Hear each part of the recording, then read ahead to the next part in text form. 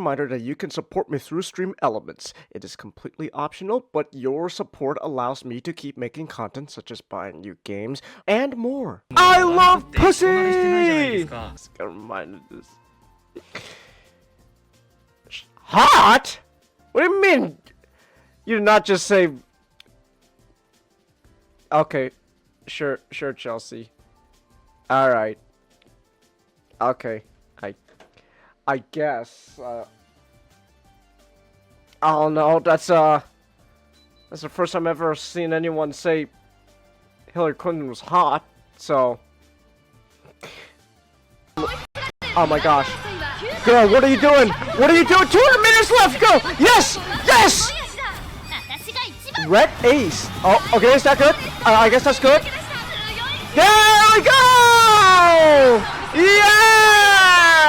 Let's go! Woo! She's crazy as fuck. That's why Jaden Smith is like the way he is. Man, the whole Smith family. I feel pretty bad for Will. First place, there we go! That's what I like to see, Scarlett. That's what I like to see. Boy, mate, you have a license for that hat? We got. Whoa! What are these? Whoa! Hold on. That iPad. And the bad news? Khaled Assad, you are crunchy as hell. That iPad. Wowzers! Oh, oh yes. I'm all for this. Man, Trish. Fat sex is the best thing to ever happen to us. I don't know if I was grabbing your boob or mine. Oh, I'm grabbing your boobs or my boobs. Although, to be honest, I was just joking about fat sex. The plump flesh. To be honest, the plump fleshy fatness of it's for telling me that I did just get my hands on her behind. This is not Uncle Chuck. Oh, wait, that's Sally. You did it! He's waking up! Well, look at Uncle Chuck there in the Cerebro chair, Nick. Cerebro. Tap into the mind of Sonic. I want to see what's going on in that noggin of his. It's just a milk carton. Yep, that makes sense. Right. That seems about right. Alright. Oh! Holy shit! That guy jumped on me like fucking like a mile away! Oh my gosh! Whoa! Okay,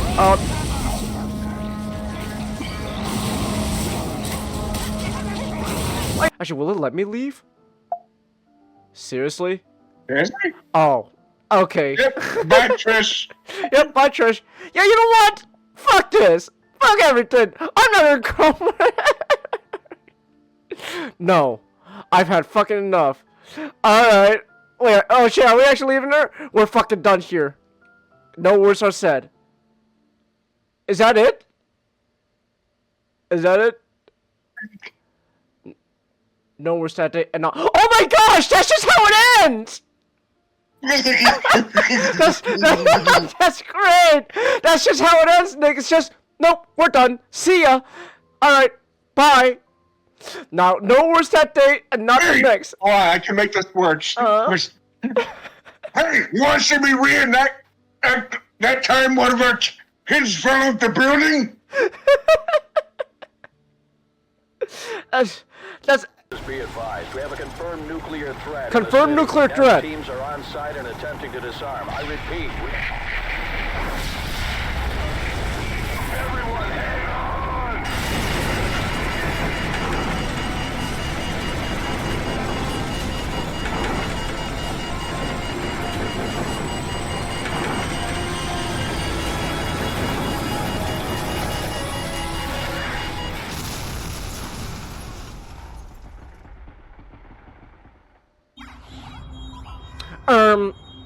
Well, that happened. I'm gonna kill myself for saying that. Oh.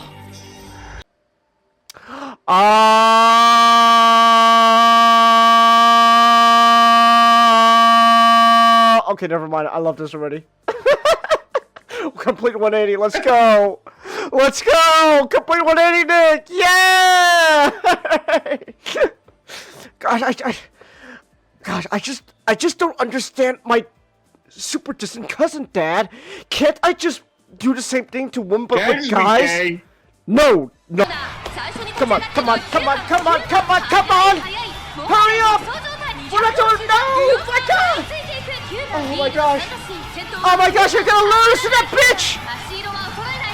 No, we're second place. Ah! Oh my gosh. Ah!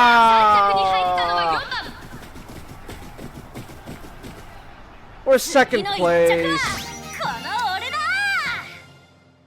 It's fine. It's fine. It's not fine, but whatever. Whatever. It is what it is. It's not fine, but whatever. Stop us! We're the Uber's right! Kruber's right! Marcus! Now! We're the Uber's right 5, and we'll stop you! I guess we just jump. Yeah, alright. Alright, here they come. I like the hammer. I like the flail. Oh, whoa! Why is that guy just flying? What? Wait. Imagine. Oh, okay. Oh, we're doing weird. I don't know. The only mark she left on permanent left me was this. What should I call it? Insecurity? I was exactly. Oh my gosh! So it just ends, and we literally just end being a bitch, Nick. That's so sad. Like, we just abandon each other, and then Anna just reverts to being a little bitch. Oh man, I'm so insecure. I hate my life. Am I a bitch? I was exactly the most open and social person to begin with, but after Trish was through with me, I couldn't really trust anyone again. I had this idea that every girl I met had some. Oh my gosh, we're an incel, Nick!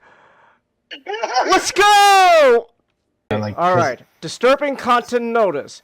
Should I skip this mission? No, we're doing it. No. Because I said in the beginning, I feel this is actually legit integral to the entire game. Well, it's the most important aspect of the game. You know, it's like, Yeah. This is how the events get kicked off. Arguably the most important part of the next 2 games. That's true. Yeah, it's true. All right, here we go. This is it, guys. This is it. Exactly, SGT. Yeah, I know his name sounds really familiar to SGD. All right. No, I'm sorry, we're gonna have to get a copyright claim. That name is too close to SGB. These bastards. Oh, these bastards. They won't let me do friendly fire on Makarov. Oh, yes, You Jason. really underestimate how powerful these Sonic characters are, man. Oh no! What? Are you saying even fucking Cream, the bunny's gonna be able to kick Jason's ass? Actually, yeah, probably. What? Yeah. How? She's just a kid. Yeah, her first adventure was Sonic Advance 3, where she was literally the most powerful character in that game. What? Yeah. Are you saying my goat Jason is washed? In the Sonic universe? Yes. Okay then. In the Sonic universe, this man is watched. 7th place? No! Fuck up, please! No, go! You can't do this to me! You can't do this to me! You can't do this to me, go! Please! Oh! Oh! Velocity went up? No! It didn't do much! Wait! Yes! Yes, girl! Yes! Yes! There we go! We got the #1 victory royale! Oh! Yes! We got the #1 victory royale! That's my vodka! Ah! 検察は DV の前科を持つ被告人の証言にさえ聞く耳を持っています。 That is irrelevant! That is irrelevant! What is this? This is kangaroo court, not. It's like kangaroo court. Yes, he has a history of domestic abuse. That is not relevant to the current case. Well, it's not relevant, but he's just trying to paint the whole. This is no longer based off the the facts. This is all just attack on character. This is a kangaroo court. The penis gun only works. Is only Called viable. my other pistol the penis gun. Well, yeah, Ching is Desert Eagles are called the penis guns. Why do people call this? Oh, let's go! Yeah! There we go. Oh yeah! Oh, and the shell shock when you stand too close to a tank. Yeah! This is what it means by like set pieces, man. They made some real set pieces with Nothing says 2009 like Revenge of the Fallen and seeing the Washington Monument and the White House.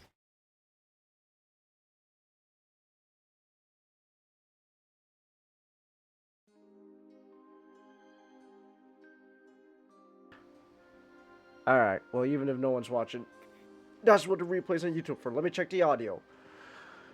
Let me check the audio for you YouTube people. I need to, which by the way, I need to get back on that. There's like a week or two of streams I still have not put on YouTube from last month that I need to fucking put up on YouTube like as soon as I can. So there is that. So any street, yeah, it's pretty like the past week or two from October, those streams I still need to put up on YouTube. So I gotta get to it, baby. I gotta get to it. Get back to the mines. Wah! Anyways, let me check how I sound again.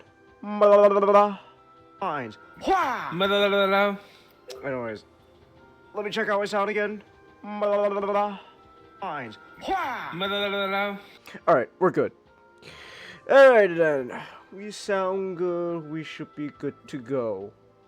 Now, just a quick reminder that you can support me through Stream Elements. It is completely optional, but your support allows me to keep making content such as buying new games and more. I love Wiener. Alright, here we go. Everything's back to normal. Spooky month is over. No one has costumes anymore.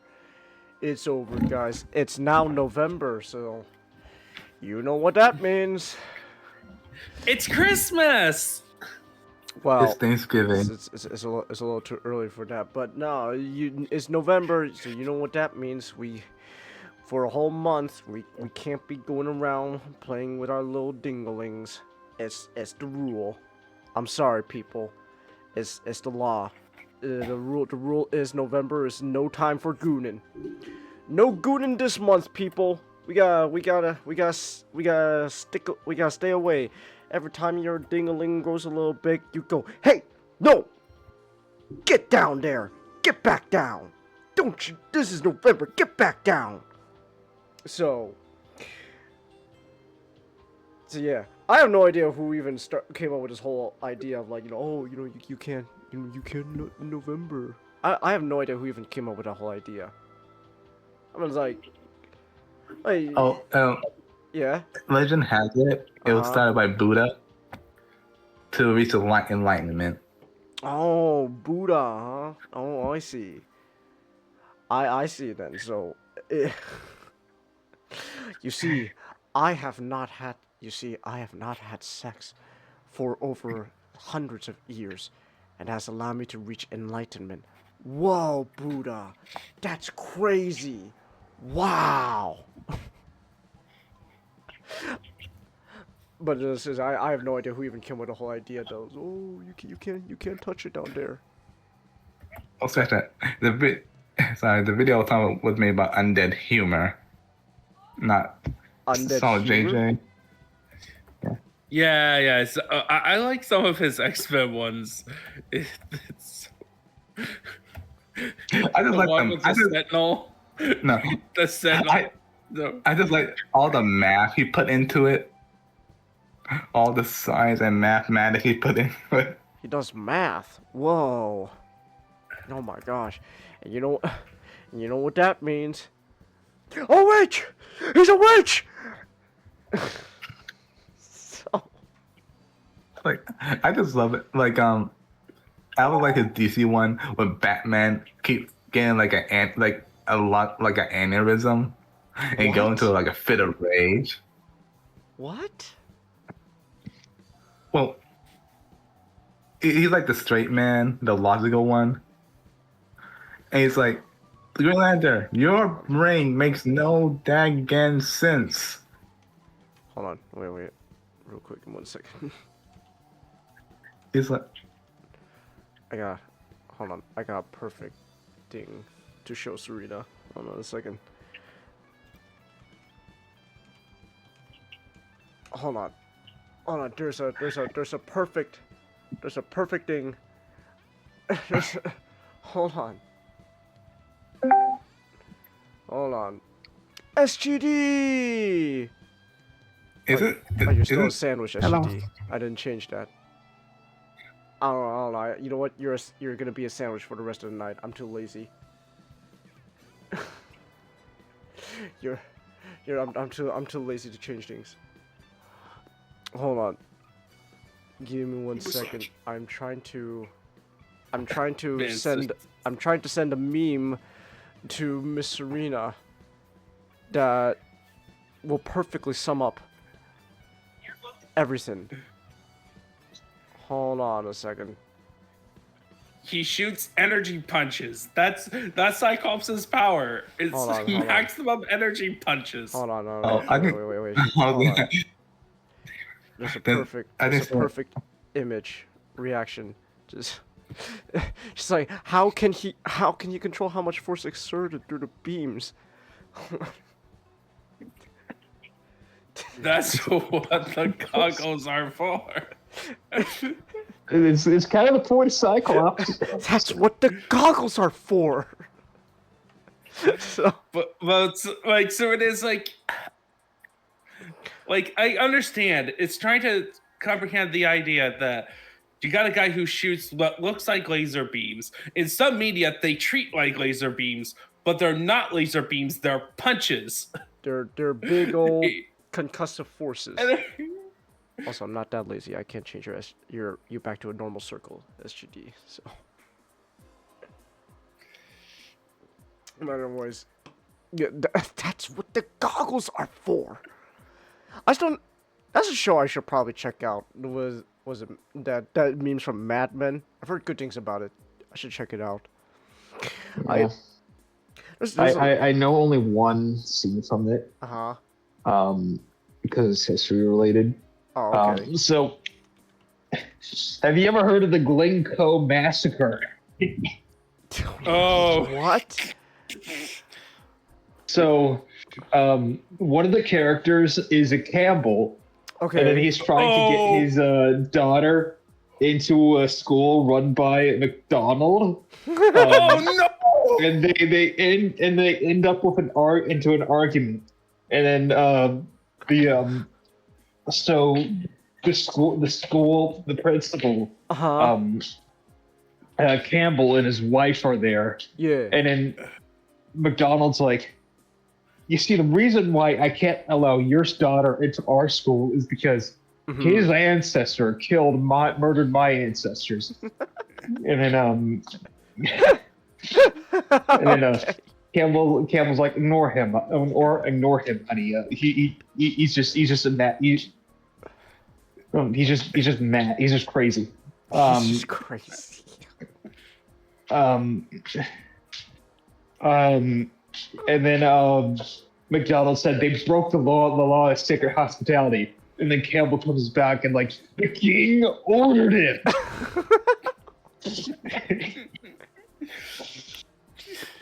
Okay. Yeah, essentially, Mm. the Glencoe massacre was awful.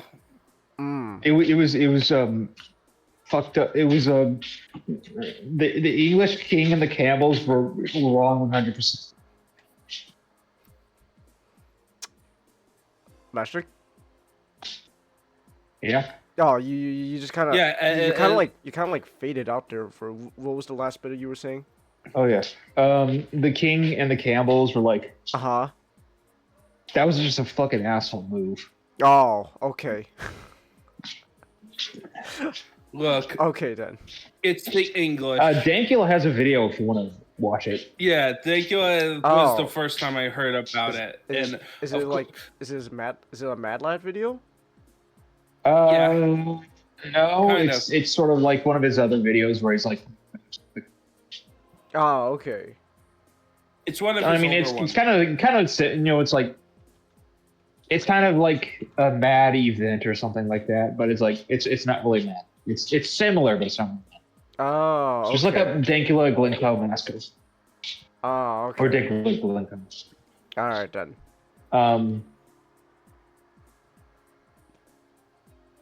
Let's Like, go. one of my favorite moments from the history is when William the Conqueror. So he conquers England, right? Okay. Yeah. And then he has to spend the rest of his reign in putting down rebellions. And so at one point he just decides to just genocide the north of England. Oh my gosh. What is...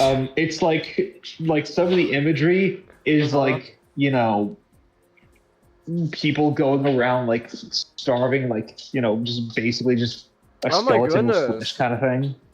Yeah. And then afterwards William was like, all right, well, no more rebellions in the north of England. Holy shit, I just killed so many fucking people, innocents. God is not going to be happy with me. Oh boy, I'm in trouble. Man, old time stuff. The ancient times is crazy. Everyone just wanted to kill each other back. That was just I just feel like that was just everyone's solution back then. It's just, you know, we're just gonna kill. To be fair, it is. To be fair, if your population is rebelling, it is killing them is a very easy way to stop. I guess. Still, it's like we should. Still, it's like I know. Let's just kill them.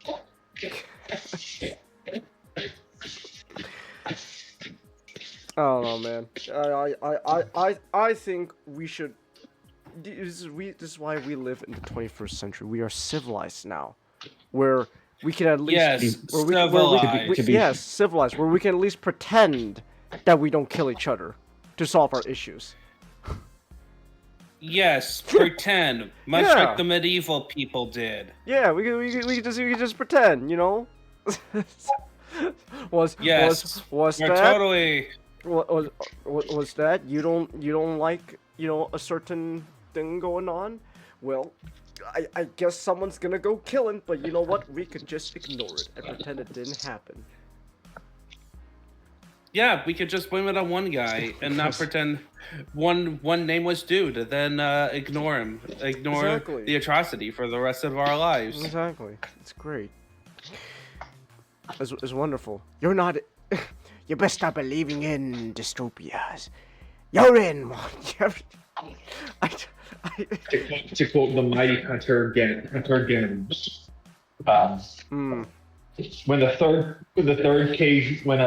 the first three caveman popped up, there was a conspiracy between two to kill the other.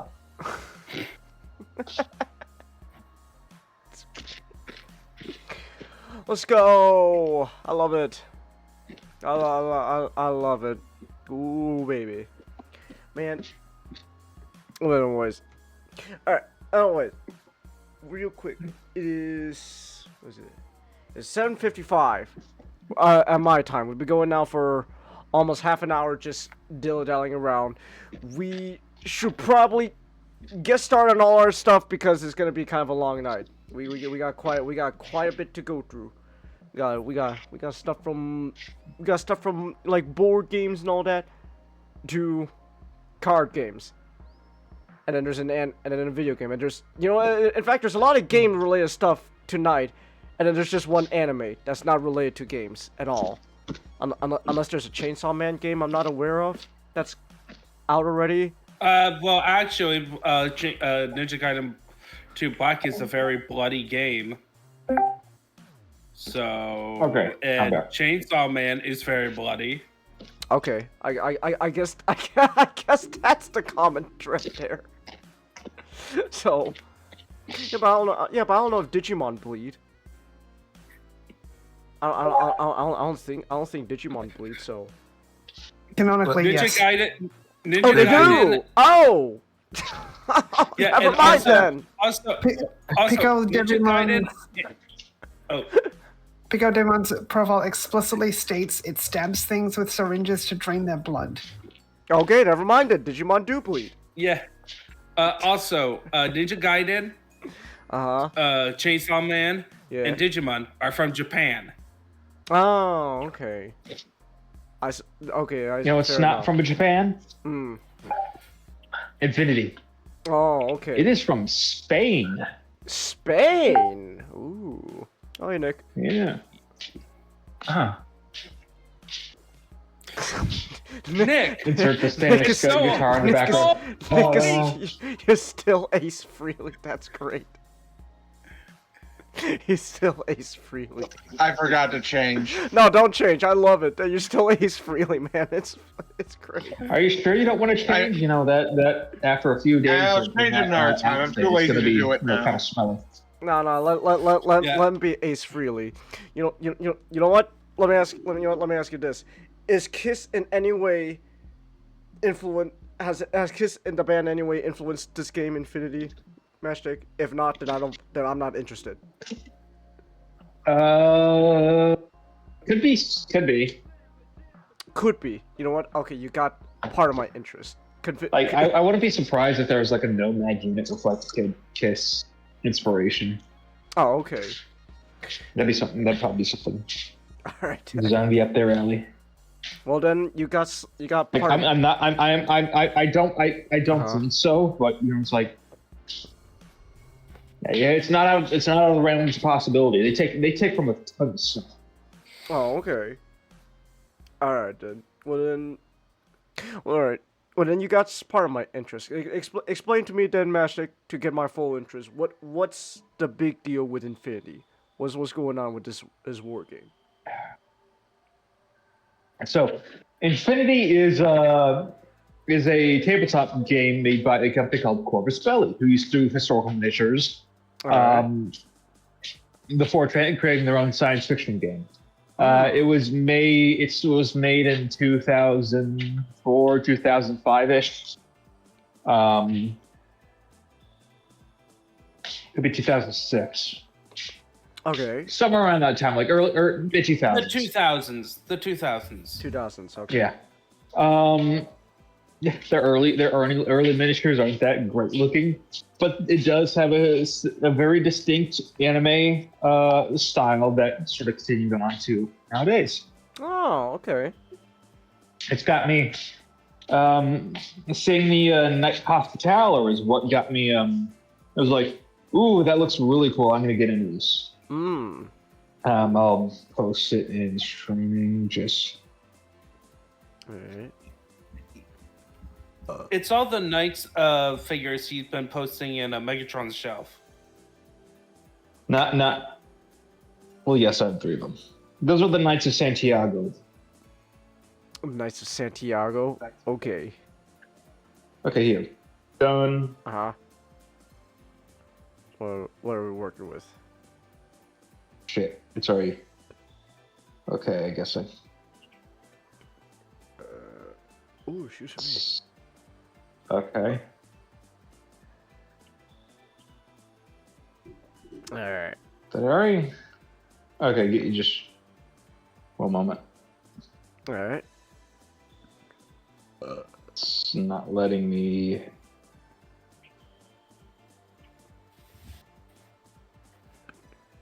Files. Oh man, I am gassy. Gosh. Gallery.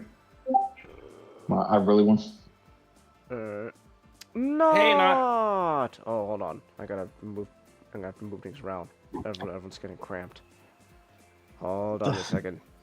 Everyone's getting a little cramped here. I gotta start moving you guys around to make space. Is Shockwave's favorite month, right? No. This is no Goonin month, Ray. We're not allowed to touch our dinglings this month. You should know that. No, you forget, Chingus. You know, Shockwave grows out his mustache. Oh, fair enough. No, this is Shockwave's favorite month. Cause you know why? Why? Cause he'll save every last bit, build up all. He'll bide his time, build up all that energy, and until the end of the month. Damn. Then the I do. There we go. You're so right. Shockwave saves up, so it's a white Christmas.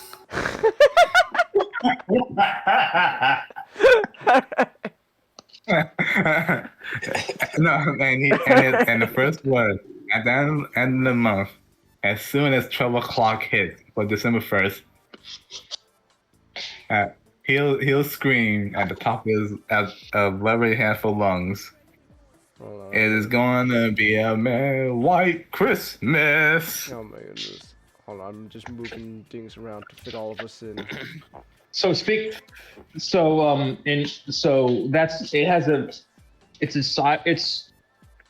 Ooh. Each of the armies has a different aesthetic, but I particularly like the military orders of Pan-Oceania. Why is Serena booing like, me? I'm right. She's booing. I'm right though. The goggles control his powers. That's the point of Cyclops. I'm sorry. Continue, Magic.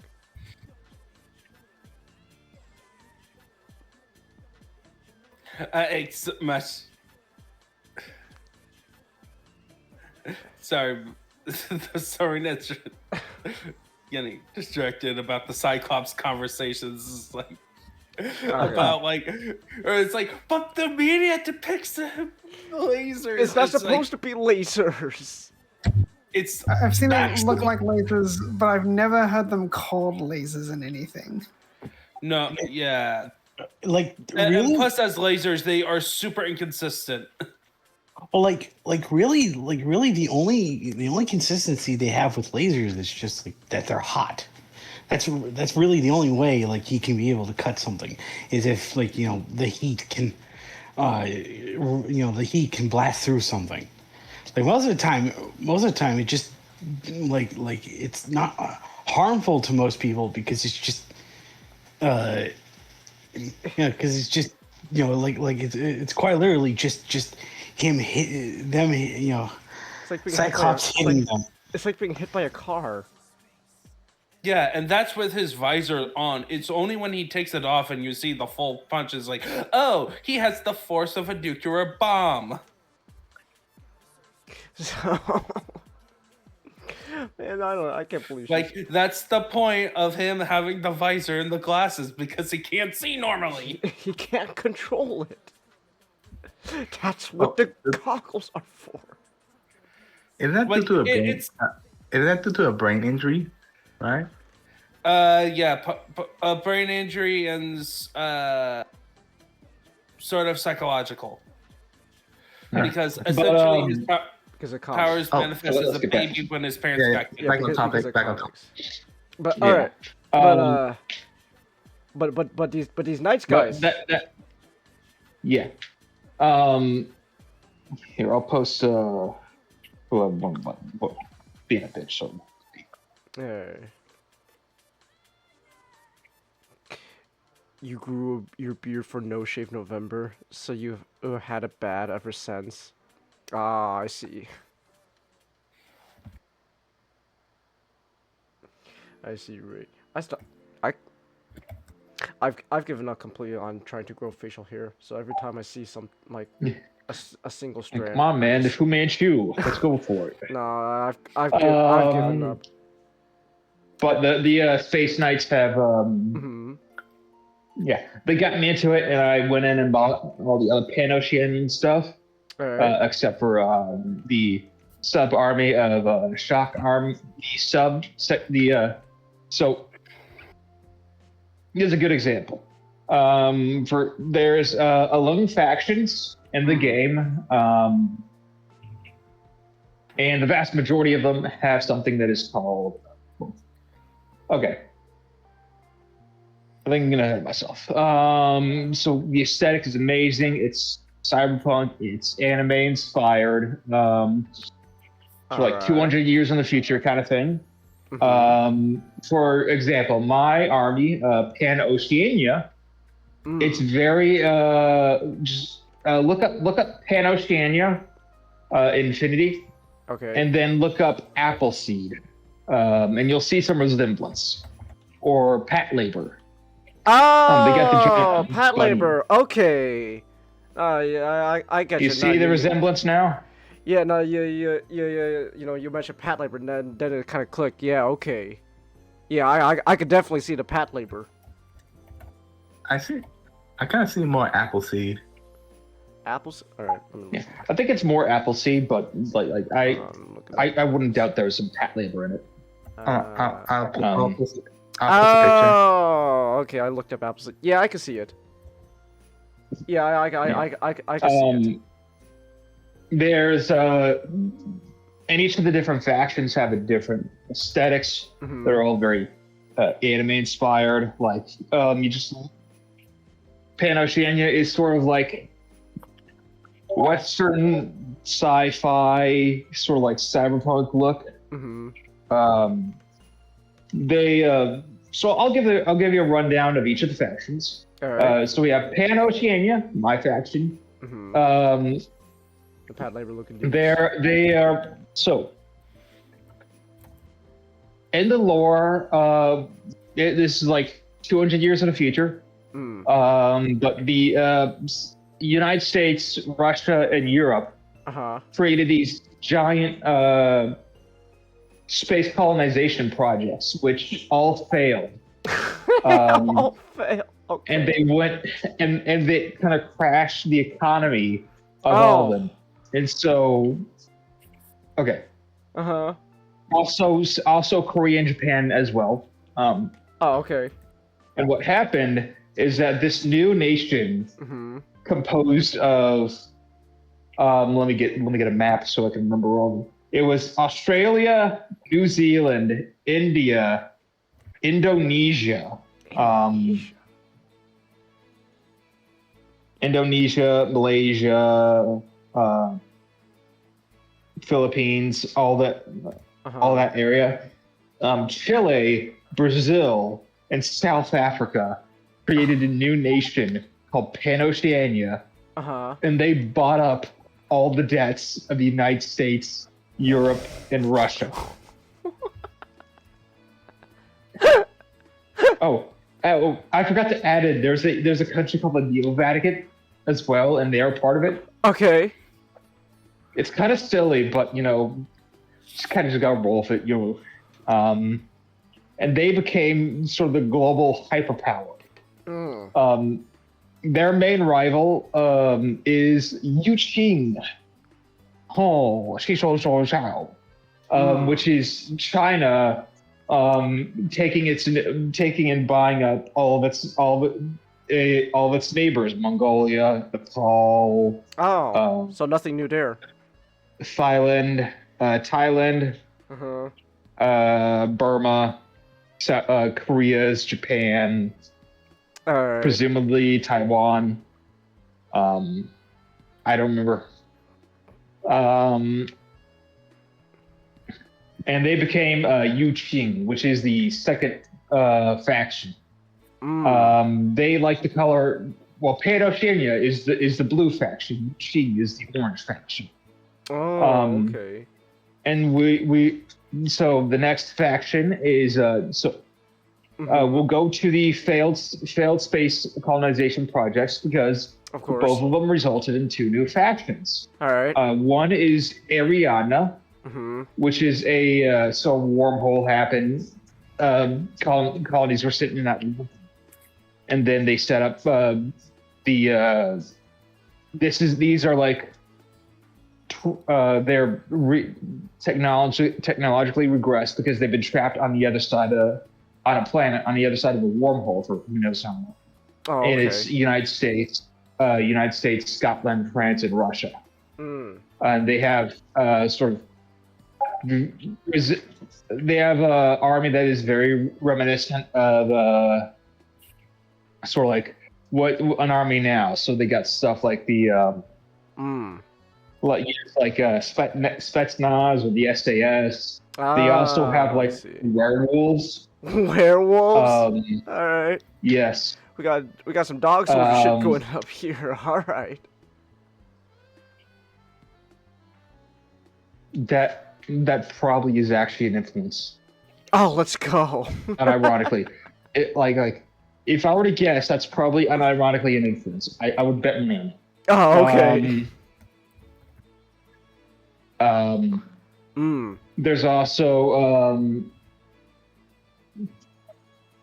they made a bunch of failed colony sort of like interstellar ships, super ships. Okay. But they were all taken over by a group called the Nomads, which are like religious extremists, gangsters, anarchists, unions, a bunch of sort of like outcasts of society type of people. Yeah, okay. And they were another faction. After that, two other groups, nation states, is that a bunch of Islamic group, the Islamic faction has set themselves up on a planet. Oh, okay. Called Haq Islam. Sort of desert group. They have like assassins and janissaries. Very cool stuff. All right. Then you have so Japan decided it wasn't happy being under Yuchi. So they rebelled and they are currently the newest. Technically, they were the Japanese sectorial army under as a sub army of Yuchi, but then they became the Japanese secessionist army, and now they're their own full-on faction. Oh, okay. Then you have O12, which is like space police. Just think of space police and then look up O12, and I'll be matching up one. And then you have Aleph, which is like the super AI. Oh, okay. And it has like half of it is like Ghost in the Shell, and the other half is Trojan War Greek heroes. Oh, okay. Because a lot of what they have is technology where it's like they have like replicants, but they like put into their personalities, yes, like artificial humans, where they give the personalities of historical mythological people. So you'll have Joan of Arc, you'll have William Wallace, you'll have Achilles. Oh, okay. Yeah, Saladin. And then after that, you have the mercenaries, which is sort of like remixed factions that take different stuff from the previous armies. Okay. And then you have the alien factions. You have the combined army, which I think the Covenant. Ah, okay. They have this they have their own super AI, and they got like each of their sub armies is different alien race theme. And then you have the Toha, which is the alien faction that doesn't like the combiner. Okay. They're not necessarily. Each of the factions can all be described as good guys in their own, and sort of like. Okay. Good guys in their own way, from what I understand. All right. I'm not too deep in the lore. But then the combined army is just like the antagonist. But so that's the lore of Infinity. Okay. So on the actual gameplay side, it is a very very complicated game. All right. Well, there's 18 universal skills that each trooper can do. The rest of it is made up of like 180 pages of skills, equipment, weapons, different ammo type. That's kind of it's a lot. All right. You don't. If you want to get into Infinity, I would say just start with start with some demo games and learn it that way, and then once you get a handle on it, start to go through the actual rule book, because it will make things a lot easier once you understand. You're not just getting 180 pages thrown at once. Yeah, but this is so this is clearly like not a beginner's tabletop game. This is something for people. I would say that if you are a beginner, probably not. But you know, if you roll it through, if you ease yourself into it, I think it can be. But it's not. It won't be easy. Okay. Were you gonna say? I would say, yeah. It really depends on what do you mean by beginner game. So if you're talking about price point, the fact that Infinity is what is called a skirmish game, where your army is actually just a squad of guys. Okay. So at maximum, you can only have 15 troops. You have 15 maximum troops. All right. So not very much compared to Warhammer, where you can have like 100 guys. All right. Yeah. So just for that comparison, which also means is that it's a lot cheaper. Okay. In comparison. But in terms of modeling stuff, a lot of the miniatures in Infinity are metal. Okay. It's although I would say it's for metal models, it's probably the best of the best. What?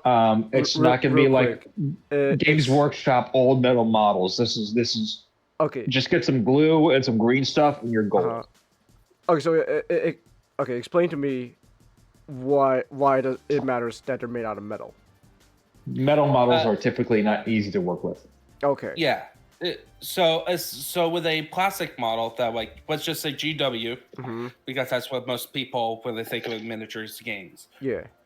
All you have to do is you can cut out the spruce, and then you can spend extra times of like, and this is more advanced stuff that I rarely do, which is like cut over our mold lines to make it look all smooth and stuff. All right. And then you can either use super glue or plastic glue. Which is specifically labeled plastic glue. So if you're like a newbie to the hobby, you would most likely have them when you buy them in the hobby store. You would buy the plastic glue, right? Okay. Not with metal models. With metal models, you have to use super glue. And sometimes, depending on the model, you also have to use this technique called pinning, where you have to basically drill with a hand drill, drill a tiny hole. Not. Okay. You don't have to drill it. Okay. You can't if you use green stuff, which is like this kind of like clay material. You can pin it that way, and you don't have to do drilling, all that complex stuff with drilling. You just stick on some green stuff, pin it there. Use that as an adhesive to keep it together while they're glued. Because super glue takes a while a lot longer in comparison to get like a firm results where you could take your hands off of the model. Especially with metal. And it really depends on the model on that one. All right. And then so like plastic is the worst one. The advantage with metal is that it's durable. Okay. It feels amazing. Like I pick up this, it feels just nice. It feels weighty. Especially so there's units called tags, which are basically mechs, or like some of them are mechs. Some of them are remote controlled, but they're like double 2.5 times the size of a regular dude on the board. Big. The newer stuff are plastic. The older stuff are metal, and those metal ones are it's like a pound of metal in your hand. It feels. Mm. It also could be used if you lose the wet. And if you lose, shit, I'm hiccuping. I know that Oh, feels. if you lose the match, you can just throw it at the guy and use that as a blunt weapon. Oh, Yeah. okay. So that's like there's some the other disadvantage is converting is a lot more difficult with metal because the way they do it with metal is the full piece. Okay. Like full piece with occasional like it has a very few pieces you have to worry about gluing together in the first place. It also has but so with Corvus Belly also lets you stand in any Corvus Belly miniature for another miniature. So while conversions aren't as easy, if you really want to, I don't recommend it. You can run a Pan-Oceanian army as an Ariadne fill in every unit. That's going to be tough to track, but theoretically you can do it. So that's one advantage. See Ninjato, just all right. Ninjato. What? I was just trying to supplement one of the points, but you're. Yeah, it's quite hard with kit bashing. In comparison to a plastic model because there's so many other plastic models, for example, like that you can make it easier, and plus that the material is easier to cut through. Okay. Yeah, but at least it's not resin. Resin fucking sucks. Resin's terrible. Yeah, Holy shit. you actually have to worry. You have to clean it. Like you technically have to do it with metal as well because of the way the molds work and adhesive. But resins is a requirement. Okay. If you buy a resin model, you have to basically get soap and water and scrape grab the whole thing to make sure there's no more adhesive. Okay. No more of that chemical so that your primer can stick onto it. I see. Okay then. Here, I'll show you one of the tags. This is the newest. It's a new model. It's a new model for an old unit. Teak Balang, which is a Filipino name. Okay. And it's basically just an Eva. Ooh, Filipino legend. So, Master. That is an Ava unit. Yeah. Yeah, they're kind of like a mass production version of the Ava unit. That's just straight up Evangelion up in here. Here's the older one, along with a Clash with Toulon. Alright. Wow. Okay. Wait, So that's what happened with Unit 4.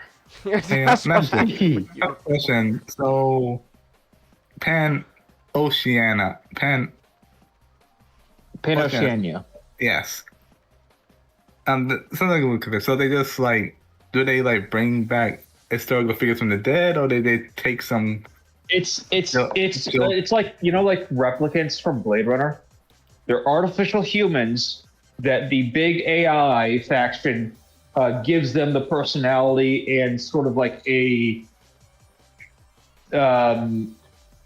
what they would think would be sort of like memories of that historical figure.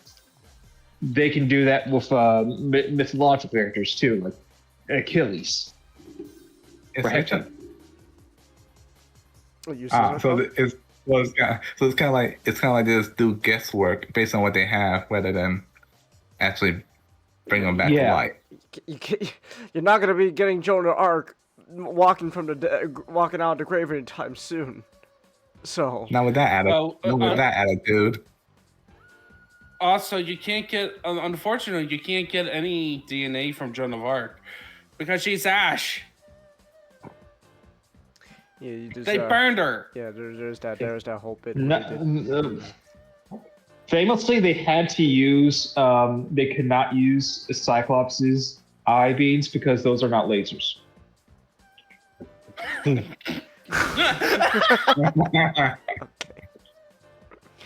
All right. But yeah, Yeah. there's no way they could make like an actual clone of Joan of Arc. So yes, I'm sure I'll clone High fans, but that was impossible. That's the least likely historical figure to get cloned.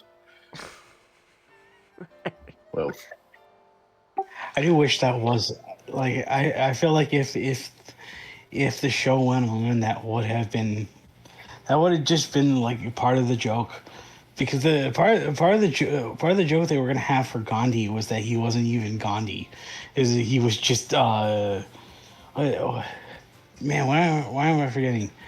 40 something. He was the clone of Different Strokes, the actor who played the Who are you thinking of? The actor who played Gandhi in a film.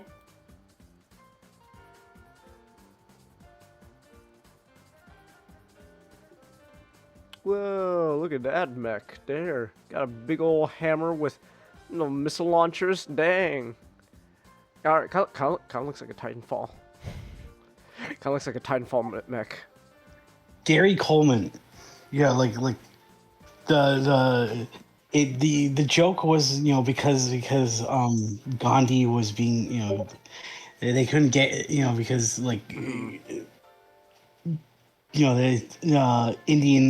the Indian government was complaining about the depiction of Gandhi. They were just gonna have Gandhi just he was just gonna be a clone of Gary Coleman. That's great. Oh wow, look at this. You got you got your female warriors and all that. Alright. The big old exosuit going on. Neat. Right. Yeah, you got your nuns with guns. Look at that guy. Hold on, the latest one you posted, that mech with oh, okay. Well, not you posting more stuff. All right. Okay, I'm done now. The Soccer Warrior mech. That Japanese group I was has gonna say, a Soccer Warrior. The Japanese looking one looks fun. It's got like the samurai helmet, like horns going on and stuff. It's really cool. That's from Sakura Wars. It's a mech that it's just in a cyberpunk version of Sakura Wars. Wait, that spider one is just from Get Sack.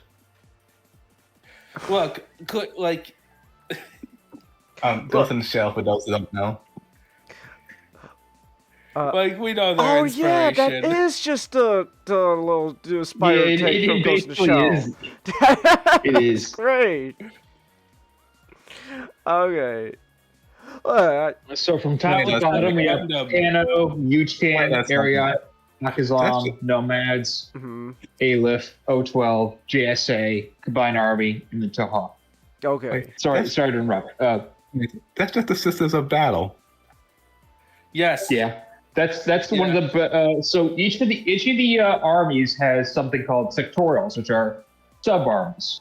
Each of the sectorials, there's one vanilla sectorial where you can use a lot of the combine a lot of the different units from sort of vanilla flavored or a lot of the different sectorials. And then each sectorial is like a full-on different flavor. Like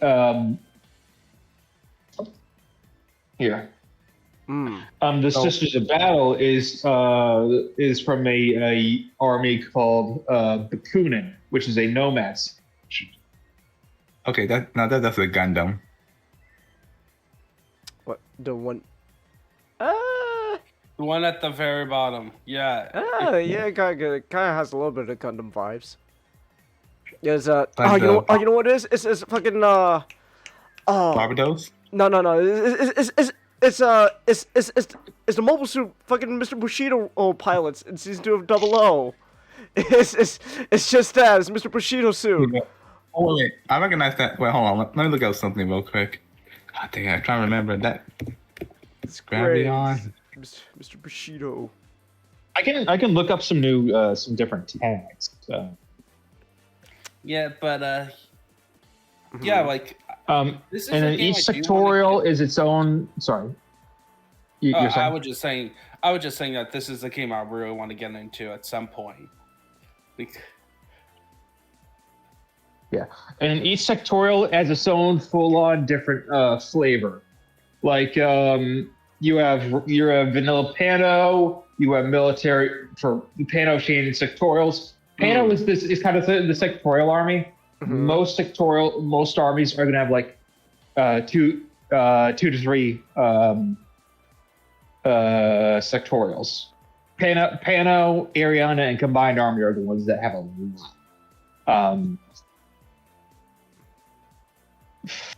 5, 6, and 7, I think, each. Panos has the military orders, which is like Space Knights. Svalahima Winter Force, which is like a ice army.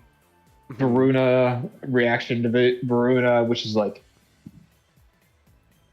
sort of water themed. Acontecimiento, which are like jungle fighters, and so on. So, And each will play a little bit different, but we'll have the sort of still have the core Pano, which is very good shooting. Pano was probably one of the better. Yes, that's what I was talking about. Yeah, Mr. Bushido, let's go. It does look like that. It looks like a beetle. What? Oh my goodness, I mean- that's a No. beetle. I mean, you know. You want to see the only Samurai. area on the tag? Sure. Just a second. I mean, you know, Ninja, you know, like samurai helmets, like the horns are supposed to, you know, like resemble like beetle horns. You know, like the Kabuto beetle. Like the cup. Yeah, because the beetle, and I know that like the Japanese reserve the beetle as like a strong as a strong insect. Yeah. It's called the Strenobog, and Oh, let's go! We Basically got just Metal Metal Gear. Gears! Yeah! We got Metal Well- Gears! so you say they call sectors? sectorials, Sectorials. which is the sub armies. Okay. And that's just a Metal Gear. Kind of remind me, how, like in Command and Conquer King's Wrath, each faction has their own sub army with different playstyle. Like the GDI has the Steel Talons, Zolcom.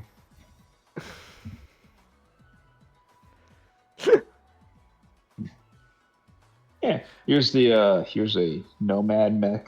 Alright, Nomad Mech. Ooh, okay. Oh. I kinda dig like the halo going on this back. Yeah. So the combined army just has a new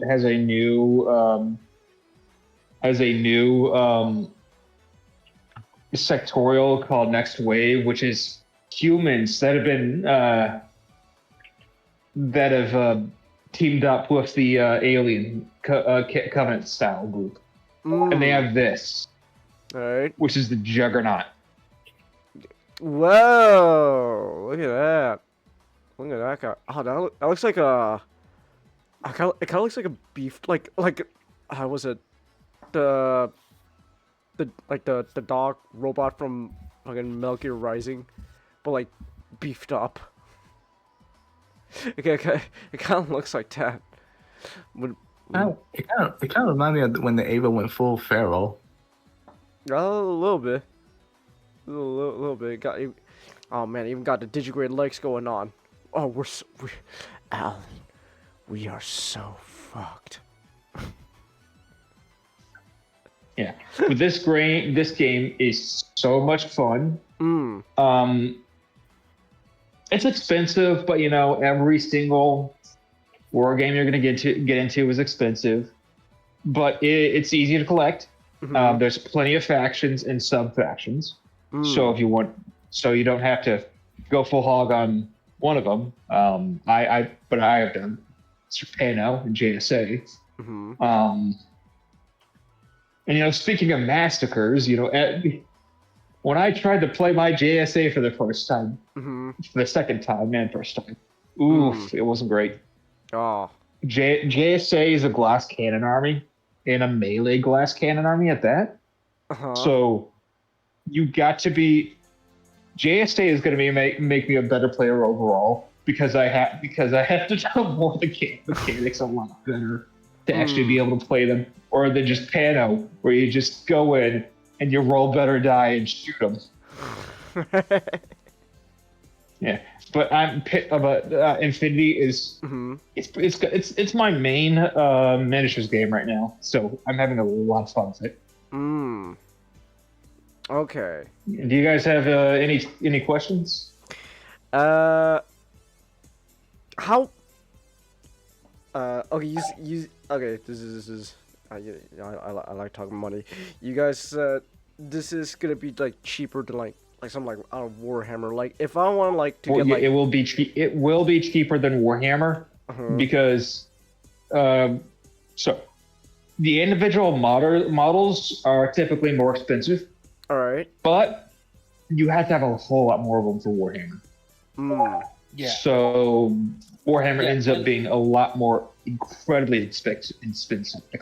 Also, but like each of these models is like it's while you'll need less in Crisis Protocol, they're less expensive than Crisis Protocol. Okay. Like as like if I want like a starting set, how much would that usually be? Probably around like $80. $80. Okay. Which isn't too bad. Like think of it that the average price for one unit in Warhammer. All right. It's gonna be $5 usually. It's gonna be about the amount of cost for leader class. Is that the $60 Transformers? Yeah, that's leader class now. $60. Yeah, think of a leader class, and then if you just pay a little bit more, you usually find starter sets that there are some starter sets that gives you cheaper. That would be cheaper. That gives you two sides of the game, but you know, with a more limited roster. Or you go for Pacific packs, which is about usually the price of like Commander range. Okay. If you want to get into it, the best place to do it would be the Essentials, which is a little. You get 2 armies of 3 men each, and then they'll have like a little. If you want to do right now, it's Pano and JSA. And if you want more Pano and JSA, you just pick up the Essentials box of Pano and JSA, which aren't too expensive themselves. All right. Yeah, and then all you have to do is just most of the time you look to see if there's a model you like, and then you just pay about the size of a deluxe. All right. Like to get that one guy. $36 for an essential? Damn, that's pretty good. Well, yeah, $36. Wait. I looked up the that what you were talking about essential box, and there's a site called Warsenal, and they're charging $36. Oh, Warsenal's pretty good. Okay. Yeah. Wow. If that was a Warhammer boss, that would be like what, 50, 60, $100? I think right now the Kill Team one, which is the closest one, is probably around $60. Oh, okay. which is enough for it's Plague Marines and regular Marines. Oh, and a combat push- patrol is like close to $200. Yeah, they Oh. upped the price. Okay. Then. But no. Yeah, dang. they upped the price again. Okay, I love it. And then you can see under here, you can see the different stuff you can use in essentials. So, like if you want more pana, you just look at the essential stuff and just keep following it. Yeah, okay then. And then it'll work you. You'll get some more, because there's a lot of aspects to this game. There's just regular, shooting. There's melee. There's fire teams, hacking, zone of control, visibility control, tags, all this sorts of stuff. There's a lot to it. Okay. And if you're willing to, put in the work, it will be a very rewarding game. Okay. Yeah. I did play a bit of this with Matchstick through like a tabletop simulator, and you have to come. The best comparison in my mind is Warhammer 40K is right now made to be more easier for newer players to go and play the game. Okay. And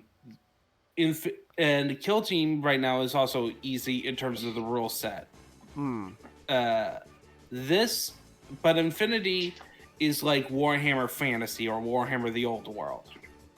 Oh, okay. Where there's a lot more stuff you can do and a lot more crunchiness in terms of the mechanics, but there is just cool stuff. You could do, and then as you see with the models, you could just customize your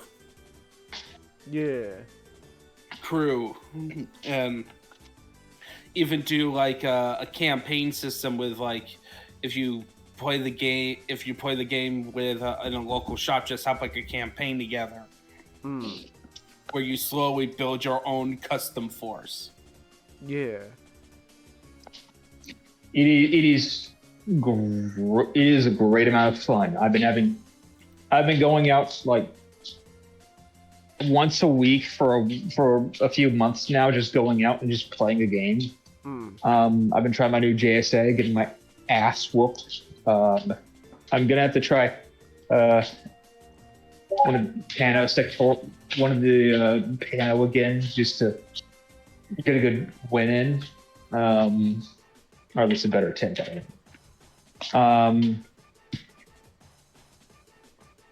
But for the buying stuff, like this is it's like it, like all wargaming, it will cost you an arm, but it won't cost you the leg. All right. I like to get like just one sectorial gun. It is expensive though, but little guys on the table, it is still an expensive. But you get one of those essentials box or an action pack, and it will get you enough for some casual games. Though you'll probably want to pick up some more stuff. Okay. It's also very easy to organize and play to organize an army, because they have a very useful app called what's it called? Let's see here.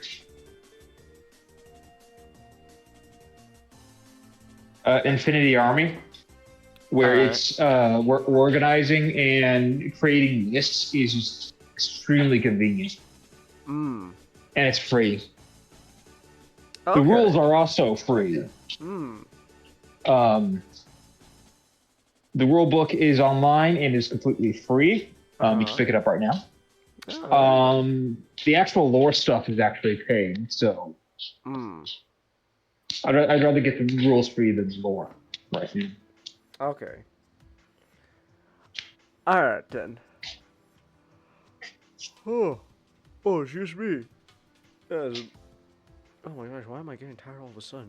I should not be getting tired all of a sudden. We got a long night ahead of us. So, Anybody have any other questions? Aside from Not at the moment. $62 for the lore book. How many pages is in that book? I don't know. I didn't pick it up. There's a few novels here and there, but not much. 288. Yeah, they are actually working on getting, like, they have like a series coming out. Yeah, there's an animated series called Paradise Lost. It's about Hawk. It's the protagonist in that one is Hawk Islam. So, I'm not gonna watch it. Oh, okay. Not enough blue or Alright. knights or samurai in that one. It's a hardcover book. Okay, that explains quite a bit. I know they're also trying to make a video. I know there some organization is working on a video game, but I have no idea. I know it's being worked on right now. So okay, yeah, it's very vague right statement. now. They are now focusing on trying to expand the brand to get it more in the mainstream, like trying to catch up with a bit with Warhammer. Trying to be maybe more like a bit bigger, because it's certainly not a AAA wargaming company like games like Warhammer or BattleTech. Yeah, BattleTech is. This is probably. I would like say like BattleTech is like Warhammer is like a quadruple A, unironically. But like say BattleTech is like a triple A. This would be double A. Yeah. Okay. No, it's not small, but it's like it's not a giant. It's not a super giant. Yeah. It didn't help that BattleTech was basically asleep for long periods of time, despite coming about around the same time as Warhammer getting popular. Alright, I get you. I should not be getting tired. There's still so much.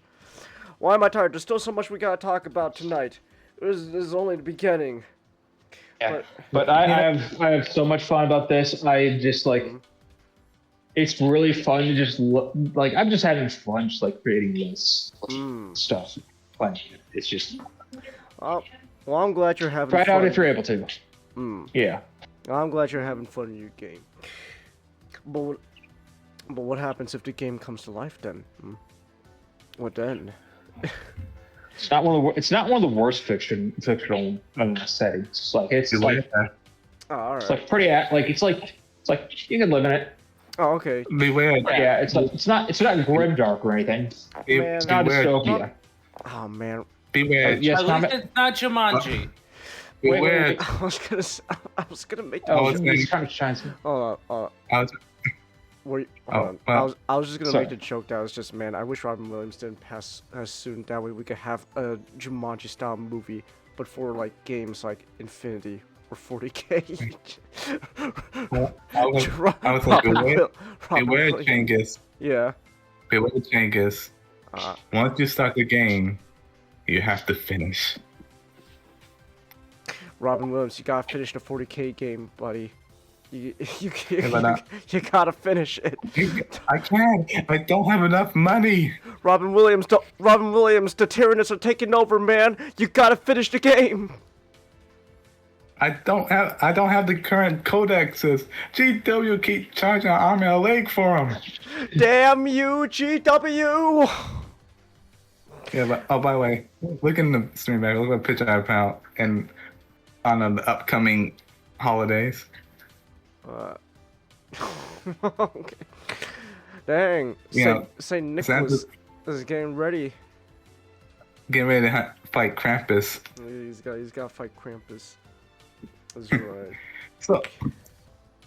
So, yeah, good. I'm just sad they never made a movie about that. A movie about Santa fighting Krampus? Yeah. Well, I think I'm they pretty sure have. there is. You just gotta look for it. No, no. Well, oh no, I heard there was this like movie that was never made, and it had this very sucky ending. Where it's all just the delusion of a mall Santa. But you know, good thing that movie was never made. Am I right, guys? Yeah. Yes. Yeah. But But yeah, but Jumanji, yeah, Jumanji. 1990, the 1995 one. Oh man, The Rock's not in this movie. Man, Nah. I don't really want to see this anymore. I was hoping to see The So- Rock.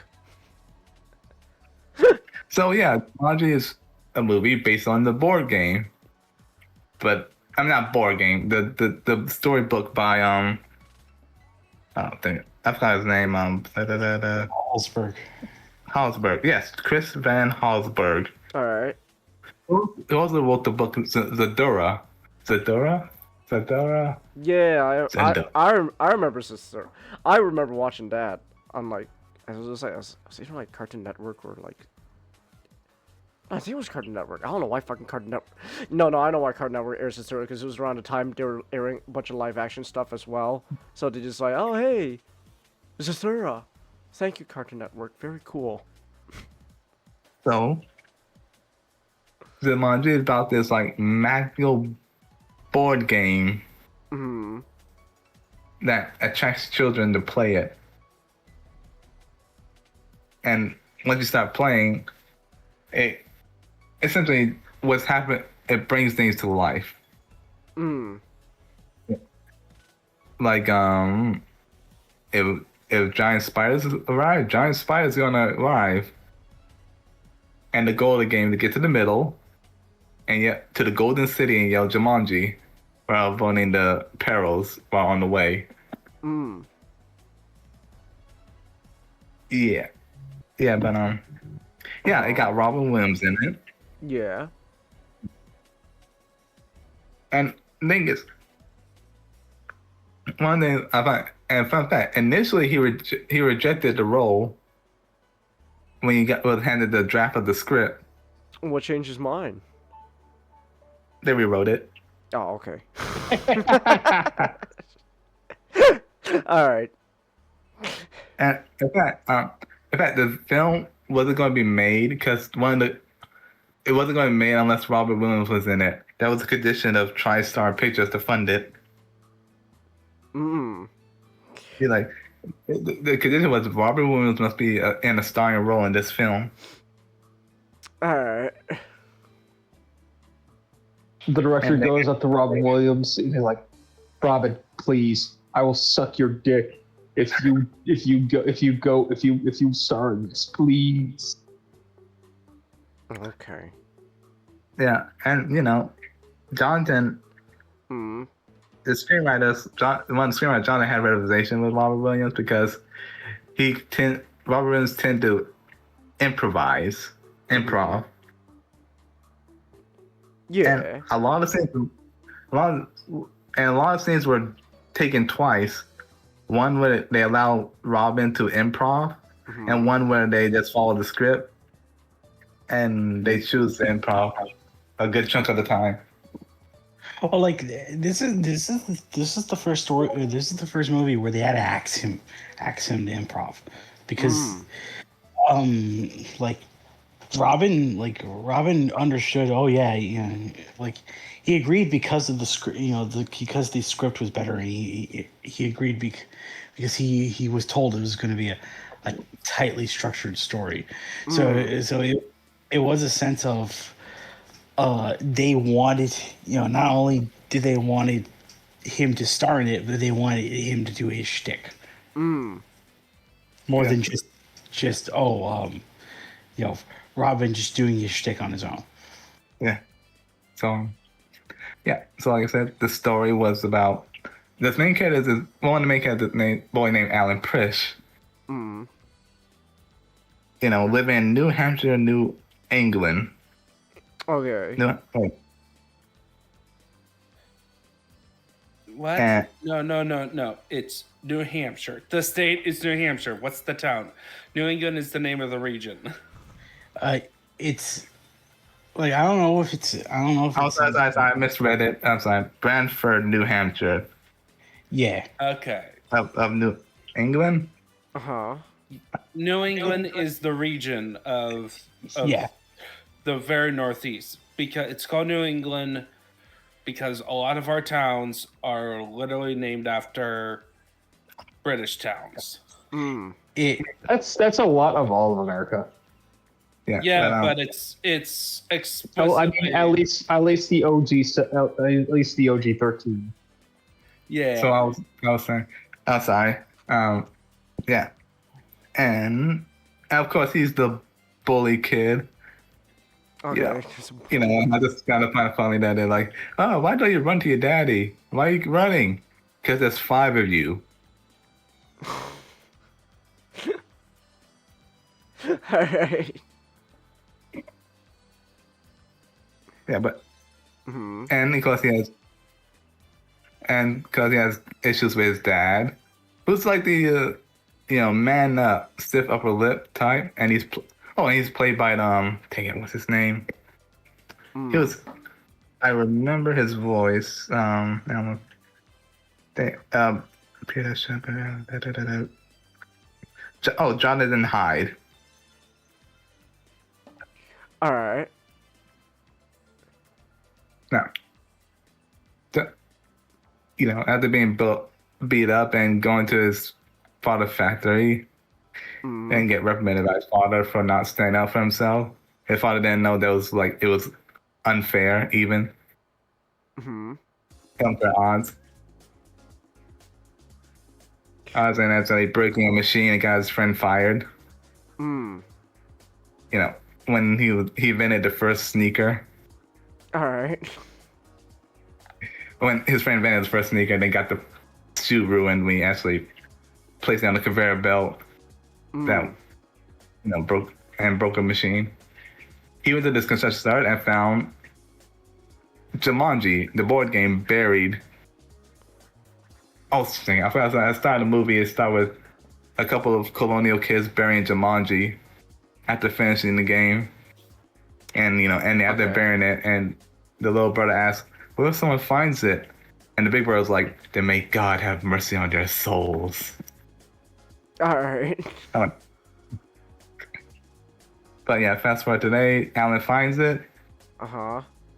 They're having a fight with his dad about not wanting to be sent to essentially military boarding school.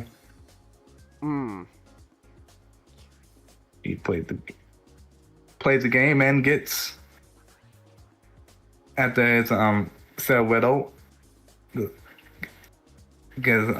the game with him, he rolls a couple of times and gets trapped in the game. Okay. Then we fast forward 25 years later.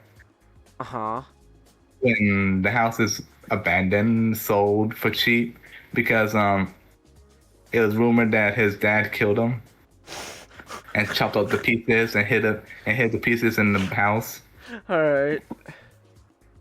Okay then.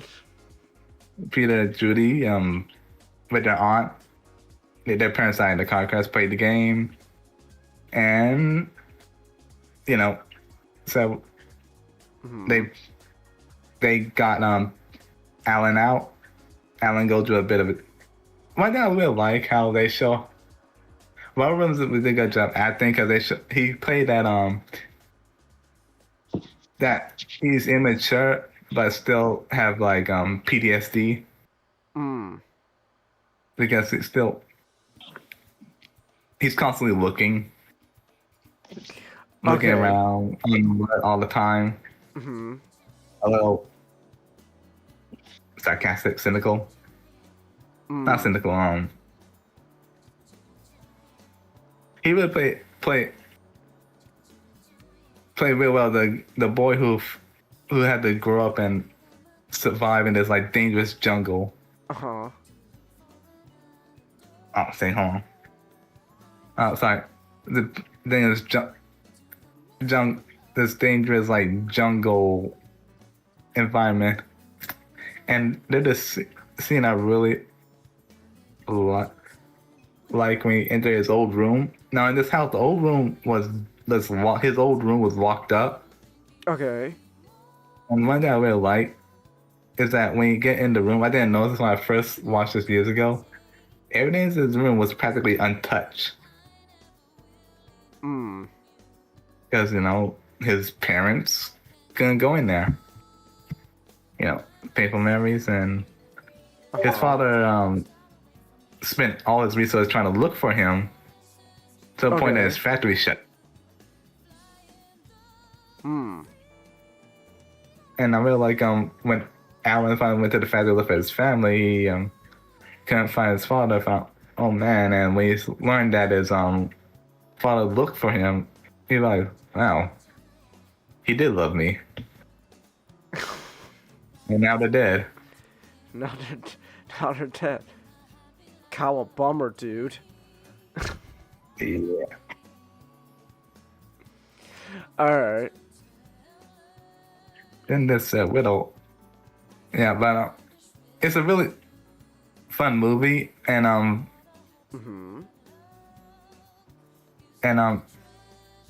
what's his name? Kristen I would really place Van Pelt the Hunter really well, especially when he's with his accent. Okay. Come on. Yeah, well, come on, chap. Finally face me like a man. Hmm. My favorite scene is like when you try to get a new gun. Because he couldn't buy any more ammo. Okay. And when he's like, okay, well, you gotta get this. Well, there's some paperwork you gotta sign here. He just pull out a big bag of gold. Alright. And that's the one thing I remember, because he just pulled out a big bag of gold. And the guy was like, I'll handle that paperwork. Here's your clearly illegal gun. Hmm. Yeah, but. Yeah, like I said, Jumanji is a fun movie. It has that charm that the newer movies lack. Well, the newer movies are kind of going for a complete different thing. So. Yeah, the soundtrack is really good because it's still you still remember that. I still remember the soundtrack. Okay. The drums, the horns. Alright. Yeah. How do I put this on? The soundtrack was, made by the late James Horner. Oh. James Horner? Yeah. Okay. I see. Yeah. I also like how and also then the narrator that said Widow, I felt sorry for her. Like, imagine your friend suddenly got sucked into this board game and you try to tell everybody, but you didn't got crazy for the rest of got called crazy for a long time. Yeah. Like, then you convinced yourself that it wasn't real after your therapist convinced you it wasn't real. Then you take medication for all these years. Uh-huh. Then suddenly that boy that disappeared suddenly appear on your doorstep as a grown man. And you gotta continue the thing that got you called crazy in the first place all over again. It's great. And there's this moment I like between Alan and Sarah where Sarah tried to tell Alan about the hunter, like, why didn't you just try to talk to him? And Alan be like, are you crazy? He got a gun. And Sarah really laid into him, but like, hey, don't you ever call me crazy. Ever. I've been called crazy for the past who knows how many years. No one went to my 14th birthday party. Because they don't want to be with the crazy girl. Oh, damn. Well. Alright then. Of course, I mean, yeah. Yeah, but also the CGI holds up pretty well in this, except for the monkeys. The monkeys, yeah, not so much. And the monkeys. Oh yeah, yeah. One that's like summon monkeys. At the beginning of the movie Oh, okay. when, which, yeah, Uh-huh. which I got. Yeah, but I just kind of find that all these like jungle animals start appearing all over the place. Okay. Ever since the game, and nobody, well, not nobody, but you know, there's not. Everybody just confused, wondering what's going on. Mm. And then, like, you know, like also all of a sudden the influx of like man-eating plants, giant mosquitoes, giant spiders. Well, I mean, it's a dangerous game, man. You, I don't want to play that shit.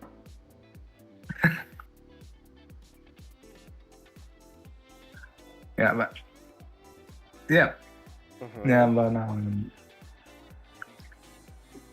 there's not much else to really see. There's something else I want. Yeah, what else you want to say about Jumanji?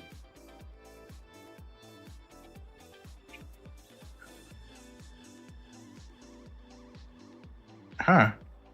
It was special effects with a combination of traditional techniques like puppetry and animatronics. Oh, that's neat. And That's state art, cool. well, state art digital effects at the time. ILM, I know they say they developed 2 new programs. For the film, they developed a program to kind of manipulate the faces of animals. Like the face of animals, and also like a hair program for like some of the monkeys and lions. Okay, that's huge. Yeah. Also, I believe they used it for when Peter was turned into a monkey too. Okay. He got turned into a monkey. Yep. I know, like 3.5 hours. The effect of a card. He draws the wrong card. No, he tried to cheat. Okay. Okay, and he gets punched. When he tried to roll the dice, instead of like rolling the dice, he tried to slam it down. Yeah, he gets punished. Yeah, so like, and the game is like, you're gonna become less involved. That you're gonna take something back, and you know, be less involved, or something like that. And he slowly goes full Planet of the Apes. Alright. Yeah. Alright then. Oh shit. Yeah. Oh. Are you gonna say something? Yeah, so yeah, Jumanji, and you probably guess, also produced some. Who here saw the animated series? I did not know there was an anime series. I have not. I heard of it, but it's not. Oh, well, it was something I watched after school, before school. Well, no, I watched it before school in the morning. You know, yeah. Then there was, of course, they made a real board game out of it. Well, yeah, and then of course, Zathura. Yeah, official Zathura. sequel. I remember Zathura. That was. Also, someone actually. Someone actually made. Okay. I would say someone actually made a Jumanji board game with actual moving pieces and little screen in the middle. Oh, that's Actually, neat. That's fun. Oh yeah. Actually, I gotta watch Zazura. Yeah, I didn't. I don't think Zazura's it took fun. me. I Yeah, I like didn't. Zazura. I didn't realize there was a sequel until now. Yeah, the same author who wrote Jumanji wrote Zathura, and then it got adapted later by John Favreau and Jon Favreau. Yeah, my boy Jon Favreau. Who John Favreau. Jon Favreau. He can cook some good movies. You just gotta get him out of that Disney mind. Disney, please let my boy Favreau go. Disney. Disney on his soul. Let my Johnny go. Let my Johnny go, Disney. No, we need more Mandalorian stuff. Please, Disney. No matter how high the cost may grow, this shall still be so. That Disney shall never let Jon Favreau go. Then we shall unleash the 7 plagues upon him. Yeah, no, but no, Zazura was Jon Favreau. I like Zazura. Zazura, I remember, are very clear. I remember when the older brother, turns out the older brother was the astronaut, and he was just stuck in the game the whole time because he killed his younger brother. It's great. I love it. It's wonderful. And I guess you got and then you got the Jumanji movies with The Rock, with Dwayne The Rock Johnson, and Jack Black. And Jack. And Kevin, what's his name? Kevin Hart. Kevin Hart. Kevin Hart. Yeah, Kevin Hart. I was gonna say Kevin Smith for some reason. Whoa, I didn't know Kevin Smith was black. Damn, you just look at Kevin Hart, you go, oh my gosh, you lost weight, Kevin Smith? So, yeah, no, I remember the Zazura, and I watched. I actually watched both Jumanji movies. I don't know why. I don't remember anything from both Jumanji movies with The Rock, but I just remember watching them. And they were The first good. one's great. With The Rock? Welcome to the Jungle? Yeah. Really? Oh, Yeah. I don't remember anything from that movie, man. I'm gonna be honest. Welcome to the Jungle is actually a really good movie. Wow. I don't remember anything from Welcome to the Jungle. Well, the thing is like what made it great was that the whole concept of you take like a stereotypical like Jumanji, the original Jumanji film, and Zathura has a common idea about like two siblings. Mm-hmm. Like it's about like a family getting along, right? I'm thinking mostly Zathura, though I know a lot of that is also in Jumanji.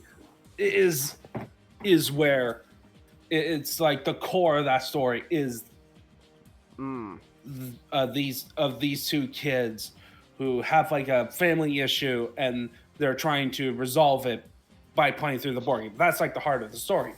In Welcome to the Jungle, it's very different. It's essentially you got 4 stereotypes. You got the nerd, you got the jock, you got the popular rich girl. Yeah. Yeah, and then you got the loner. Yeah, the outcast. Yeah, the outcast girl. And essentially you throw them into a situation where all the roles get changed up into the popular girl becomes Jack Black. Oh my gosh. So yeah, and then like the nerdy guy is the strong guy, and then the strong guy is actually supposed to be the nerdy guy. Yeah, but I don't remember anything from that movie, man. I'm gonna be honest. I'm sure it's a good movie. I just don't remember anything from watching it. And then the same thing goes for the next level. I don't remember anything from those 2 movies. Never seen Next Level, so I I've seen Next Level. It feels kind of unnecessary, but like the point is just more, more of the same. it's more too so much. much like much like what people like in a video game sequel. Oh, I see what you're getting at. Yeah. Did that? So I guess did oh my gosh, I'm fucking stuttering. Damn it! Did Ninja Gaiden 2 Black Kudo achieve that, Ninjato?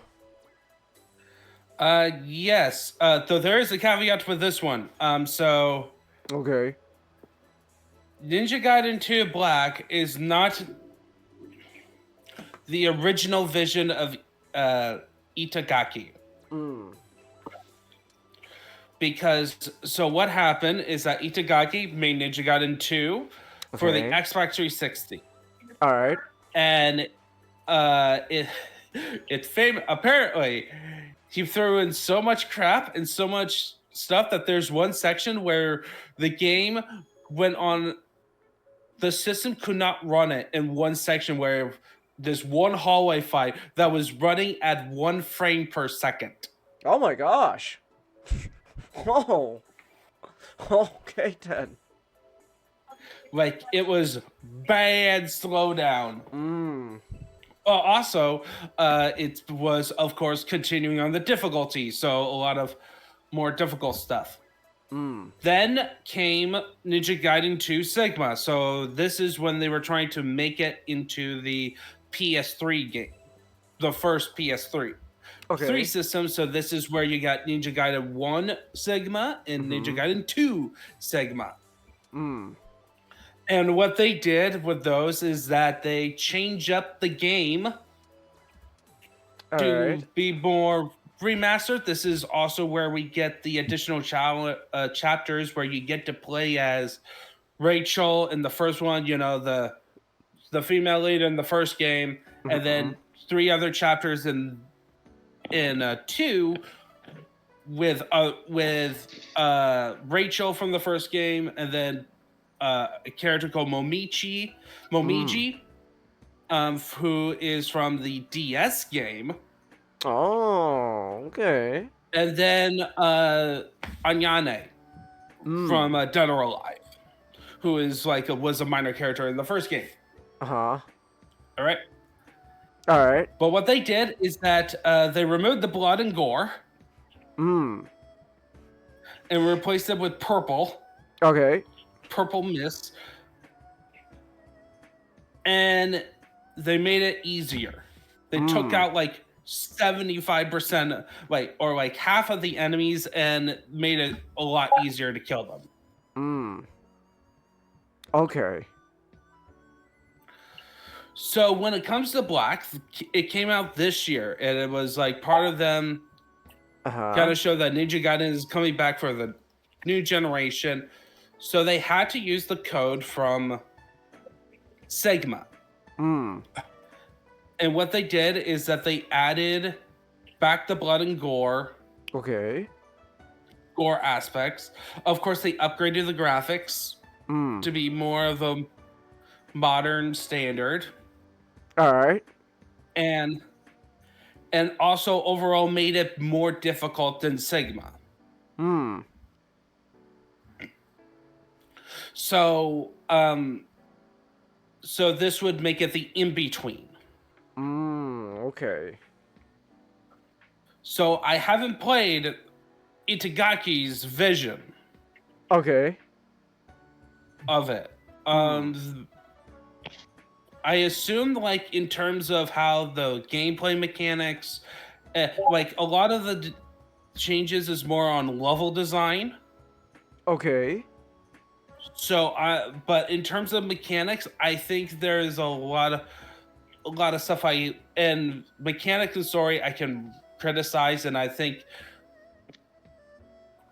really good. So remember the last time we talked about Ninja Gaiden, right? Modern Ninja Gaiden. What were the things that I kind of talked about, if you remember?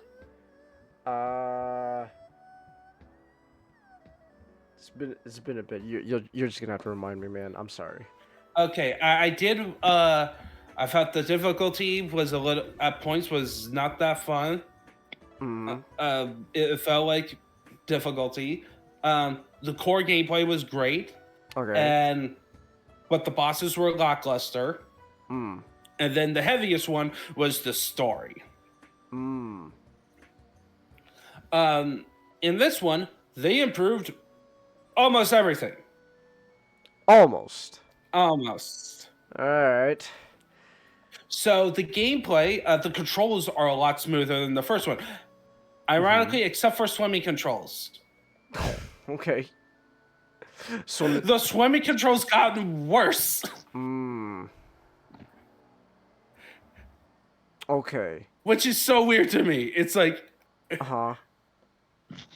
but apparently they removed some of the swimming levels. So less swimming combat. So good.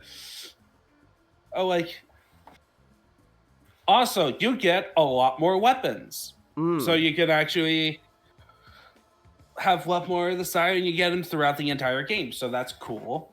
So a lot more variety. Of course, you want to have more of the good thing. Yeah. They tighten up the controls, and now the gore actually has a function. Oh. Okay. I'm listening. Yeah. So the way the game works is that along with killing enemies, and as I talked, it's all about speed, right? Right. You want to. So the way they emphasize that is with called a dismemberment mechanics. If you do, Ooh, that sounds fun. if you do a bunch of combo stuff, And you do it right, and I think it was in the first one, but this is really emphasized in this one. You remove a limb, and then if you do your next, like, a heavy attack, like from reset to zero, heavy attack, it can't be during a combo. It has to be kind of after a combo reset. Okay. You will automatically kill him. And you get like a cool animation of Ryu like stabbing a guy and then turning around to cut his head off, like, you know, the cool execution kills. Yeah, okay. On that. So speaking of which, they also revamped how the gameplay loop kind of works. Okay. At least in Black 2, in 2 Black, there is no timer. There is no rank you get. Oh. Oh, okay. You're not ranked, and also, I think they changed up the orb mechanic. Okay. Of it. Because, so in the previous game, you get like various different size orbs, and you get a lot more orbs if you kill enemies faster, right? Alright. You get max orb. In this one, it seems everything is just the same. But the differences actually makes it better. So one thing, when it comes to health, you have technically 2 health bars. Oh, okay. The first one is your normal health bar, but then the second one is the health bar within the health bar. So think about this. When you take damage, you get like, you know, the regular stuff, like, you know, the green color, it becomes black over time. Yeah. But then if you take other damage, another health bar goes down, making it red. After at the end of your encounter, non-red space, you basically heal up to you heal up except the places where there's red. Okay. And then healing items or orbs will allow you to heal over the red. Like, thinking like that. So that means you are encouraged to still be aggressive, and you are always in the fight. Okay. And orbs, and because there's a lot more enemies to fight. And I don't know whether it is my skill from the first game kind of carrying it over, or due to, you know, as I talked about at the beginning, talking about how the game design went. Like how this is from Sigma. I found it a lot more easier, a lot more manageable in terms of difficulty. It was a lot more comfortable playing through it. Okay. And I was playing it on hard. Mm. I like played the first one on first level on like normal, and then it's like, oh, this is too easy. So, and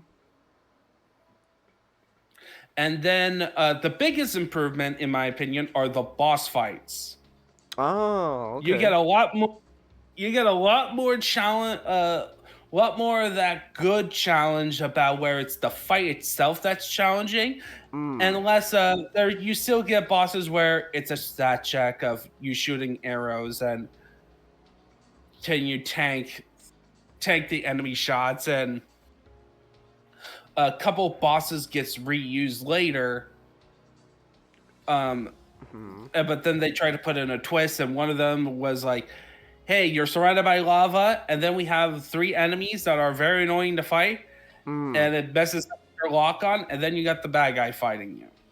Oh, okay. So yeah, that was fun for a bit.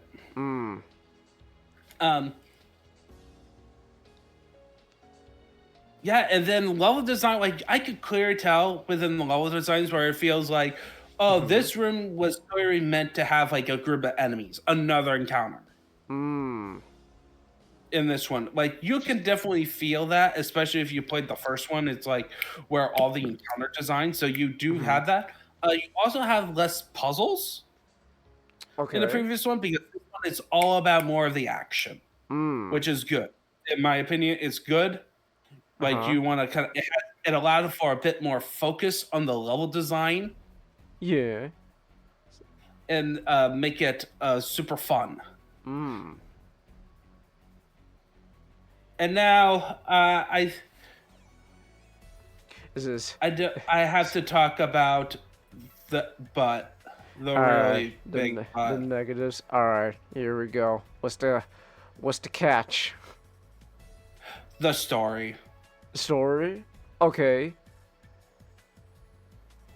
This story was very disappointing because it had a good setup. Okay. A good setup, and then like it doesn't help that a future game makes the story better, makes this an important aspect better, but then you never capitalized on it. They went bare minimum. Okay. Like I told a friend, I gave the story a D because it feels like it's super bare minimum, despite all the stuff they set up. So here's the plot. The story begins with a woman meeting up with Muramasa, who's the shopkeeper from the first game, who's also like one of the Dragon Clan's masters, right? Okay. Like he used to be an adventurer like you until he became a hunchback. Until he had an arrow through his until he took an arrow through his back. Yeah. That type deal. So basically there's this other evil clan called the Black Spider Clan that was mentioned in the first game. They are now back, and they attack Hayabusa Village again.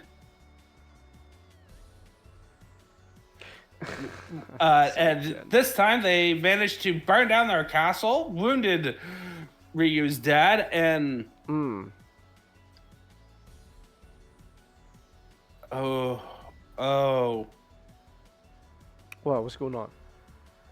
Pray for Chelsea. Oh, what's happening?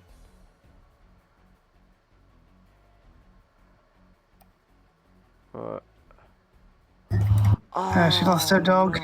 Oh, yeah. That's not good. Yeah. Oh, man. But okay, yeah. So, yeah. Praying for you.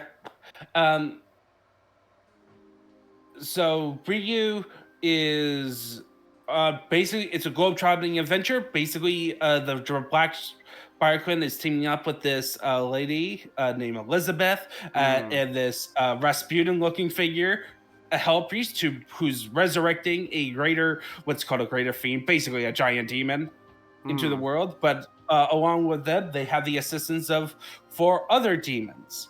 and they show up all across the world, and thus Ryu has to basically chase them. He fights in a flooded New York. He fights through an Eastern European country in the snow. He fights through not Venice, and then fights. I can't remember the.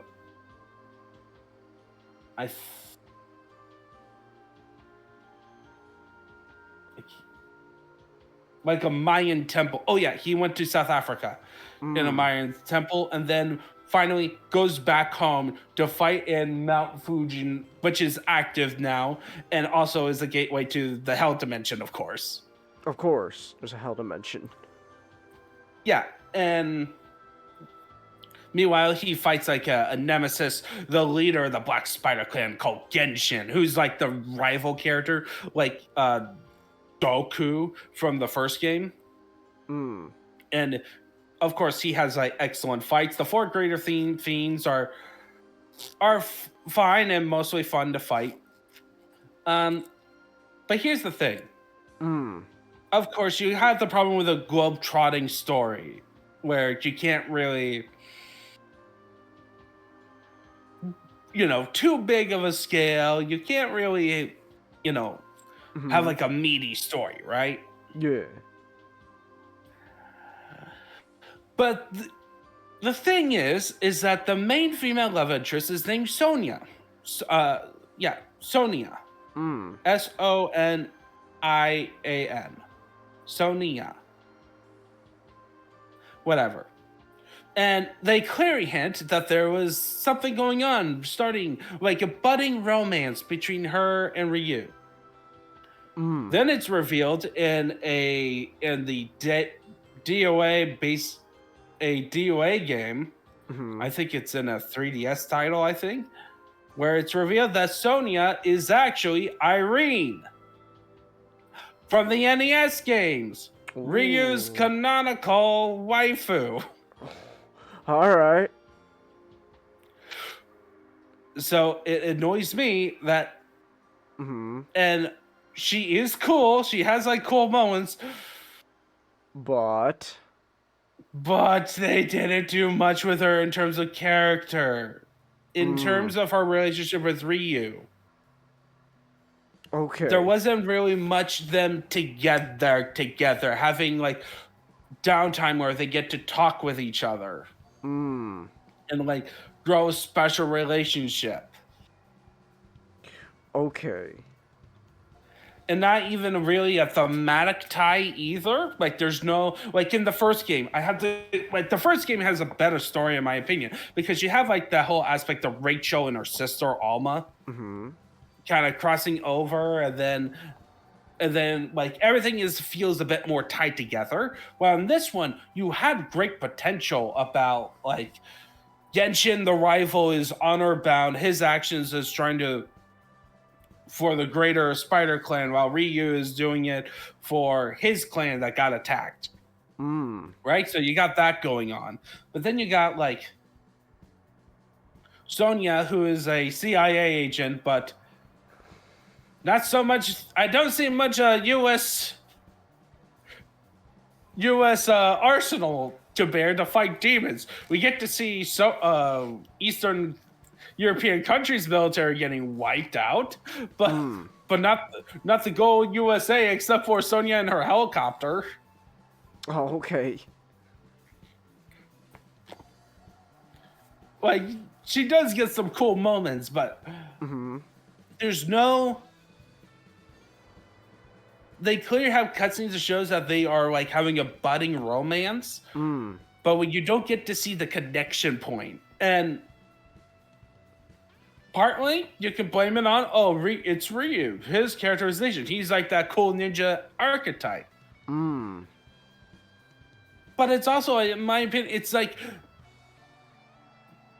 it just feels like they went bare minimum in terms of we need to show you the beats, but we're not going to go to the effort of trying to connect the beats necessarily. Okay. So there's no real core emotional core to the story. Like it definitely feels like this is just as a friend telling me is like, yeah, this is like Tim Ninjas and Mo in the modern Ninja Gaiden games. The story is just an excuse for you to go to locations to fight monsters. I mean, at least the fighting And that monsters annoys part is that- fun. Yeah, it's fun. It is fun and it is better. But I just get so annoyed. It's like, I'm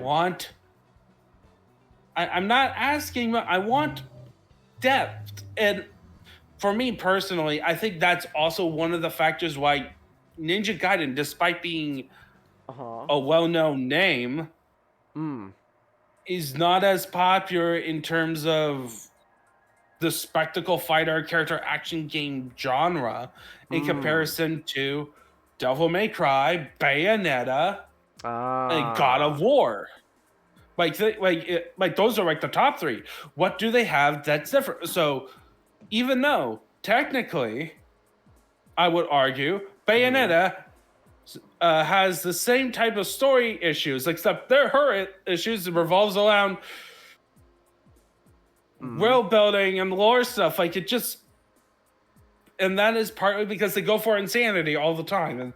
But like you can talk to Serena about the plot of Bayonetta because they have time travel in the second game, alternate dimensions in the third one. Oh, let's go. Like they go crazy on that. Devil May Cry is honestly, in terms of a franchise total, the strongest in terms of story. You may say God of War. I would argue the first Greek God of War, when it was a spectacle fighter, more of that, it would be the Greek games. And the first God of War, I would argue, you can make an argument that it is more story based. The rest is just excuses for Kratos to kill gods. Kratos, you gotta kill Corey Burton. Oh, it's just me. Like it becomes weaker and weaker story, but there are character moments at least, like that they are trying to build up the character. Zeus! Your son has returned. He brings the destruction of Olympus. I've come for the weed of You Olympus. shall not get a hint from the cabbage of the gods. Do not deny me my doobie. Sorry, but this is really fun to do. It is funny.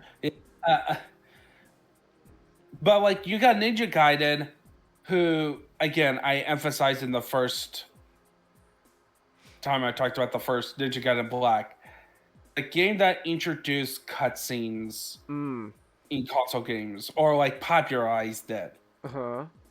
And like the concept of like your action game has like a narrative with narrative arcs, and even though it was very simple back then because it was in the NES days, I kind of want Ninja Gaiden to be where it should have been. The stylish combat, and a very impactful story. Like get the character beats from the original games in there. Instead, we only got the difficulty part, and I think I would argue that it wasn't as popular back then as it would probably be now. I haven't looked at like Ninja Gaiden 4 sales numbers or like, is because the general attitude is that the very difficult games were more niche than they are now. Okay. Like FromSoft, like I can point out like FromSoft's like Kingsfield and a couple and like Front Armor Core were not as popular up until like they became really more more of a household name when starting from Demon Souls, as far as I know, Demon Souls onwards, especially when Dark Souls came in. Yeah. Well, Well, to be fair, FromSoft also had the big robots going on as well. So Well, yeah, I'm not sure about how popular they were, like in comparison. Like, I don't remember them being a household no, our name in gaming our core circles. was never really like big mainstay. Armored Core was niche in the West and was very big in. Okay.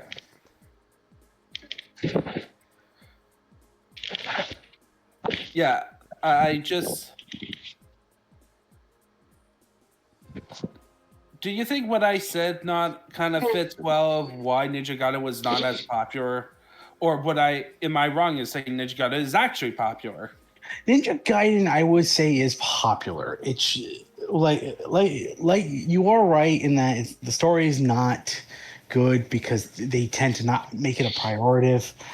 And I think in general, like Ninja Gaiden 3 kind of ruined the idea of people wanting to have a story in Ninja Gaiden. And it's a shame because like I do think there's a good story that could come from this. Yeah, I'm planning on playing through Ninja Gaiden 3 Razor's Edge, which is actually technically my first Ninja. It was my first Ninja Gaiden game. Ah, neat. But like, I'm sorry. oh no, it's fine. It's just like Ninja Gaiden kind of came from that. Like the reboot kind of came from that generation of, people looking to the future of gaming, of.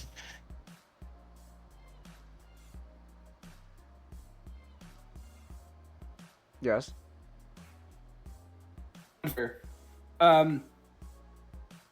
You want to know why Ayana looked very slutty in Ninja Gaiden 2 Black compared to her main, her other appearances? Yes, Serena, I you want to know why? Can you guess? Guess what they not mention it. It's a tech thing. What was the tech showcase? Ooh, look at it go up and down. Ooh.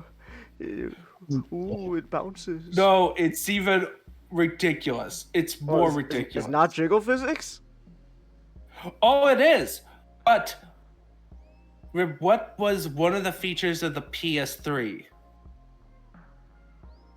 I don't know. You someone else has to answer. I never had a What PS3. was the biggest trend in the generation of the Wii, PS3, and Xbox 360? The motion control. Basically, in the pause menu, apparently, you can shake your PS3 controller to have them jiggle. It's really funny because this was done after the fact. Like Itagaki didn't work on any of the Sigma games. Yeah, any of the Sigma games. So like someone on the team, maybe the director, just went back and be like, you know what? We have the technology now. Yeah, we need to showcase this, and also technology. And also, we're Team Ninja. Half of our department only draws with one hand, so of course we're gonna have this like, and that's also why Kasumi is actually showcased in Ninja Gaiden 2 Black for a cutscene at the end of a cutscene, and then she becomes a playable character in Razor's Edge. Because even though apparently, as far as I was told, Itagaki did not like to have Kasumi in Ninja Gaiden at all. Because he kind of just saw Kasumi as, well, as a character, she's kind of soft, kind of soft, kind of very wet behind the ears. She's too adorable. While wait, it's like Ayane. Ayane is a lot more, fits a lot more with the edge that like the Ninja Gaiden series was going for. Yeah, because just for a comparison, in Dead or Alive, as far as I know, Kasumi's like the Ryu's, like your main character, heroine. Ayane's is the rival character in terms of fighting game logic. Okay. So yeah, so not like, okay, so it was popular. I like because I think this is like in a pre Dark Souls world. This was popular based on the idea of, hey, you know, this is a really tough video game.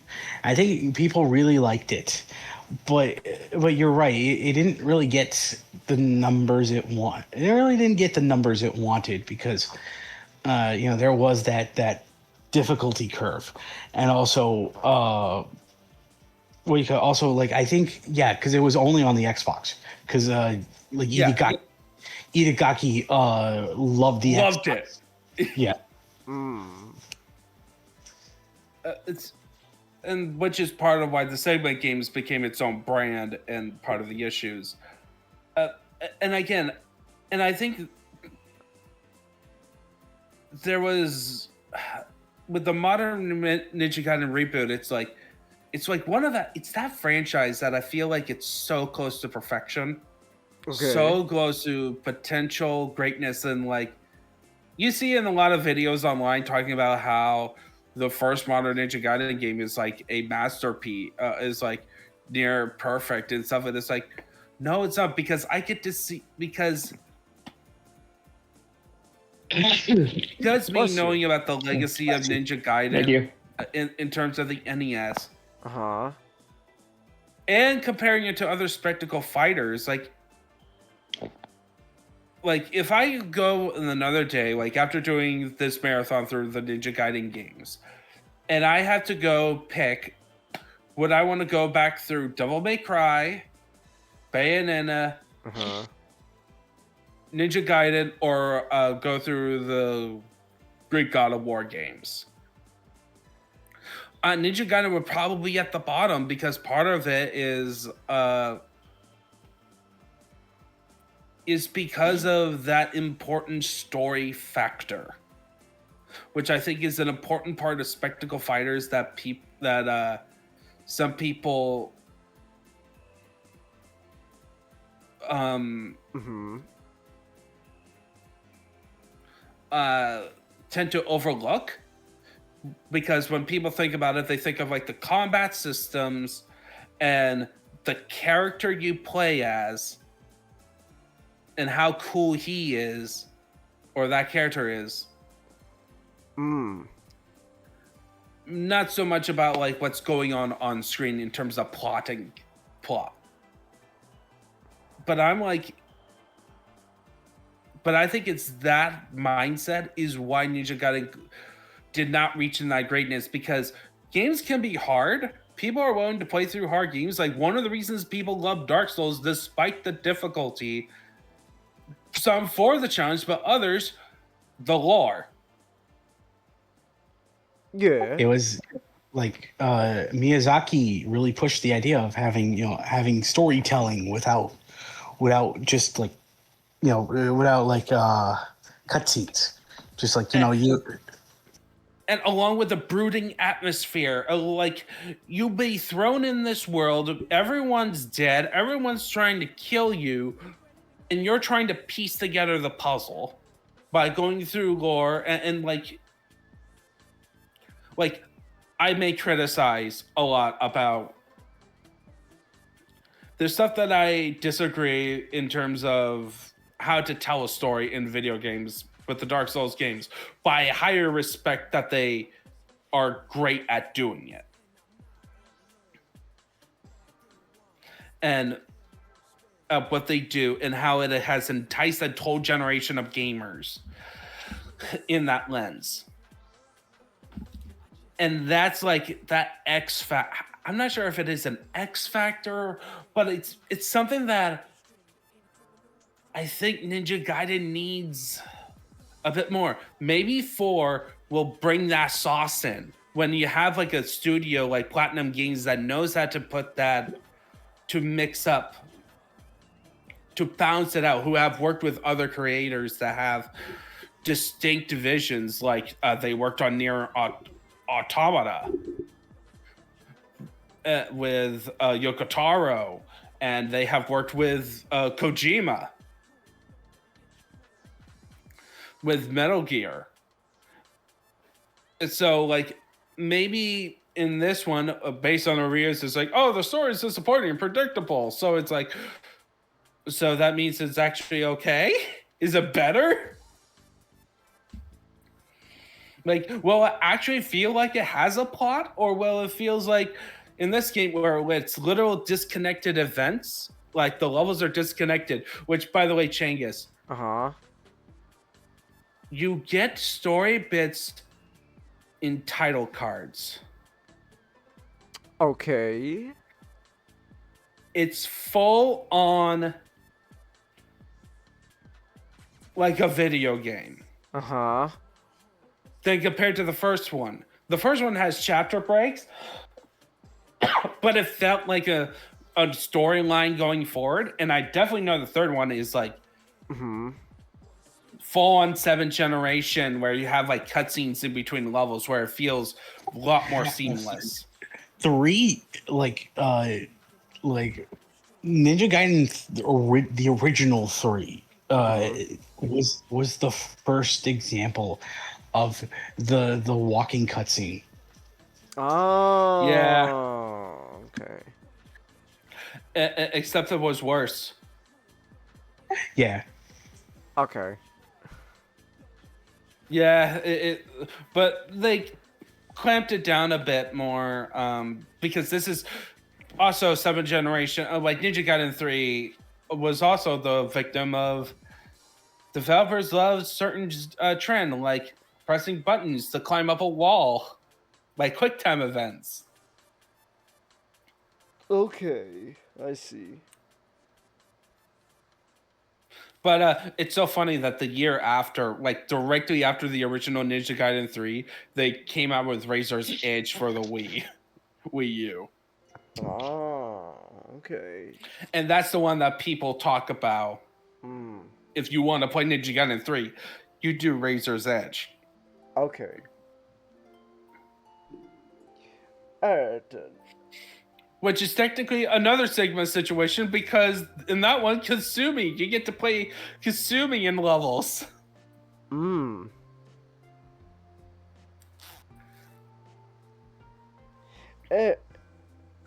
I see. Oh no, why am I yawning? I can't yawn. There's still so much more we gotta talk about. Well, I am all set. I still recommend playing this game. I just had to. You gotta get it out of your system, man. You had a lot to say. Yeah, I hate harping on Ninja Gaiden. Like I really enjoy the series. They're fun games to play through. But I feel like it could be so much better. You know what I mean? Like, I get you. I understand what you're saying.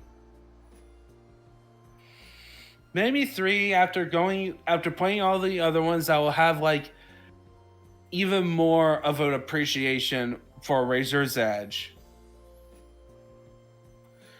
Like, I remember the main Nemesis character in that one, even it has like a sort of silly twist, like a very confusing twist at first glance. Okay. He was like he's like one of the most memorable video game characters I remember. Wow, okay. Alright, I see. Well, that's But yeah. that's pretty high praise. Alright. And with that, I have to go to bed. I have to. This is stuff with like helping with the sister early in the morning. So. Okay. I see. Have a good night. Have a good night. Jono. Have fun talking about Chainsaw Man, and SGD was. Is this Digimon topic make you happy or sad? It's the most inoffensive of the Digimon manga Bandai released. Oh, I hate it when you say it that way. That means.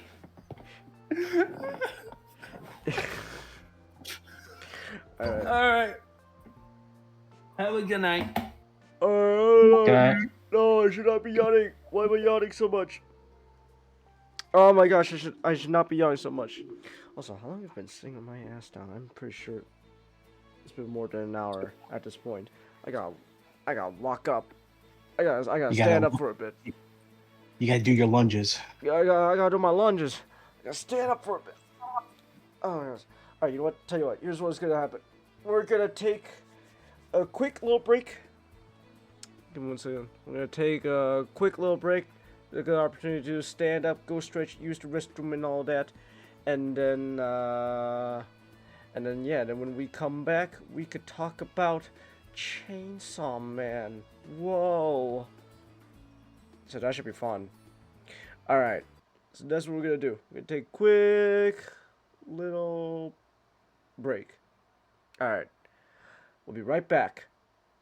Now, just a quick reminder that you can support me through Stream Elements. It is completely optional, but your support allows me to keep making content such as buying new games and more. I love Wiener. Check this out. Wait for it. Hold on. Wait, Nick. Check this out. Look at that. This is Asian voice. Okay. Nick, Rick, Luke, Aiken. I think I gotta use my credit card. Is there anything non-dairy? Anything gluten-free?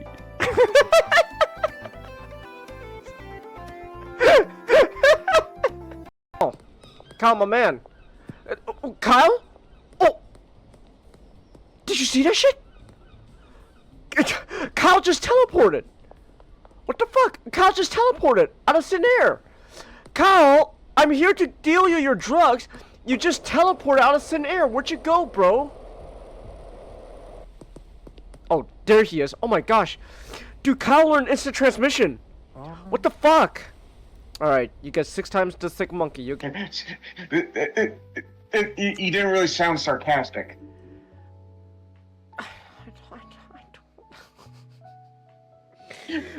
Nick, don't ask me to put an effort into a thing that I don't like. Okay?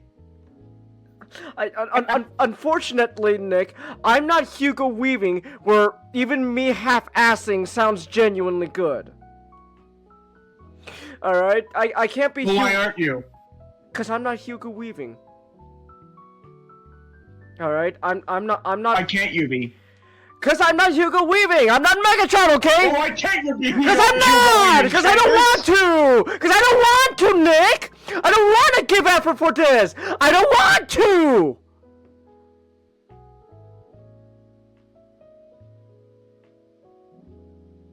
I hate Ken so much. Oh! Kaito! Oh, let's go, Kaito! Oh, yeah! Kaito's a bro. Oh, Kaito's a bro, man. Oh my gosh, he's a bro. Oh.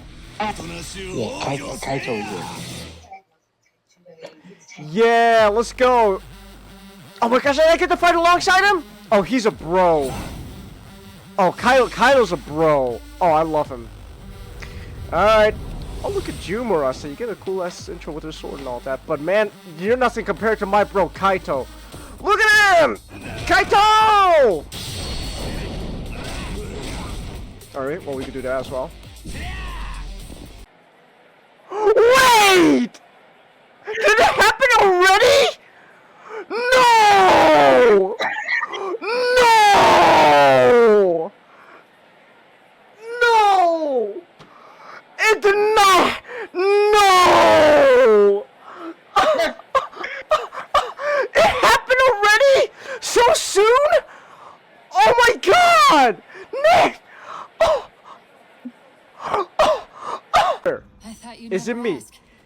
Did they We've got intrusion alerts did lighting they up on increase multiple decks. Cortana's bus size in this game? Our best bet to figure out who's boarding us is the observation deck. Am, 4 am, floors am, up. am I crazy, guys? I swear, they. Wouldn't bet on it.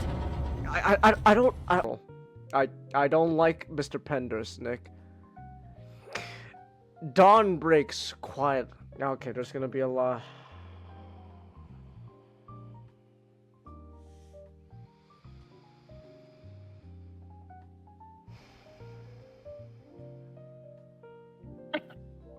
I'm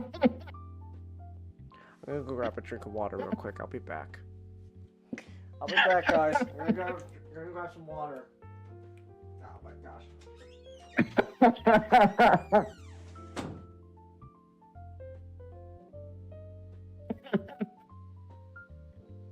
He can't fucking escape him. He can't escape him. Oh, it's fucking great.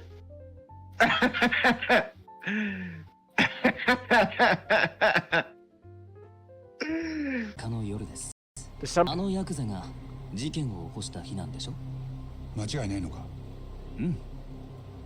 俺は今、 Gosh, he has so much... 弁護人に雇われて事件を調べて。I'm sorry, but like the host there, I know it's a Digimon, but like I could just tell, dude's got like just tons of makeup on his face. Gosh. No. He's an actual. Oh, he is? He is an actual host that like the RGG guys. Oh my gosh, why is his face so soft?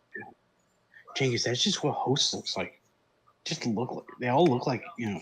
But look at my boy Yuya though. That's a man's host right there. And this guy though, his face is so soft. Yuya, he's built different. You know, Yuya's built different. Wait, what the fuck is this? The Dark Falcon? What the hell is a Dark Falcon? That's probably for okay, Chance. Lego Rebuild the Galaxy. Oh, I see. I see Darth Jar Jar. Okay. Yeah. Okay. Why is Vader white? Why are you white? Because he's good now. Also, oh my gosh, Chance, you just can't ask people why they're white. Hey, that Darth Vader AI in Fortnite is saying white people are cool, man. So, dang, oh my god, oh shit, no, Reed, oh my gosh. Ow. Around the same time, several police cars arrive. Officers making their way through the crowd, just as Reed did a moment ago. And what if Reed's so fucking high he didn't even the bullet didn't even register to him? Well, Nick, if that happens, then at least you can say he went out painlessly. No, but I mean like.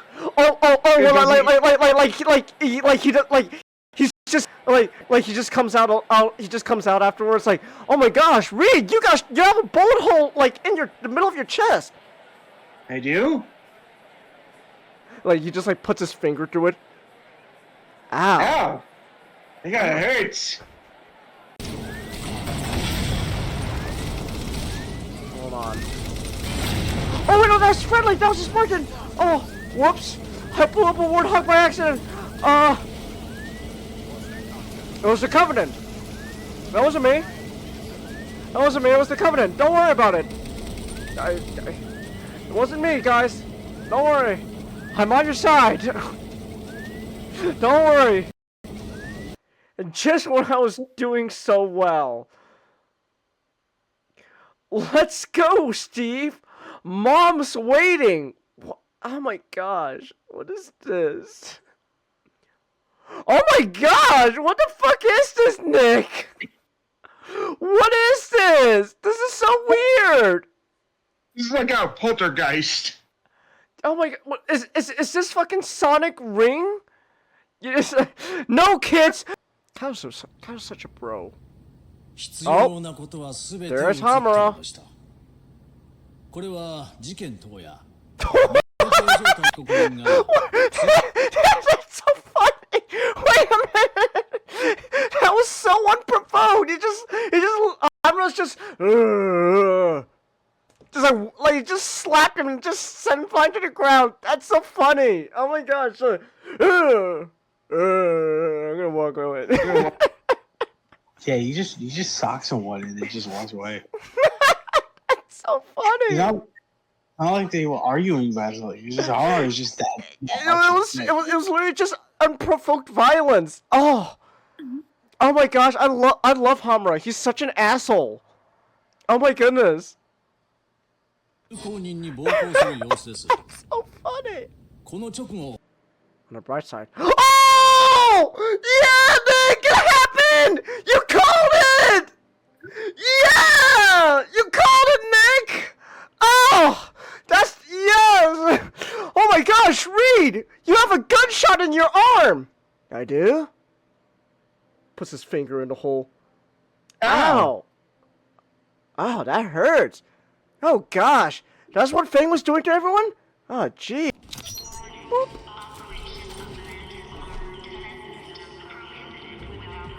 Mantis armor defense system. That sounds cool. There's mechs! What? There's mechs in Halo now? What? Access to the maintenance causeway is Oh my jammed. gosh! Let's do something about it. Holy shit! We got...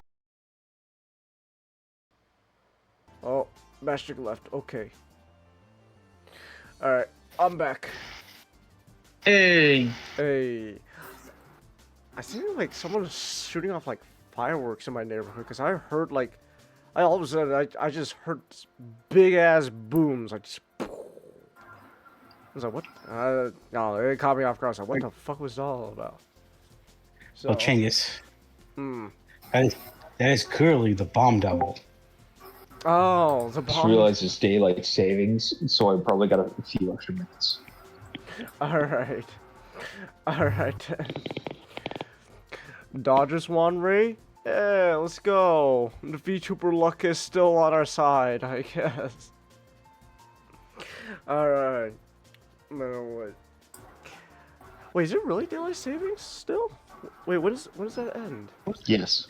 Yeah, daylight savings it's today. started. Yeah, it started today. Oh. Oh, shit, okay. Which means we have an extra hour. Oh. Yeah. Alright. Alright, then cool. You can thank the VTubers for why the Dodgers are winning, but you can also thank the VTuber fans for why there is bow blueberry inflation. Oh, okay. One of those things is good, one of those things is not. One of those things is good, it's not. Okay. I know this because of VCOD.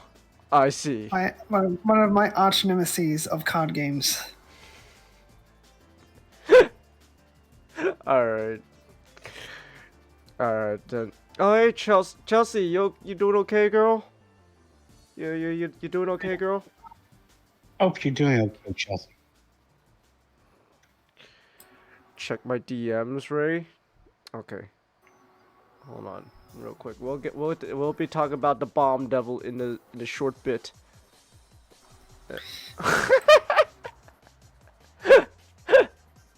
Okay, that's fun, Ray. Okay, that's pretty fun. Man, my boy is still my boy is still handing those L's to Drake. Let's go. Drake cannot catch a break. You know, like. I mean, like, Chinggis, what was the, you know, what do you consider the worst event for everyone, the worst event to be, for everyone to be seeing not like us at. But it wasn't. Is it the Grammys or like the Super Bowl? Maybe the Super Bowl, because you got the president watching at the same time, so you got a whole. I think I'm gonna say the Super Bowl. That's the day and night where you got the whole country united to dishonor Canadian. So. Call it Canadian a nonce. Oh yeah.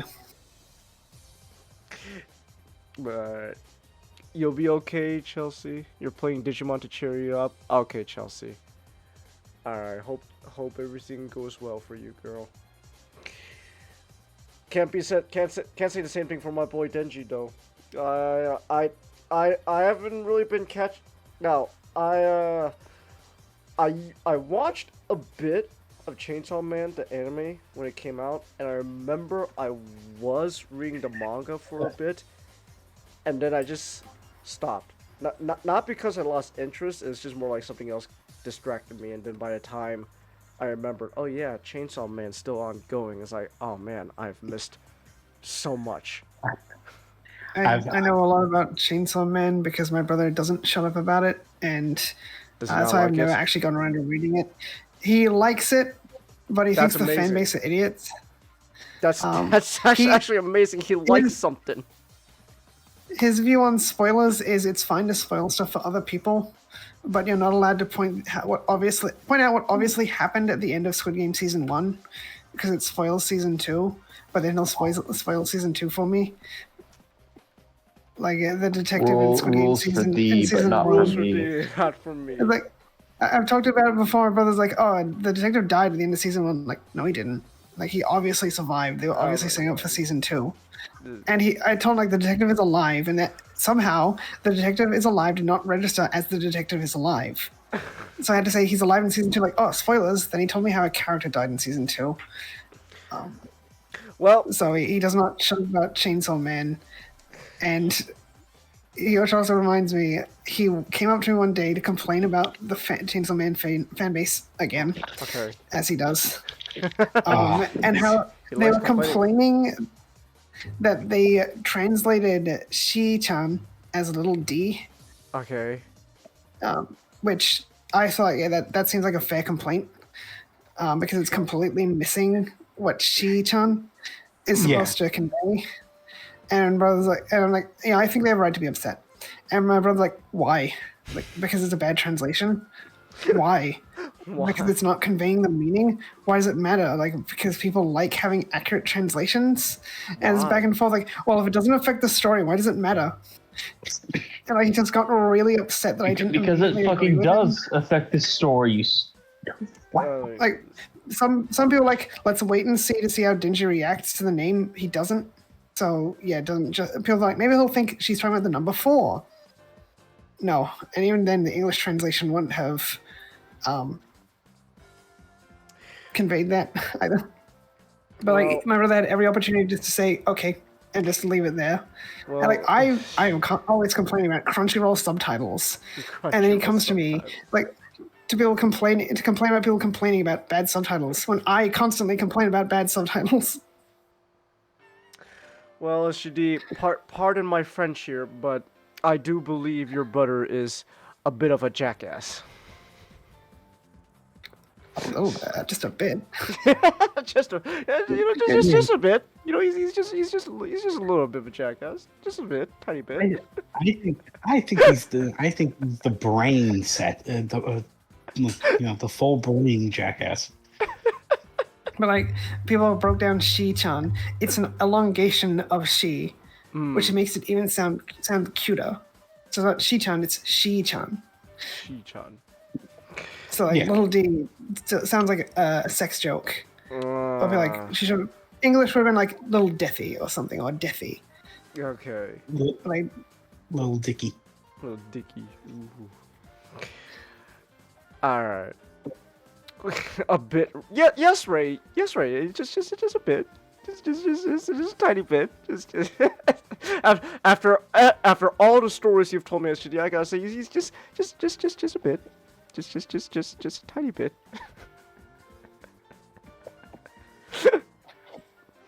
Oh my goodness. But anyways, I was saying, I do know, I do end up catching up to like at least the main things going on with Chainsaw Man at the moment, because oh go ahead. No, I was just gonna say Twitter just a bunch of people on Twitter always talk about like what's going on currently with Chainsaw Man, so that's how I'm always able to keep up with like the main plot points of what's happening. Like I already caught up, and without spoiling anything, it's just my heart can like My boy Tenchi needs his break, man. He can't. He keeps. Please. Was the author's name? Oh no, Fujimoto. Yeah. Fujimoto. He said, please, Fujimoto, you can't keep getting away with this. Let my boy Tenchi be happy for once. It's like every time Tenchi finds something that's gonna make him happy, it gets taken away from him. And from what I've heard, Denji's pretty happy most of the time, but that's because he's, not all there. He's aloof and also an idiot. Oh my goodness. So yes. Denji's general interpretation of the world is this someone who's had a chainsaw to the brain.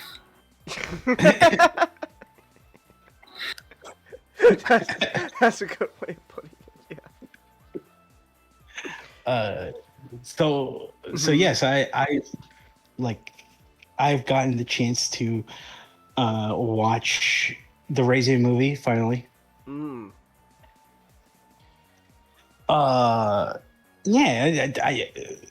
I really like it.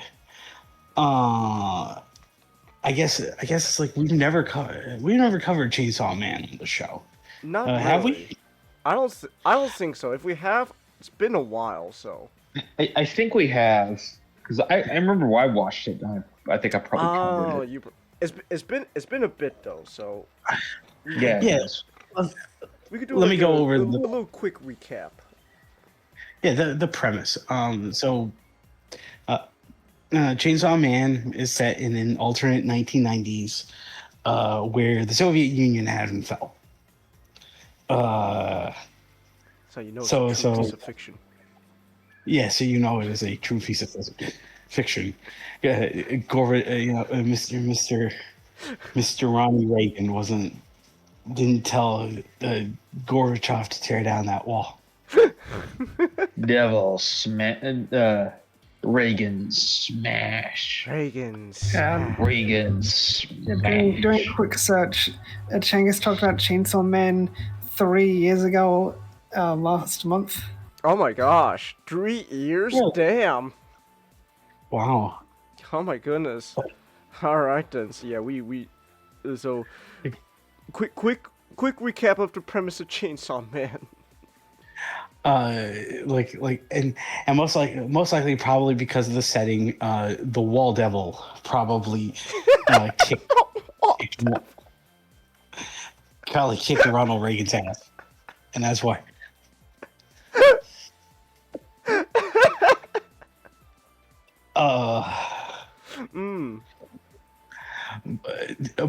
But so not only is the Soviet Union still around, heaven and hell exist, and there exist devils as well, and these devils are special because they don't manifest naturally on Earth. They are manifested through the shared fear of something. So like it is the sort of idea behind a tulpa, but mainly through the idea of fear. So like, if you fear, say, spiders, there is most likely probably a spider devil. Which There's like a devil for everything. yeah, There's an ear devil. Yeah. the ear devil. Where's Which is where's my feet devil? For people who are just completely afraid of feet. where's the inflation devil? Where's the inflation? Because I know there is a Called fear. Bowberry.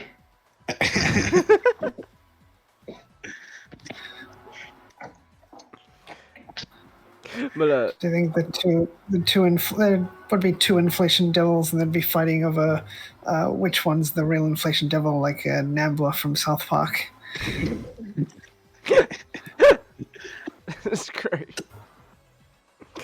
And oh my god, and like in this world exists a boy named Denji, who has been orphaned from a very young age because his mother died from a respiratory illness, and his piece of shit father killed himself and left him with $500,000 in debt.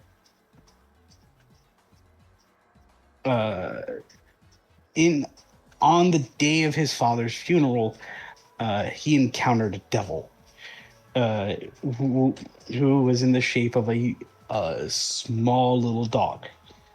This was the chainsaw devil.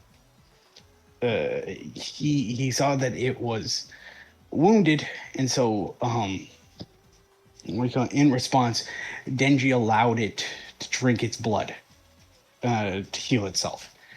Upon this, the chainsaw devil actually warmed up to Denji, and Denji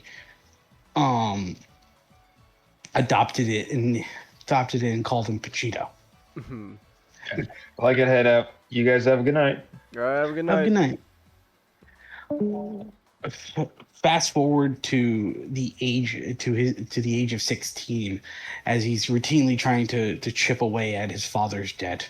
He picks up devil hunting, which is a profession both private and public. To get rid of devils and sell their body to be used for research and other such purposes.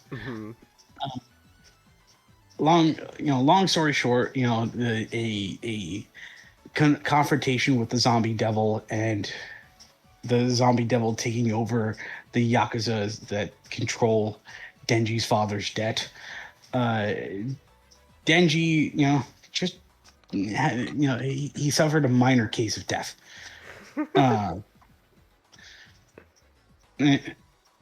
But Pachita managed to get out relatively, mildly scathed. Upon seeing the death of the only friend that it ever had, Pachita makes a contract, which in the Chainsaw Man world, devils can make contracts with humans, and usually is an exchange of like a body part, or like something more. Sometimes something more metaphorical, but it's always just a physical exchange for the use of power, for the use of their powers or abilities. Also, if a devil possesses a corpse, it controls it completely and is referred to as a fiend. So Pachita, in order to tried to save Denji as best as it could, forms a contract, becoming Denji's heart. And in exchange for this, Pachita only simply wants Denji to follow his dreams, and Denji's dream is really just, I want a normal life. I want to eat good food. I want to have a good life, and also I want a girl that I can have sex with and just love. And so so Vegeta is now Denji's heart, and along with that, Denji now just has a pull cord right in the middle of his chest. Every time he pulls that pull cord, he turns into a hybrid form referred to as the titular Chainsaw Man. Devil Man, let's go.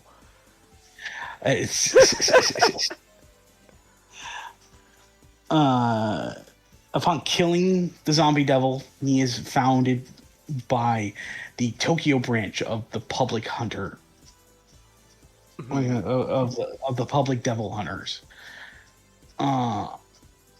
and specifically the head of that branch, a woman by the name of Makima. Makima, despite being very stoic and kind of not all there, shows a very kindness to Denji, pretty much giving him an ultimatum of, you can join us and be my pet, or we can kill you right here. And Denji, for as low as his life is, being a pet is being a pet and being hugged is the kindness that another quote unquote human being has ever shown him.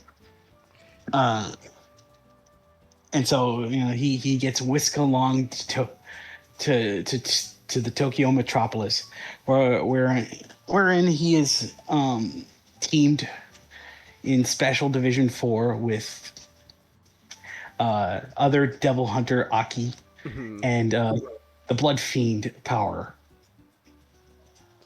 Yeah. And the quest for the first saga is to find and kill the Gun Devil.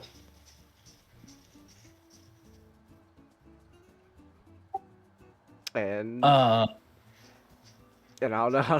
that go?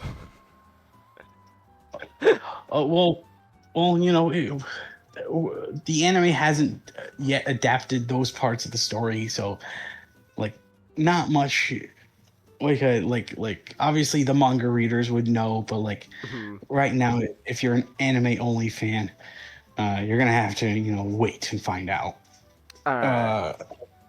But we come to here. So season 1 of the anime covers the first 4 volumes of the Chainsaw Man story, from the introduction arc all the way to the Katana Man arc.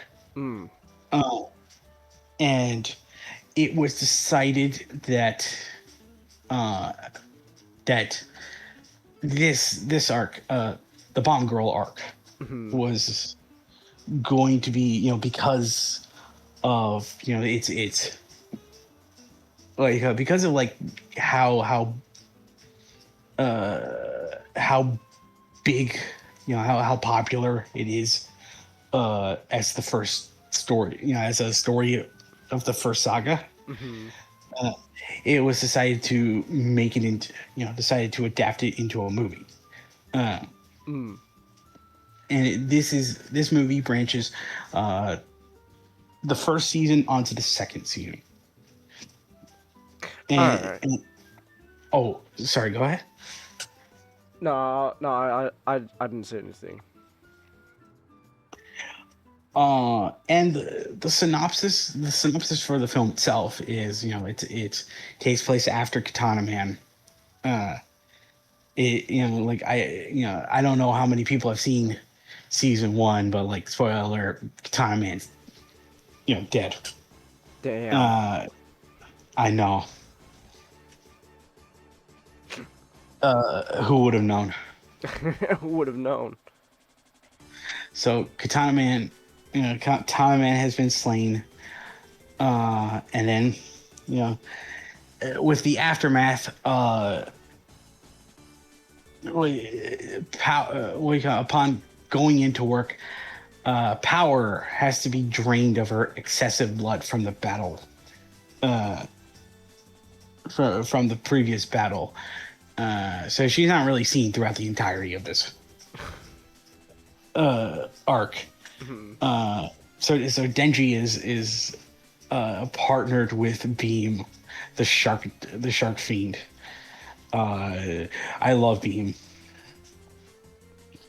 Beam is just great. He you know, like he just is, you know, like the first time he ever sees Denji, he is enthusiastically calling him Chainsaw Sama. All right. And you know, like as much as you know Denji, like as much as Denji kind of really feels like he doesn't like this, Makima, you know, promised him, hey, if you're good, we can go on a date, and that's what happens. They go on a movie date, and Denji got to see you know, like a softer side to Makima, and Makima and Denji seemingly got to be a bit closer. You know, they're like, you know, a particular moment is Denji asking Makima if he has a heart, and she, you know, gets close to him and listens to listens into his chest and can hear the beating, and tells Denji, yes, you do have a heart.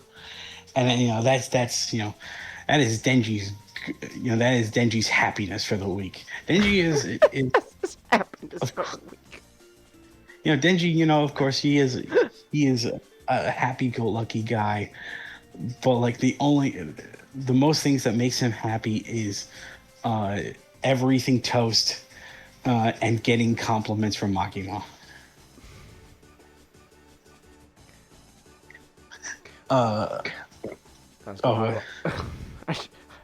I just imagine Denji's like the Family Guy joke with Apache Chief. It's just Makima says one compliment towards Denji. He's like, well, that's the highlight of my week. He's gonna he doesn't gamble, but he's just gonna go back and make. He's just gonna go now. He's gonna go back and make a mess of Aki's apartment.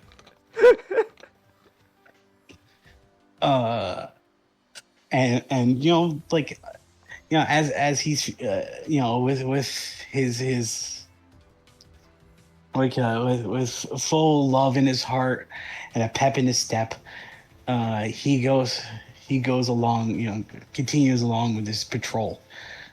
And you know, upon trying to get out of the rain, he bumps into a certain purple-haired girl.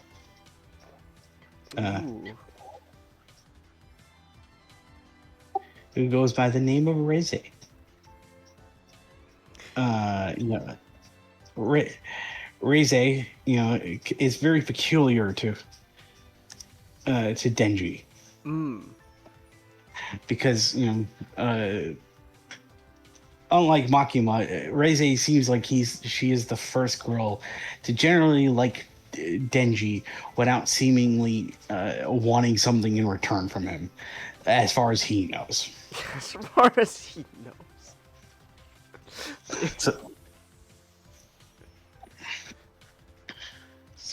So like it's a huge conflict is that, you know, then Denji kind of feels torn because he developed a crush on Makima, but then there's just this new girl. It's just like who's just completely won him over, and he's like, you know, this is the first, like this generally feels like the first conflict that Denji's ever felt. Like ever felt like you know, like lack of a better word, conflicted by. You know, this was a kid who was just fine if he was going to die the next day, but like two girls that he loves, this is the most pressing time in his life. You know?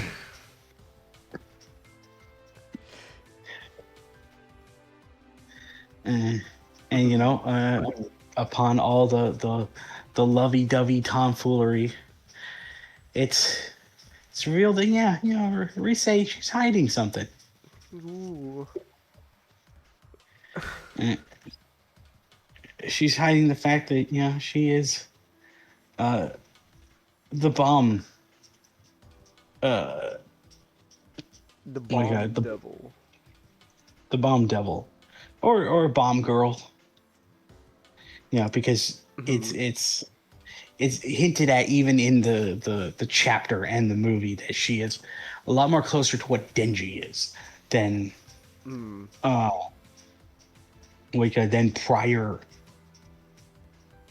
Well, she's a lot more closer to. Let me bite my tongue because like Katana Man was also closer to what Denji was. So like she feels a lot more closer to that hybrid devil like. And supposedly she is working with the gun devil. So that's ooh.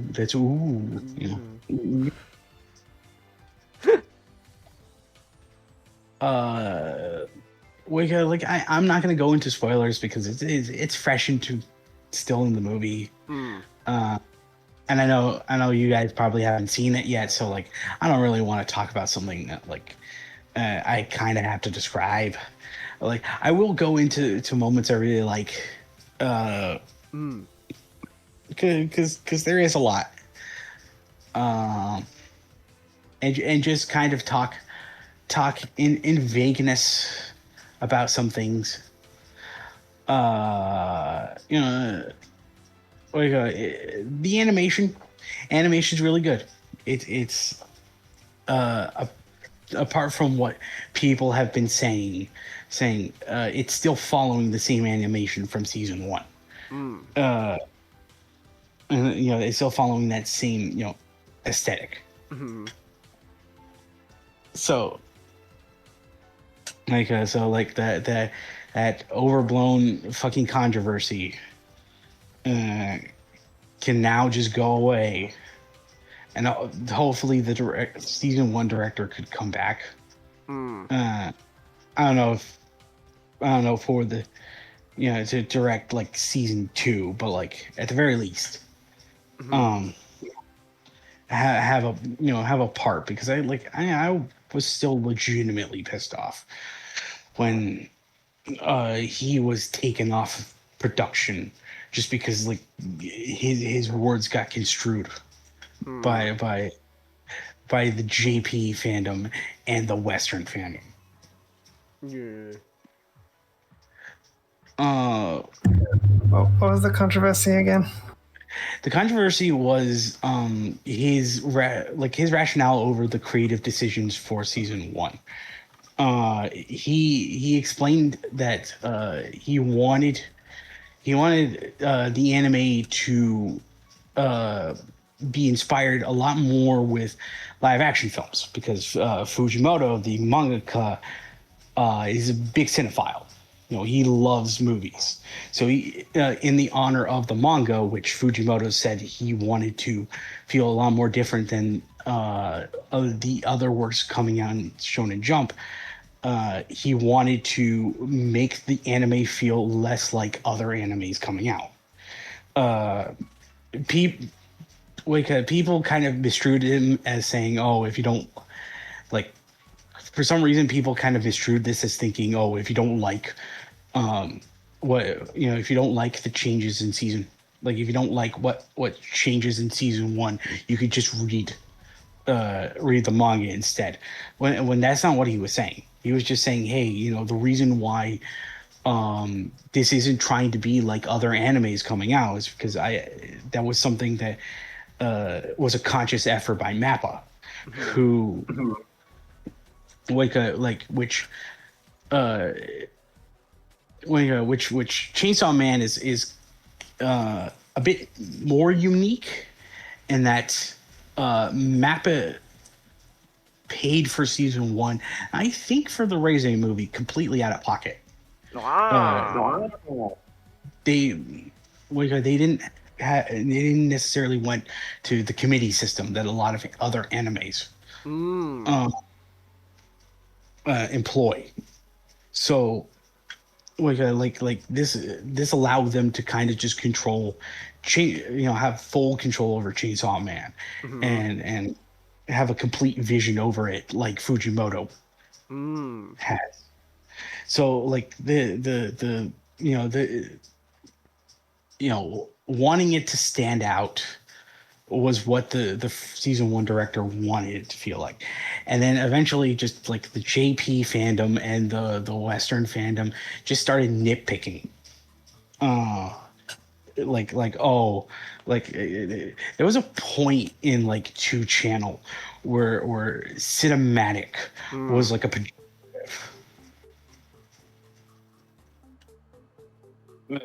like I hate the I really hate the controversy because like it's overblown. A man who I think a man who was doing a legitimately good job got his job was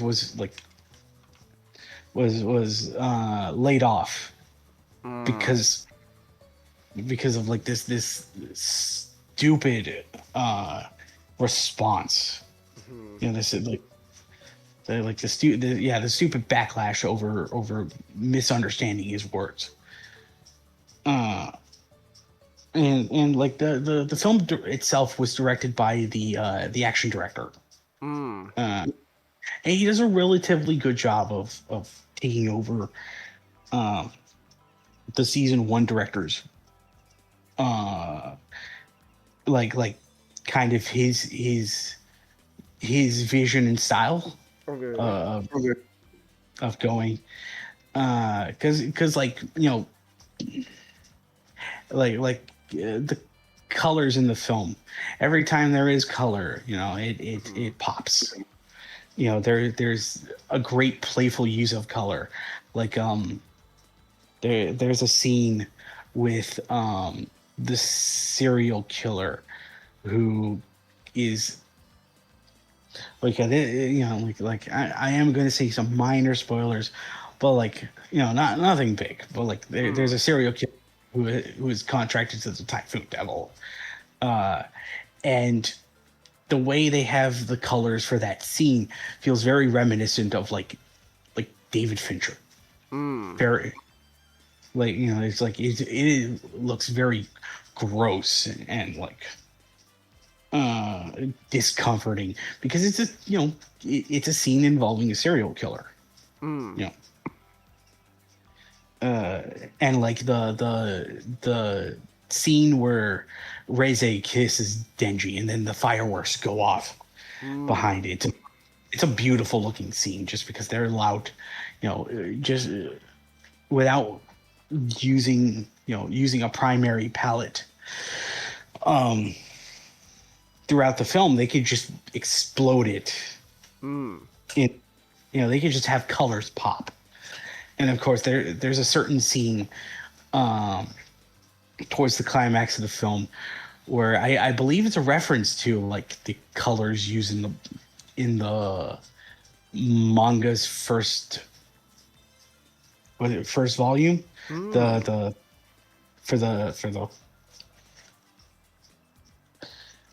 Forgetting words.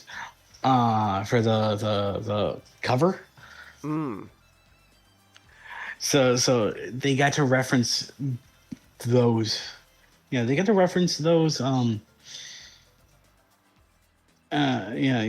like there's a fun use of color because it's restraint in most of the movie until certain moments.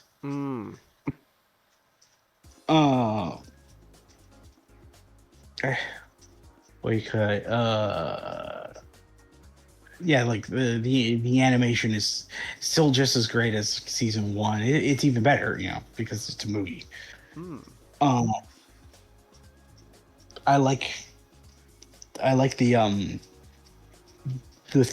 new theme that Yonikazu Kenta. I always forget his name. But he did he did Kickback, the theme for season 1. The new season, the new theme is for the movie is Iris Out, and it's really good. I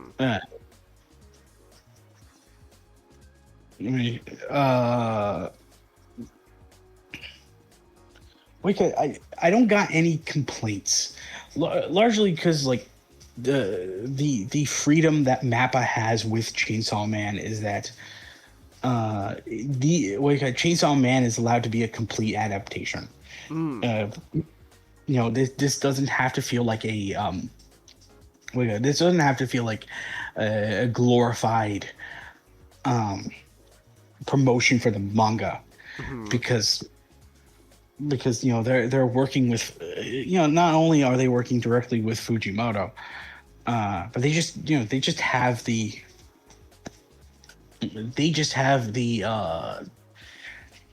money and the freedom to just go along with everything that the manga had. The only thing that was really cut out of season 1 was the Muscle Devil in the in the introduction arc, but pretty much everything, pretty much everything in season 1 and the movie are shot-to-shot remade. The shot-to-shot adapted, I should mean. And so I do think there is a part of me that I do think with an adaptation, I would like to see maybe something remixed, or maybe something more added to it.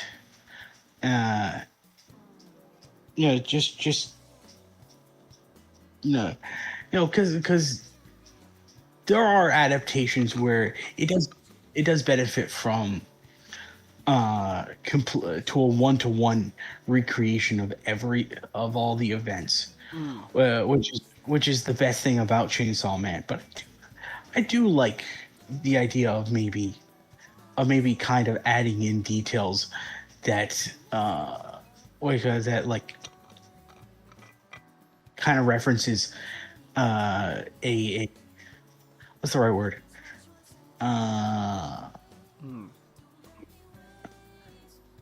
Like a hindsight, because since obviously since the manga has gone on longer, there are details that Fujimoto has put into the future chapters that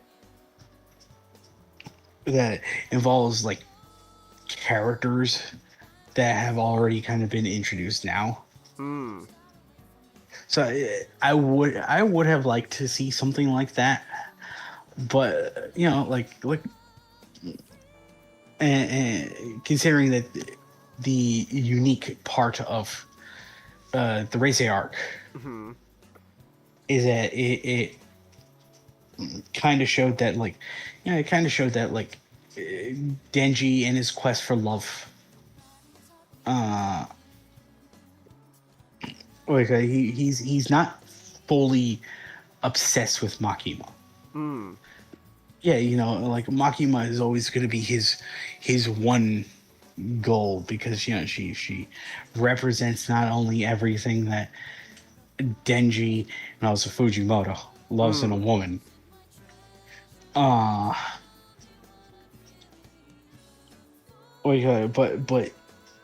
it really shows that what's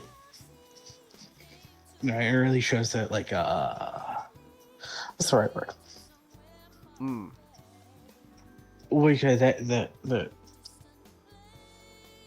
As Denji thinks more and more about his dream, he kind of realizes that even if he's willing to accept the bare minimum of things, he has that strive of kind of wanting at least something sincere and something honest. And that's what he believed that Reisei represented. Because Reisei just wanted to be with him. she every time, every time he walked into like the cafe, Reze would just be butting up to him and just like, putting on feminine charms. Of course, as the viewer, why she's doing that. But like to Denji, it's the first woman to kind of to show him affection without A, killing him, trying to kill him, and B, not trying to want something from it. So it kind of like as as far as the as with the manga is concerned, like we know that there's a woman for that for Denji. I really hope he can get to her. So my boy's gonna go get Asa. He's gonna get My boy. Just gotta... Please, Fujimoto, let my boy be happy. He's going through it, man. He's like the movie's really funny. The comedic beat is great. My all-time favorite joke in the movie it has to be when Aki Aki and all of them are trying to get Denji away from Reze because she badly wounded him. And one of the distractions is the violence fiend doing a rider kick to Reze, but it doesn't do any damage. and so like the violence fiend is like, well, okay, well, I did my part. I'm just gonna go away, Kobini. Kobini, you got this, girl. And then Kobini's just completely broken in the corner. What's she gonna do?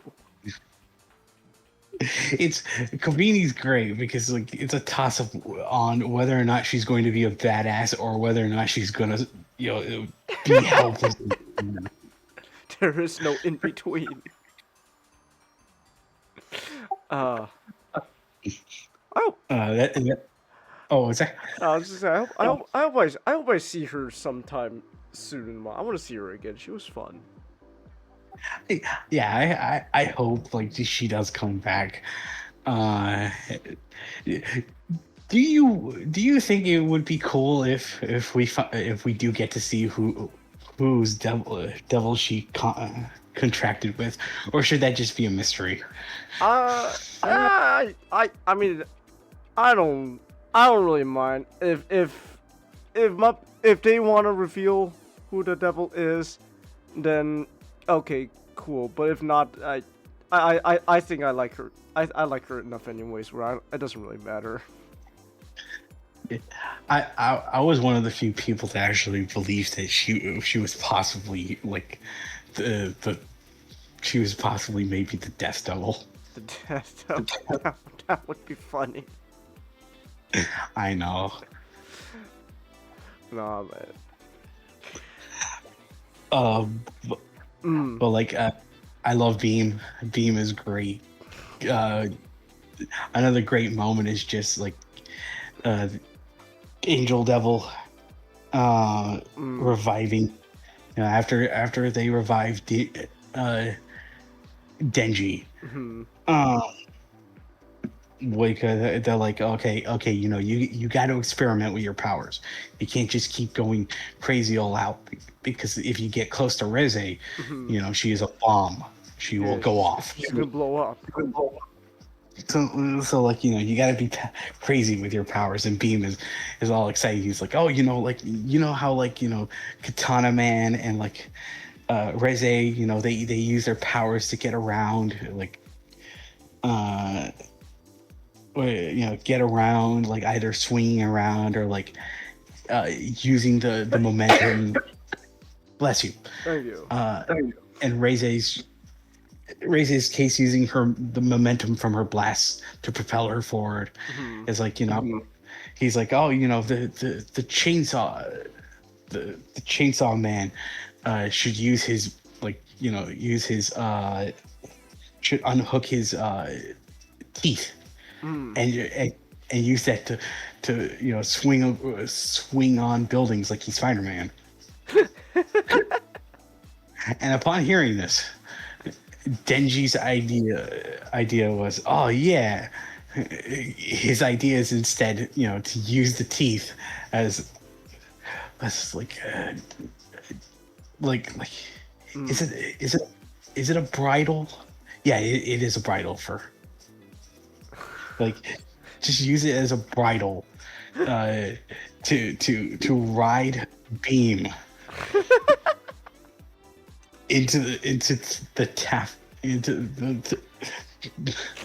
typhoon demon devil. Oh, that's great. That's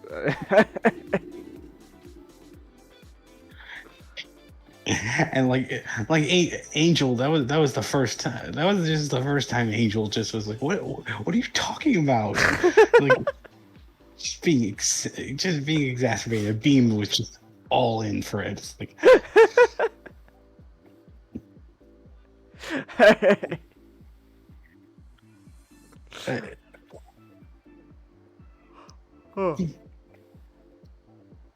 but like, I guess what else? Well,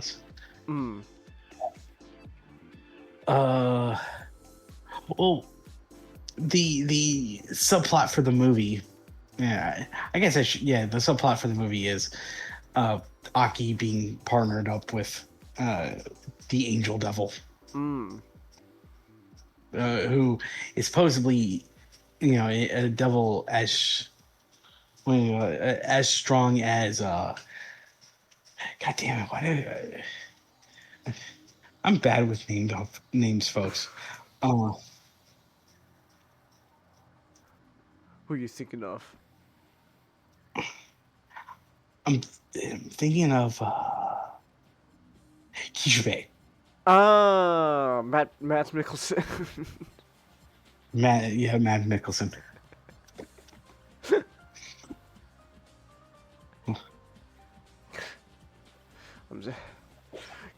Can we get Matt Mickelson to be the dub? I'll know. First we have to find out if he has free time between whatever movie he's doing and whatever he's doing with Kojimbo.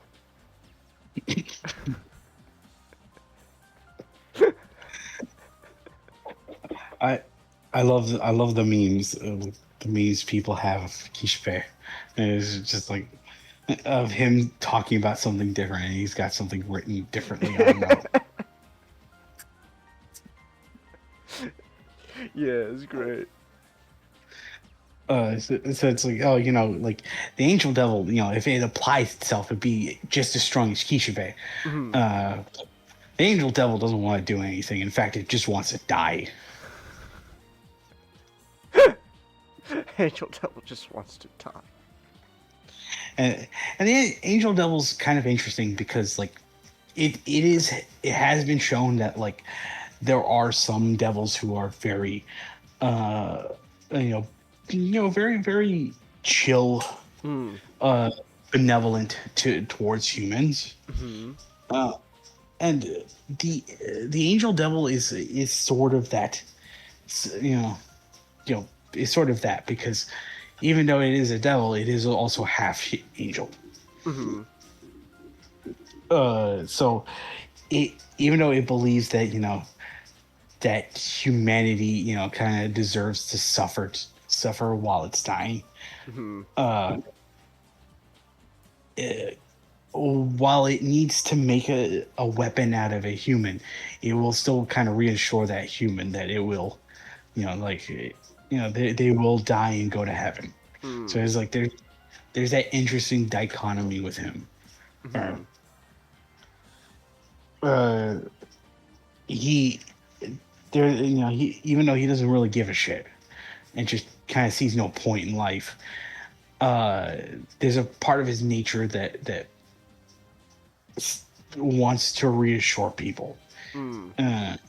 Because part of his power is not only turning things into weapons, but also just he saps the lifespan of people, whoever he touches with his palm. And he conflicts with Aki, who at this point, he's trying to build up the stoic, I'm gonna go after the gun devil for what he did. I'm I'm gonna stop at nothing. But it's like, like Aki, he's a big softy. He generally does not want to see anyone die anymore. And like Right. yeah, I'm fine. They have that conflict makes up the subplot, and there's a really good like one of my favorite resolutions in the manga for that. Which they do really good in this film. Like all the best moments of this arc is shown really great in this film. I guess I should also mention, talk about like the stupid fan service controversy. Like, but it's funny. It's funny to think like, for as much controversy as Chainsaw Man gets, they're all kind of stupid. Because because it always stems from because someone or another misunderstanding what someone said, or just misunderstanding the point of a scene in general. So there is a pool scene, and there is nudity. Ooh. Though only Denji is allowed to have nipples.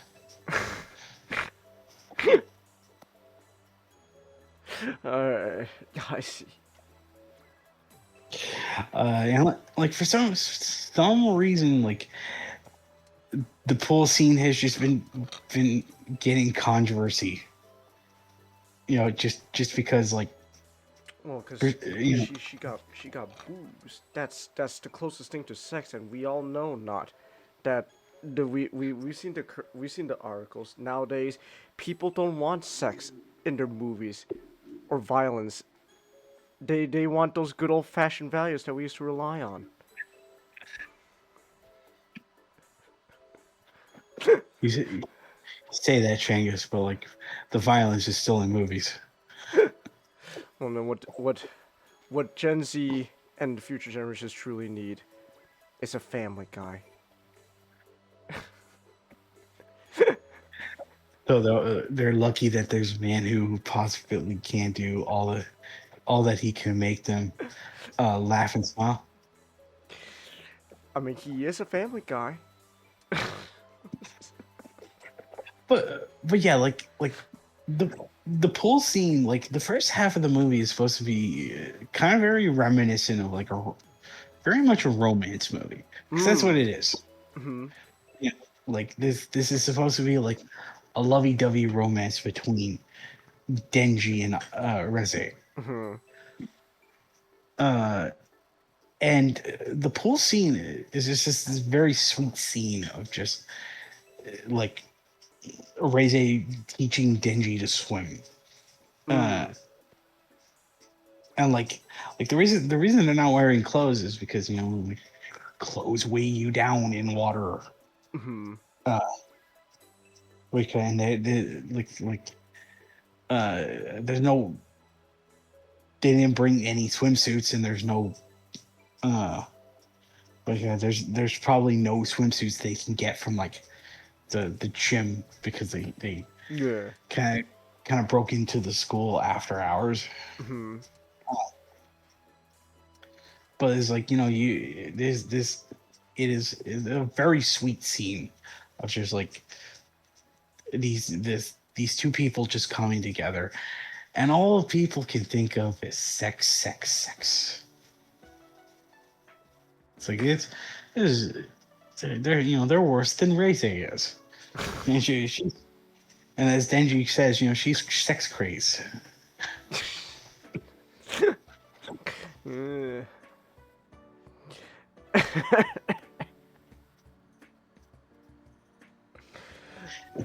It's funny that like Charlie, Noise Critical, can understand what they were going for a lot more.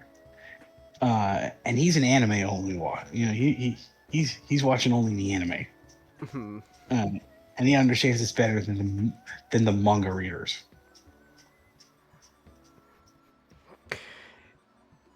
Yeah. That's Well, like to cut it short, because it obviously. Oh, what were you gonna say? I think I cut you off. No, I wasn't gonna say anything. Don't worry. Okay. To cut things short, because it is still a movie in theaters, and I do want to, like, I do recommend it, and like I do want to watch anyone who's has caught up with either the anime or the manga to see the film. It's like, Mappa, as always, they've done a really damn good job. And just like, hopefully, brighter things is coming to my boy. Hopefully, my boy Tenchi gets a win for once. Hopefully, he can finally meet a woman who actually likes him. He's got a girl failure to go save and win. Please, Fujimoto, let my boy have this. Why must you rob away everything that makes him happy? Oh, this is bad. Speaking of happiness and lack thereof. That's my I guess that's the impression I'm getting. SGD. What is your happiness? My happiness is watching and reading good Digimon stuff. How's that anime going for you so far? It's been pretty good. Okay then. I saw someone do a massive write-up about the first 2 episodes, comparing it to Ghost Game. I'm sorry that you are the way that you are, but I'm not reading all that. It's like, I'm just going to compare only Ghost Game, but then they talk about a bunch of later Ghost Game stuff. You can't compare 2 episodes into a show to a 50 long episode show. And Ghost Game was only good for the first couple episodes. No, Ghost Game was pretty good for half its run.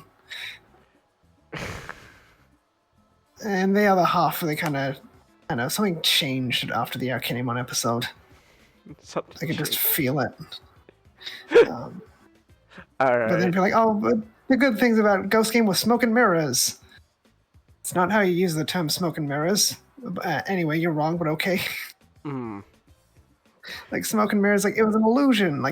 So the episode writing is an illusion. It's just a collective. Ghost Game was a collective fever dream, is what they're saying.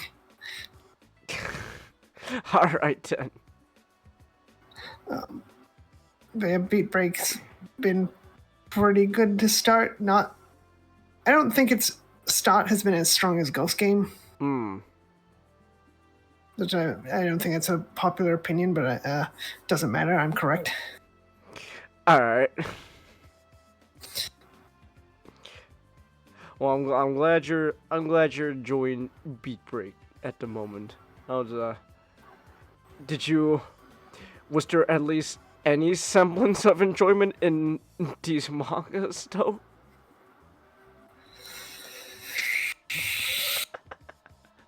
I'm sorry. Sorry.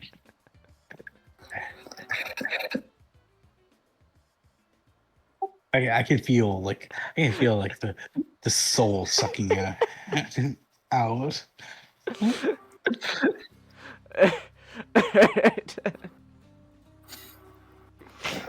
So, anyway, more Digimon comic stuff that Bandai released. Of course, from another runner-up from the Digimon Digimon manga comic whatever contest.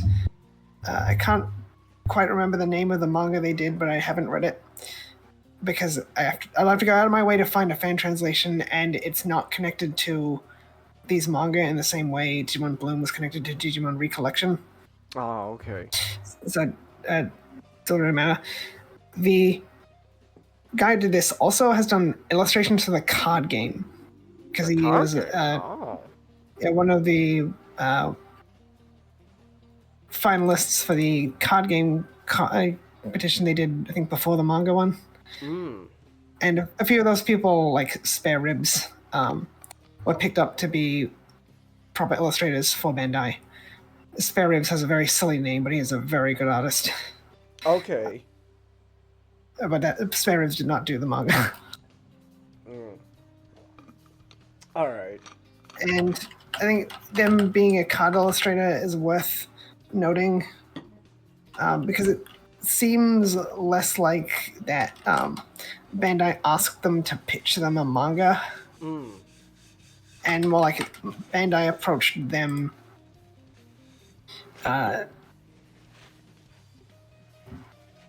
to make a manga for them. Say it. Hajime Kareki.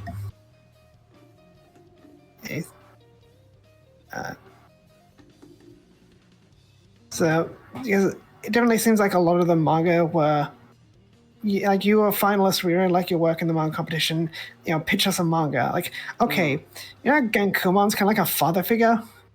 What if he was a guy's dad? Go on. I'll talk about Digimon Knuckles some other time. But it seems like they approached him like, hey, can you make us some, Digimon Seekers stuff just to round off Seekers, I guess. Because there were more than 5 honorable mentions in the comic awards. I think it was, the semi-grand prize, Digimon Bloom.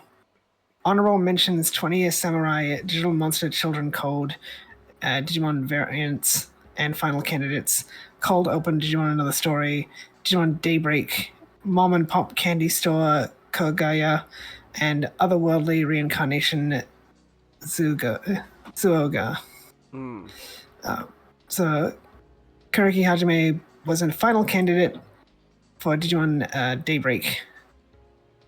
And I think they were the only final candidate to get picked up to do more manga. Alright. Because he had Digimon Bloom went on to be Digimon Recollection, Children Code went on to Digimon Paradox,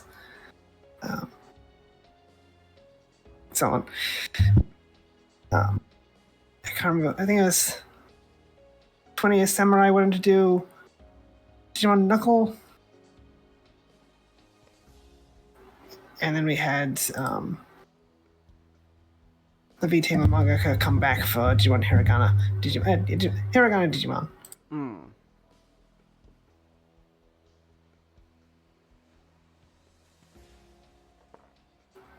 Let's check.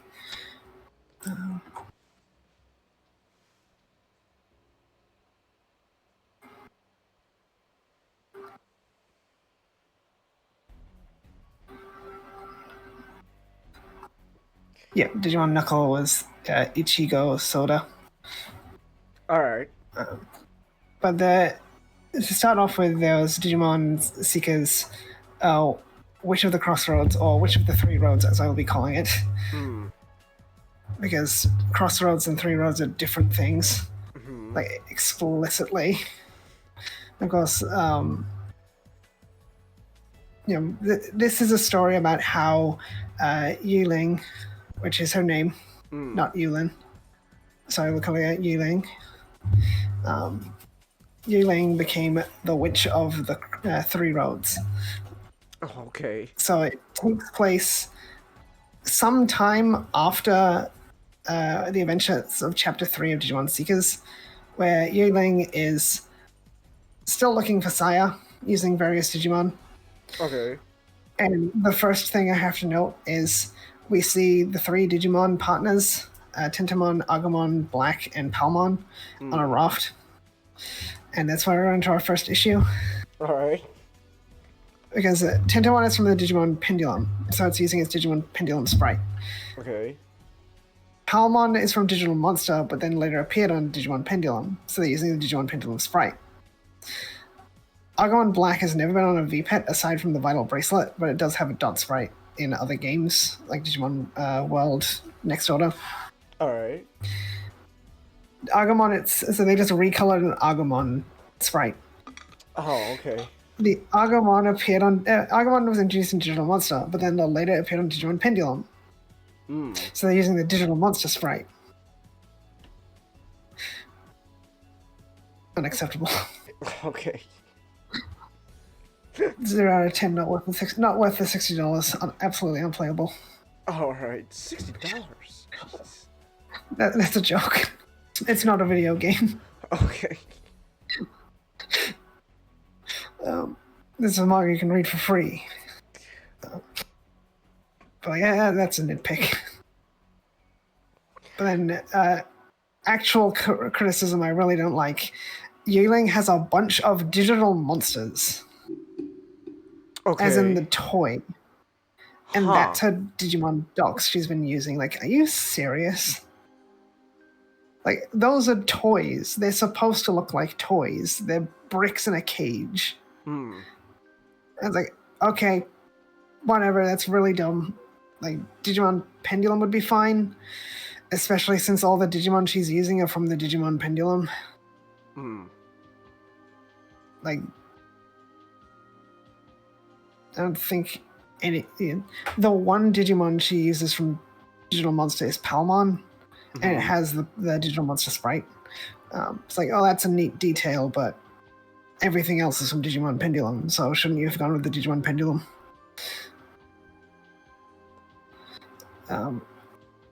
But, yeah, Yuling has had no luck searching for Saya so far, so she's contacted... She keeps hitting a wall, and the Digimon she's sending vanish. Then she's contacted by Professor Ryusenji, who tells her about the wall, and which is the location that will later be the foundation for Wall Slum, which doesn't exist yet in any formal sense. And Yuling is given Ryudamon. And again, have to complain. Ryudamon's on a Digimon Pendulum X. Which again is a toy. And it looks more like a toy than something like the Digimon Pendulum. I'm surprised they didn't go with Digital Monster X, which is just a digital monster with some extra paint slapped on to form an X. But I get what they're going for. Like, yeah, Ryudamon debuted on the Digimon Pendulum X, so here's the Digimon Pendulum X. But, like, Digimon Seekers didn't shy away from just not matching the Digimon to the toys. Like, Satsuki uses a Digimon XL to summon Brigadramon, and Brigadramon was, of course, not on the Digimon XL because the Digimon XL is over 10 years old. Or, I think, not quite 10 years old, almost 10 years old. As quite an old toy by the time Seekers came out. But, like, hey, it looks like something someone might build from bits of scrap to make a device, unlike something that looks like bricks in a cage. But after meeting Ryudamon, Yiling just mind links and goes to the wall for the first time and discovers the barren wasteland on the wall, and the sort of all these shacks of Digimon are built to live in, and they really rush through conversation. Ryudamon is very flat around Yiling. Like there's not any chemistry between the two. He calls Yiling the witch, so Yiling has established herself as some kind of hacker, because as established in Seekers, she was a white hat or a black hat depending on the winds. So she's established herself as something. Thinking about it this morning, it's like, what were those kids studying in university anyway? Did she just give up on life and decide, yeah, I guess I'm gonna hack stuff now? And she was devoting all of Digimon to finding Saya. When did she have the reputation as the witch? And Ryu Senji's like, I'm not spying on you. Of course, this is Ryu Senji, so he's obviously lying. But he knew Yiling was the witch, and that's presumably where Ryudamon got the name from. So Ryu Senji was absolutely spying on it, even though he said he didn't. Of course, we get some scenes of just Yiling walking around asking Digimon, like, have you seen a black Agumon? And no one seems all that surprised to see a human. Alright. Which, they're really weird. Like, in Seekers, it makes sense because, a lot of humans seem to frequent Wolfslum. But a lot of the Digimon forming this encampment are Digimon that have been abused and tossed aside by humans.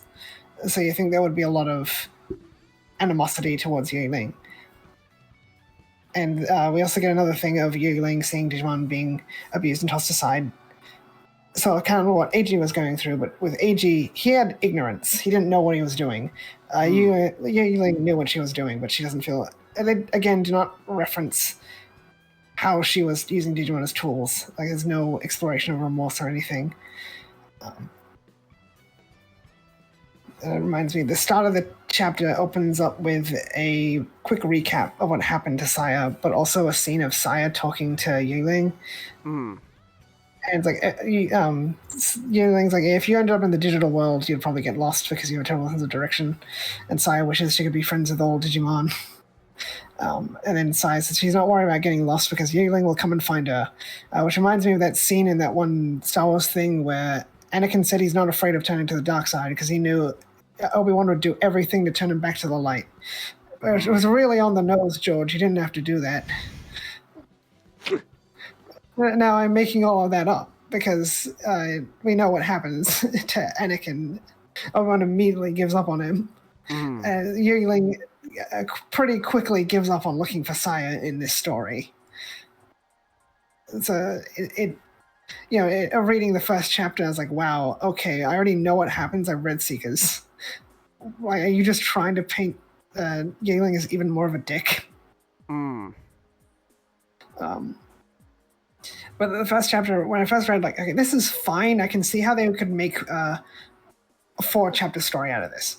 There's plenty of time to get this very simple story done.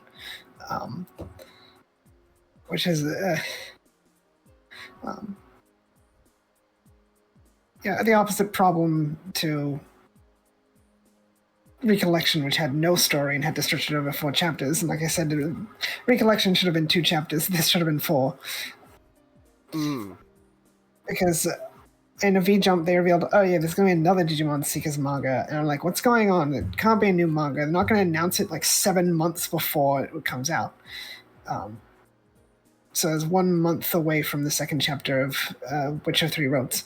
And it comes out. And it's real, this is the last chapter. It's only 2 chapters. Oh. And so what happened was the Black Agumon was supposedly captured by Etamon working for Warumon Zaimon. So we skip ahead this massive chunk of time between chapter 1 and chapter 2 where Ryudamon and Yiling got themselves captured by the Etamon on purpose so they can go inside and exchange Yiling for the Black Agumon. then Ryudomon will just walk out of there with the Black Agumon, and Yuling will teleport because she's tied to Ryudomon's Digicore.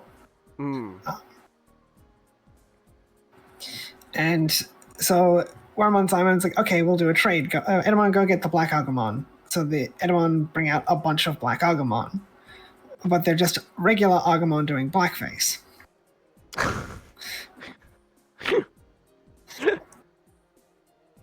And then Wormmon Simon's like, I'm not interested in making a trade because you're here to turn my minions against me. And so Ryudomon gets really pissed off because power should be used to protect the weak, not exploit them. The real Bushido spirit, which was introduced in Chapter 2. And so a fight breaks out. Okay. And then Ryudomon's Bushido spirit causes them to evolve into Hisaryumon because adult levels can go to hell in Seekers, I guess. Okay. I get Ginryumon's kind of ugly, but come on. Seekers has something about just skipping the adult level. But then Yuling and Hisaryumon fight Wormmon Zaimon, but Wormmon Zaimon's attack, Heartbreak attack, can make you depressed. So he loses the will to fight, but then Yuling's like, remember your Bushido spirit, like, you're right. And then he turns into a sword and kills Wormmon Zaimon. Okay. And then everyone just starts celebrating Yuling for saving everyone. And that's how she became the Crossroad Witch. Wow. Riveting stuff there. Yeah, and they just give up on finding the Black Agumon. They just and give like, up sorry, on we the didn't find the. Sorry, you didn't find the Black Agumon. I was like, what? But the Kamemon they met a Kamemon who insisted that Black Agumon went to the Crossroad Fortress, which is Wormmon Zaimon's fortress. Weirdly, it's called the Crossroad Fortress, despite only being connected to 2 roads. Okay. So I don't. How can she be the Witch of 3 Roads when there's only 2 roads? Answer me that, Digimon Seekers. Maybe the 3rd road's metaphorical. And then Digimon, we get to see a bunch of Digimon which hadn't appeared in a lot. Like even Petit Memon makes its return from Digimon V-Tamer when V-Tamer set Bandai.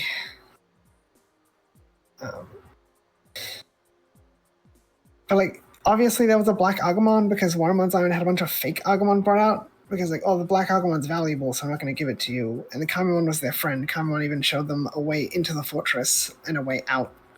It's like, so Kamemon was just lying, or that Agumon just somehow got really dirty. That looked like a Black Agumon. And like, I really did not like the idea of this manga from the first place because it fits Seeker's theme of always going with the least interesting option. Like, we could have had something about, I don't know, Kosuke forming the Sons of Chaos or something, which reminds me, Doremon briefly shows up in the 2nd chapter. No, he doesn't do anything. I don't know why he's in it. Alright. We just see him with he distracts some Edamon, and then we see him with some eggs at the end. Like, are those the Edamon? Are they not the Edamon? I don't know. Where's Kosuke?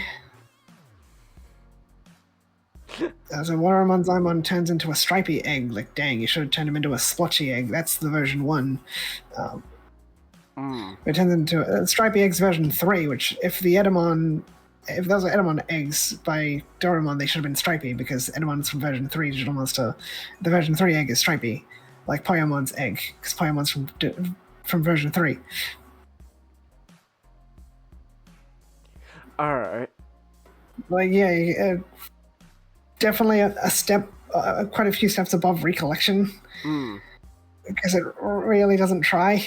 So it gives me the impression, like, yeah, this seems like something Bandai commissioned, not something the artist pitched to them. Okay. Hence why it's only 2 chapters as well. Mm. But there's nothing really to note. It's like, okay, it's. I think I've made this comparison before.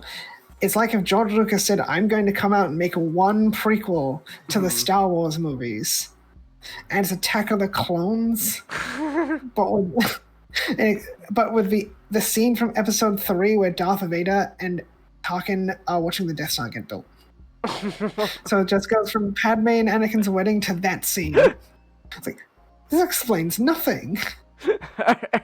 Where's the before and after? Like, you think it would have at least explained how Yealing came to form the Digipolice.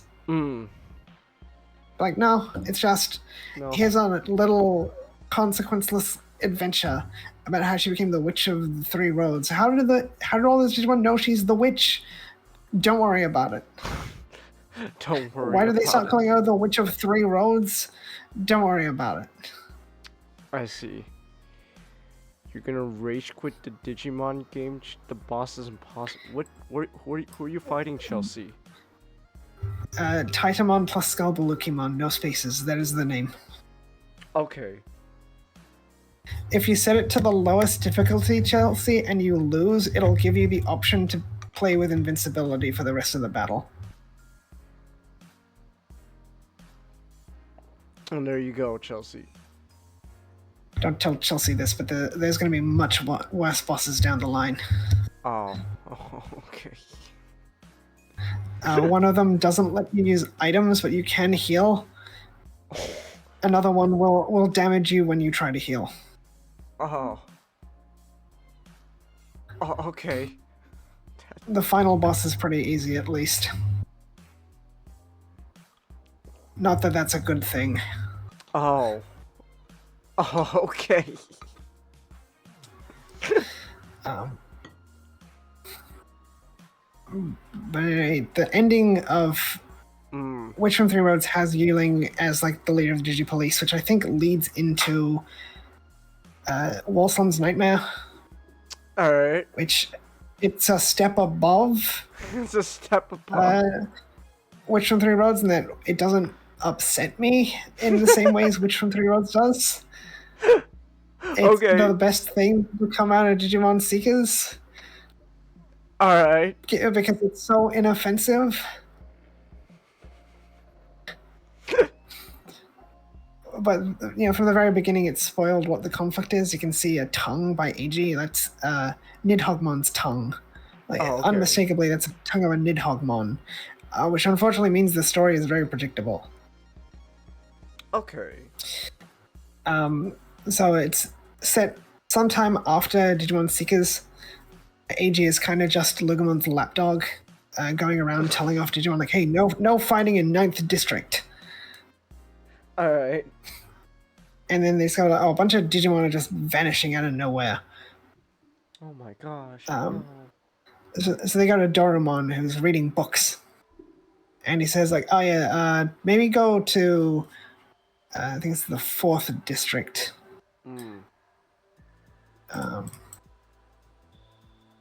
So to talk about something about the districts. There was 9 districts in Wolfslam. And the avenues. So Dorumon is in charge of Avenue 1. Then Avenue 2 is run by a Revolmon. Avenue 3 is run by either a Megadramon or a Gigadramon. I don't think it's Marvin's, because they never bring that up. So I think it's definitely not Marvin's Megadramon. Avenue 4 was run by Digitamon. Avenue 5 is run by King Scamon. Oh, great King Scamon, which is referenced in Digimon Seekers itself. Avenue 6 is run by Cyberdramon. Avenue 7 is run by Rebellimon. Avenue 8 is run by Minotaurmon. And Avenue 9 is Lugamon. Revolmon is the only one that can't go beyond adult level, running an avenue. Like, huh. Not that that means anything. But they do show a diagram of all the avenues, and there's a big problem.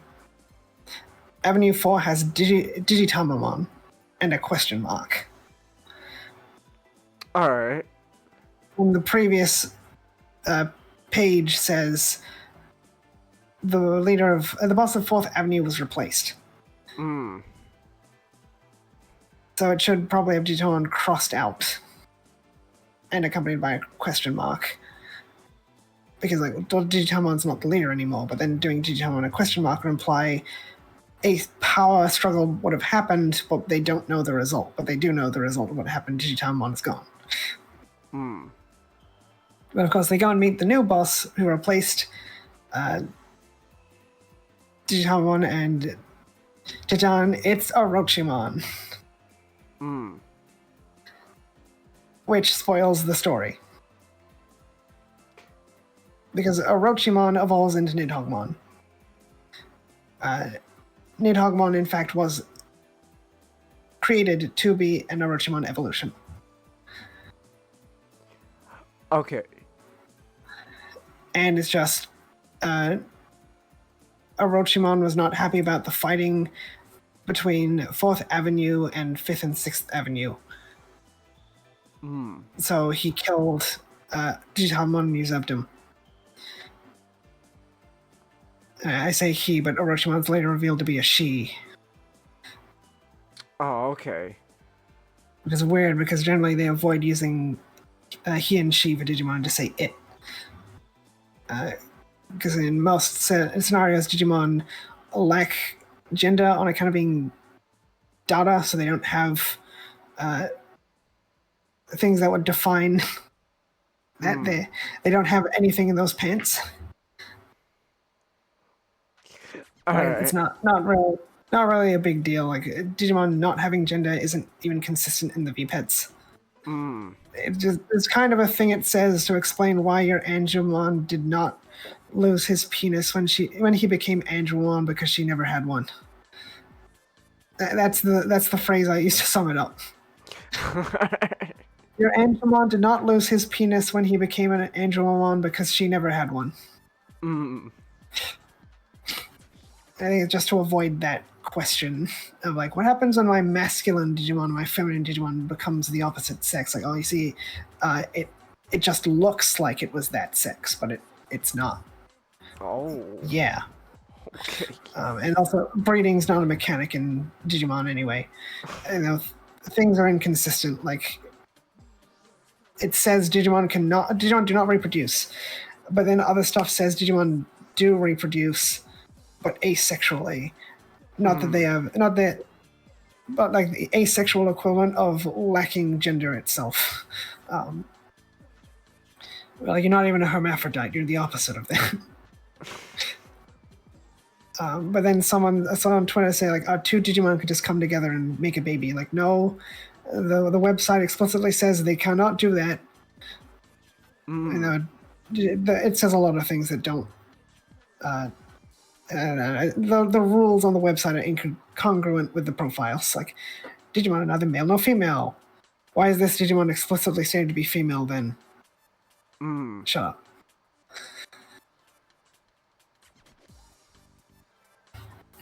Anyway, they go talk to Orochimon, and Orochimon's like, I want to form an alliance with 9th and 1st Avenue.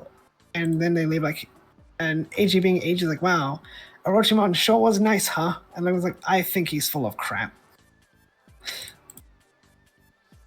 And then they bump into Leon, who's tending to a massacre of Digimon.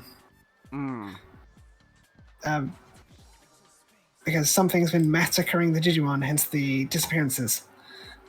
So they go to Yiling and Satsuki.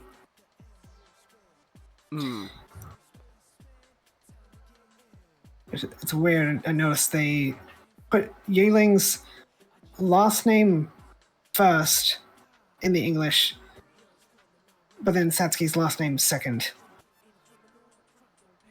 That's a mistake. Okay. Because Shu is Yiling's surname, not a given name. Whatever, I guess. I also noticed in the second chapter they forgot to include attributes. They also do it inconsistently in the first chapter, but whatever. And the Digipolice say that the population of Digimon is plummeting faster than the population growth. Like, now hold on, Digimon turn into eggs. What do you mean the population is going down? The population can't go down. Like, why do they care if all the Digimon are dying? That makes their jobs easier because there's no Digimon poachers. Like, the Digipolice do not exist to protect Digimon. They exist to protect Japan from Digimon.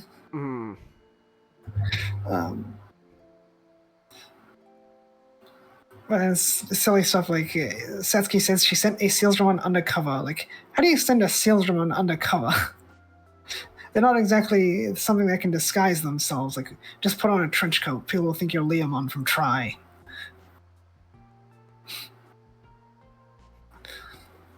But it's just weird conversations, not really amounting to anything, just filling pages. But I do notice that they go to the Truffle Cafe. And I know what that is. That's a reference to Digimon Rearise, the best Digimon game. Unfortunately, it was a mobile game, so it got shut down. The story was too good, and we couldn't have that. I see. Oh well, at least Time Stranger is fun. At least Time Strangers is fun. What is conflict, Chelsea? Inori talk about it? The conflict, Chelsea, is the Titans, the other Digimon of Iliad, and the humans all going to have a massive three-way war. Oh, there you go, Chelsea. We don't want that. That's bad. Because the Titans attack the humans, then the humans attack the Digimon. So the Digimon retaliating, but the humans are technically also retaliating, and I don't know why the Titans are doing what they're doing. The Titans are going to play both sides so they can come out on top. Following it now. Now, that's what a different character is doing. Oh, okay. The final boss is playing both sides so he can come out on top.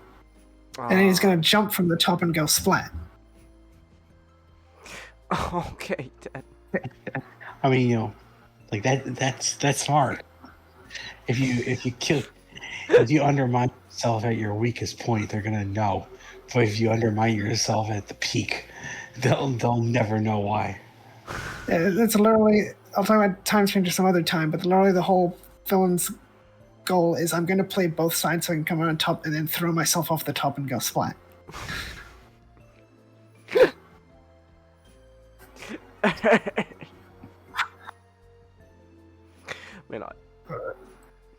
But Time Stranger, the Titans get kind of weird. Like, I found out Titamon's not even from Iliad. He just showed up like, I'm going to work for you. It's like, so why do you fight with the other Titans if you don't have the same issue with society that they do? It's like a white guy moving into a black community. And it's like, yeah, we share the same struggle. Slavery was really bad, guys. Guys, I think slavery is a bad thing. I am one of you now, and thus your past also affects me.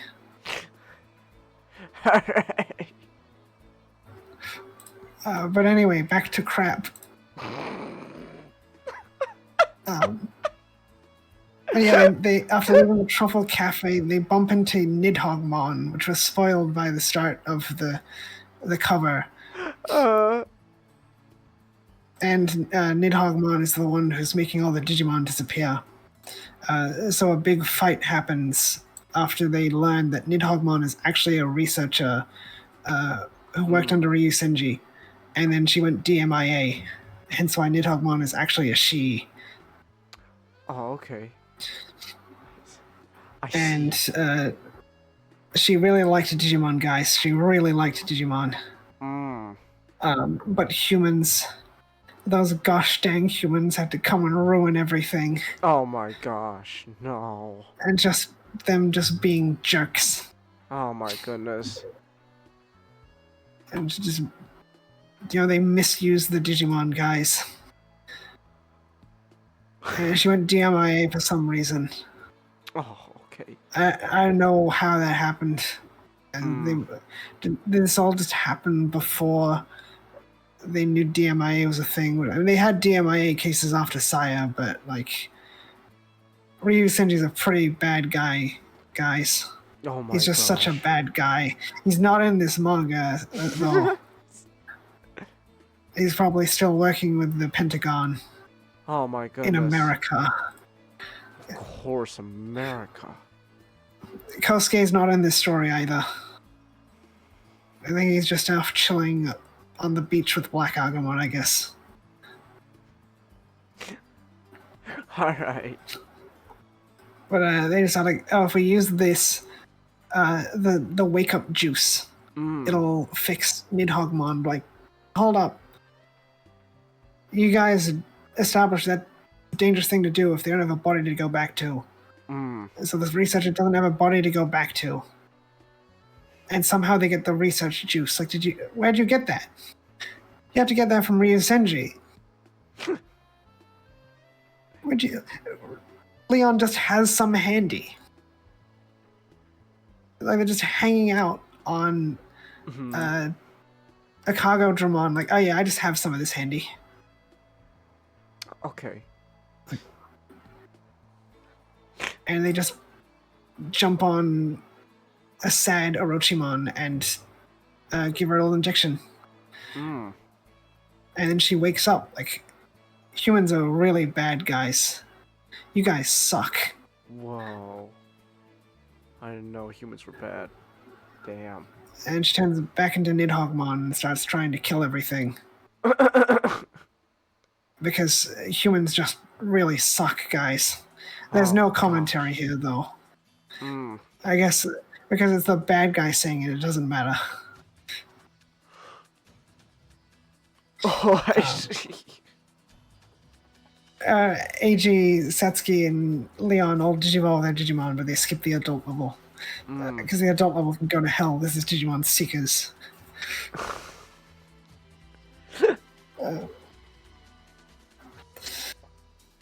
And they fight Nidhoggmon, but it's not working. And it's like, oh, if we hit it in the head, that's where its Digicore is. So they evolve again. But then we get to see the adult levels, like as if they're warp evolving, like they're not even warp evolving. But at least we know Pulsemon evolves into Bulkmon now. Okay. And then they do a big attack and kill Nidhoggmon. As if that would fix anything. Because when you kill a Digimon, it turns back into an egg, but not Nidhoggmon, I guess. Okay. And we know from Seekers, and like, no, if you kill a Digimon, it'll turn into an egg. That's what would happen to Pulsemon, because they've established if a Digimon enters the digital world, the system will purge it, which would have happened to Pulsemon when it got sucked into the vortex, because it's tainted by human data, but somehow Pulsemon was still alive. And pretty sure if you kill a Digimon with a human attached, the human consciousness would not be erased, because Saya would have been in that Agumon for a very long time. Okay. And AG notes how a bunch of Digi-Eggs start reappearing because they were eaten by Nidhoggmon, but not all of them return. Don't worry about that. Don't worry about it. And Yealing kind of tells off Leon and AG. And AG and Lugumon Shore are pals. Okay. If Lopmon die, it won't be erased, Chelsea. No, Chelsea, it'll be fine. Well, there you go, Chelsea. Don't worry, your Lopmon will be okay. It's just gonna become an egg. Yeah, this whole story is just filling a handful of pages. It's not saying anything meaningful. It's not adding anything to the Digimon Seekers setting. It's just a short little adventure that accomplishes nothing, but doesn't acknowledge its lack of accomplishment. Oh, okay. That science girl is still going to be stuck in that Digimon for eternity, I guess. Okay. She's just select like that. Hope you enjoy life, bitch. Okay. So she's just gonna be a sound Bermon flying around with a human consciousness still. I don't even acknowledge, like, what's the long-term effects of the wake-up juice if you can't go back to your body? On account of your body being dead. Don't worry about it. Don't Unless worry her about it. consciousness just ceased to exist. Alright. Man, there's nothing even to get angry about here. It's just fine. You're just dead inside, reading these mangas. Just like, yep. And this one's not bad enough to make me feel dead inside. It's just nothing particularly evokes any emotion out of me, aside from them not putting a cross on Digitamamon. That's my only real complaint. Is like, yeah, you should have just put a cross on that Digitamamon. Okay. And like, it's predictable, but like predictability is fine. But you kind of you make it very obvious what's going on here.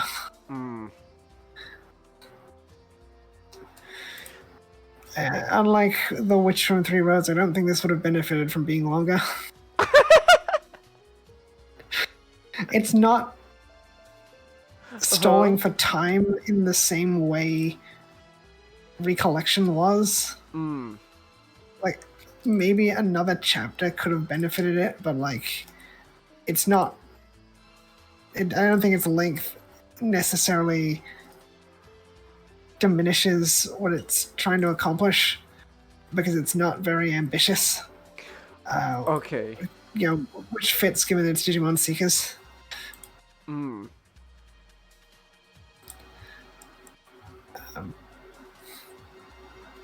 As we do see Numemon evolve. Like, I thought maybe Waramon Zaimon would have been Satsuki's Numemon.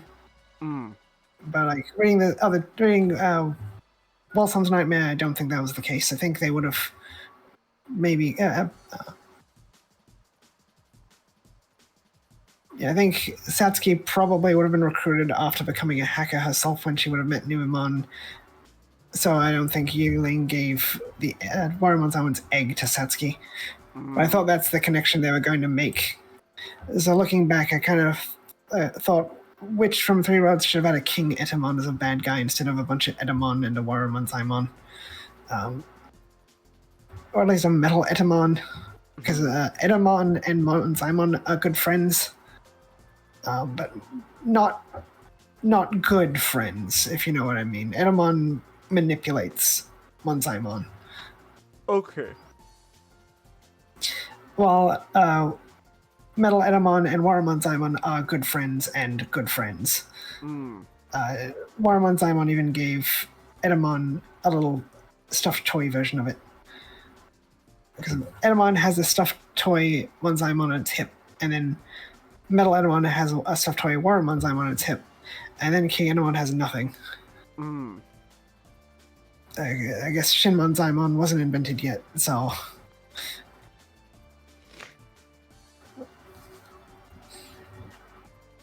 Alright. But like... Yeah, I hope this is the last we see of Seekers, because they don't seem to be interested in doing anything with it. You're done with Seekers. I was done with Seekers after Seekers was done, Chengus.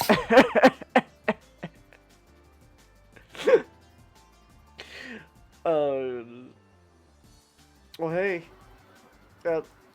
at least that new anime is pretty good at the moment. So The other Digimon manga are pretty. After this are good. Unfortunately, I have to save the best for last. oh, okay. So I think next time I'll probably talk about Digimon Knuckles, which is what if Genkumon was some guy's dad? Okay. Wait. And then after that, probably Digimon Get Back, which is just a one-shot they threw in for the volume 4 of the Digimon comics, which is what if a chosen child refused the call to adventure? Okay. And then Hiragana Digimon Story of the Royal Knights, which is by Tinya Yabuno. And it's just a Wanyumon going around getting the autographs of the Royal Knights. Okay. Well, And then finally, yes, the last one is Digimon Paradox, and we'll get to Digimon Paradox. Okay. Mark my words. All right then. Well, hey, at least it goes uphill from here. So that's good to know. Yeah, I have some good things to say about Digimon Knuckles, especially about a certain character. So I was not anticipating for it to impress me so much in that regard. Oh, excuse me. All right. Well, hey, I'm happy for you. It's all good Digimon stuff. Is the next Digimon manga you're gonna be talking about good, or? Digimon Knuckle has some good things, which I don't think it elevates itself to great. But it does. It's all like half about one thing and half about another thing. Like it sort of transitions to a different thing going on. I think the first half's pretty good, and then the second half, not necessarily what the story, not necessarily the conflict of the second half, but some of the character stuff of the second half have some good moments. Because it starts out as Genkumon shows up to a kid called Haruka, and it's like, hey, your father's gone missing, but I'll be your dad. And it's about people are going missing, and then Digimon are showing up. And then the second two chapter 3 and 4 are about dealing with that conflict itself. But it's definitely one of those things. Like, it's a shame it's only 4 chapters. I see. All right. Oh, and I do think it does a good job with the Genkumon, because Genkumon's like a stubborn father. And we do see a character who doesn't appear very much in Digimon stuff, and like, wow. Just the way they write that character is like, wow. Like the good wow. Good wow. Wow. All right. Well, okay then. Although next week I'll probably talk about Digimon Beat Break. All right. Cool. But only the first 3 episodes. Okay. I think we're up to episode 6 today. 6 already? Oh my gosh. Oh my gosh, I didn't realize there was 6 episodes already. I still need to watch the 4th one. I think it's 5 or 6 today. Episode 5 today. Episode 5 today. Okay. Yeah. So the first 3 episodes seem to be their own arc. So like, talk about those 3, because then episode 4 is kind of... Episode 3 wraps up what happens in the first 2 episodes. Yeah. Especially episode 1 and 2 are a 2-parter. Episode 3 is kind of its own thing. Episode 4 and 5 are going to be another 2-parter. Okay. Assuming it doesn't go into episode 6, but I don't think so. Alright. Is that gonna be like the trend going forward? A lot of these are gonna be like 2-parters? It's too early to tell, but I think with having the series composer being the same guy from Savers, I'm expecting a lot more interconnected stuff. And and the opening does tease the villains of the show, but the show itself hasn't teased them. Okay. Right now, it's teasing criminal activity involving Digimon. So I think that's building up to something. Then after that, we'll probably go into these 6 villains of the show. Okay. Because the opening shows off 5 villains who appears to be the big bad. And as one of the 5 villains definitely seems to be partnered to Gokumon. Given that he's in Chinese garb. So of course the Monkey Man is paired to the Chinese guy, and not because Gokumon's based on Sun Wukong, but because I hate the Chinese language. Okay.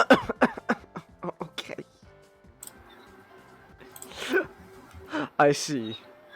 You just have a personal distaste for the Chinese, for how the Chinese talk. Yes. Okay. How do we pronounce Q-I? G? How do we pronounce XU? Chu? I hate you people. Alright. What about ZHU? Don't you start with me. Okay then. This is why I like Japanese. Japanese. SGD's, you're going around as Japanese is the superior language. What's weird about the Chinese stuff is like it was made by a single guy. It's like, okay, we're gonna write everything in English so we can actually learn this darn language. Because no one thought like, hey, what if we did what the Japanese do and had characters help us to read these things? Like, no, the Japanese take from us, not the other way around. Alright. So guys, like, let's go through the entire language and assign English letters to all of them. Mind you, there was some guy who invented Nihon Shiki. You can go to hell. Oh, okay. I think he's already dead, though. Hepburn is superior. Alright. Hepburn all the way. Alright. Unfortunately, Japanese stuff tends to go with Nihon Shiki for the names. Oh, okay. I ignore that. You're real Asian. You're a real enjoyer of the Asian culture here. I'm of European descent. European racism is very different from American racism. We don't criticize a race. We criticize ethnicity. That's great. All right. Well, Doesn't matter where you're from. Like where are your parents from? We don't care. Where were you born? That's what you are. all right. I'm European. There's no such thing as a European. Alright. Wait, man. You enjoy the Japanese culture. And you could shit on a character because you don't like their language. Alright. But yeah. Alright. What time is it, by the way? It is 12:04. Okay, we've been going for more than 4.5 hours now. Let's go. Still a long stream. Not as long as we used to go. That could all change next week. 'Cause I got things to talk about, and SGD's got things to talk about, and Zhao's got Like things to war talk and about. inflation. We got quite a lot to talk about next week. So you know what? Next week could be a 6-hour one. Who knows? So. All right. Anyways, with that said, though, yeah, I'm gonna call it here, and I need to get something to eat. I'm fucking hungry, and I also need to take a damn shower. And you know, in fact, I got a lot of shit to do. Actually, damn, I got a lot of shit to do, man. I gotta take a shower, and then I gotta fucking get started on the next project for class. I have to get started on a project for class. Damn you! Why must I do things for something that I pay thousands of dollars towards? Is there time for a Kino? What you got? What you want to show me? There's a couple things. I guess I could stay up. I guess I could do like short Kino, like me to like 2 or 3. Depends. So, but I can hang out for a little bit, Nick, and then I gotta get back. Then I gotta start doing the thing that I have to do for a college class that I paid money for, but I don't want to do. Damn it! Why must I do things for a thing I don't want to attend that I paid money for? I don't know. I think I must have a problem or something. The arts always require a degree of masochism. You know, you might be on something there, SGT. That's why I can survive editing. All right. If you don't have a level of masochism, you'll never make it in any of the arts. For the Guardian articles, like, God, I hate the Guardian so much, but I love editing so much.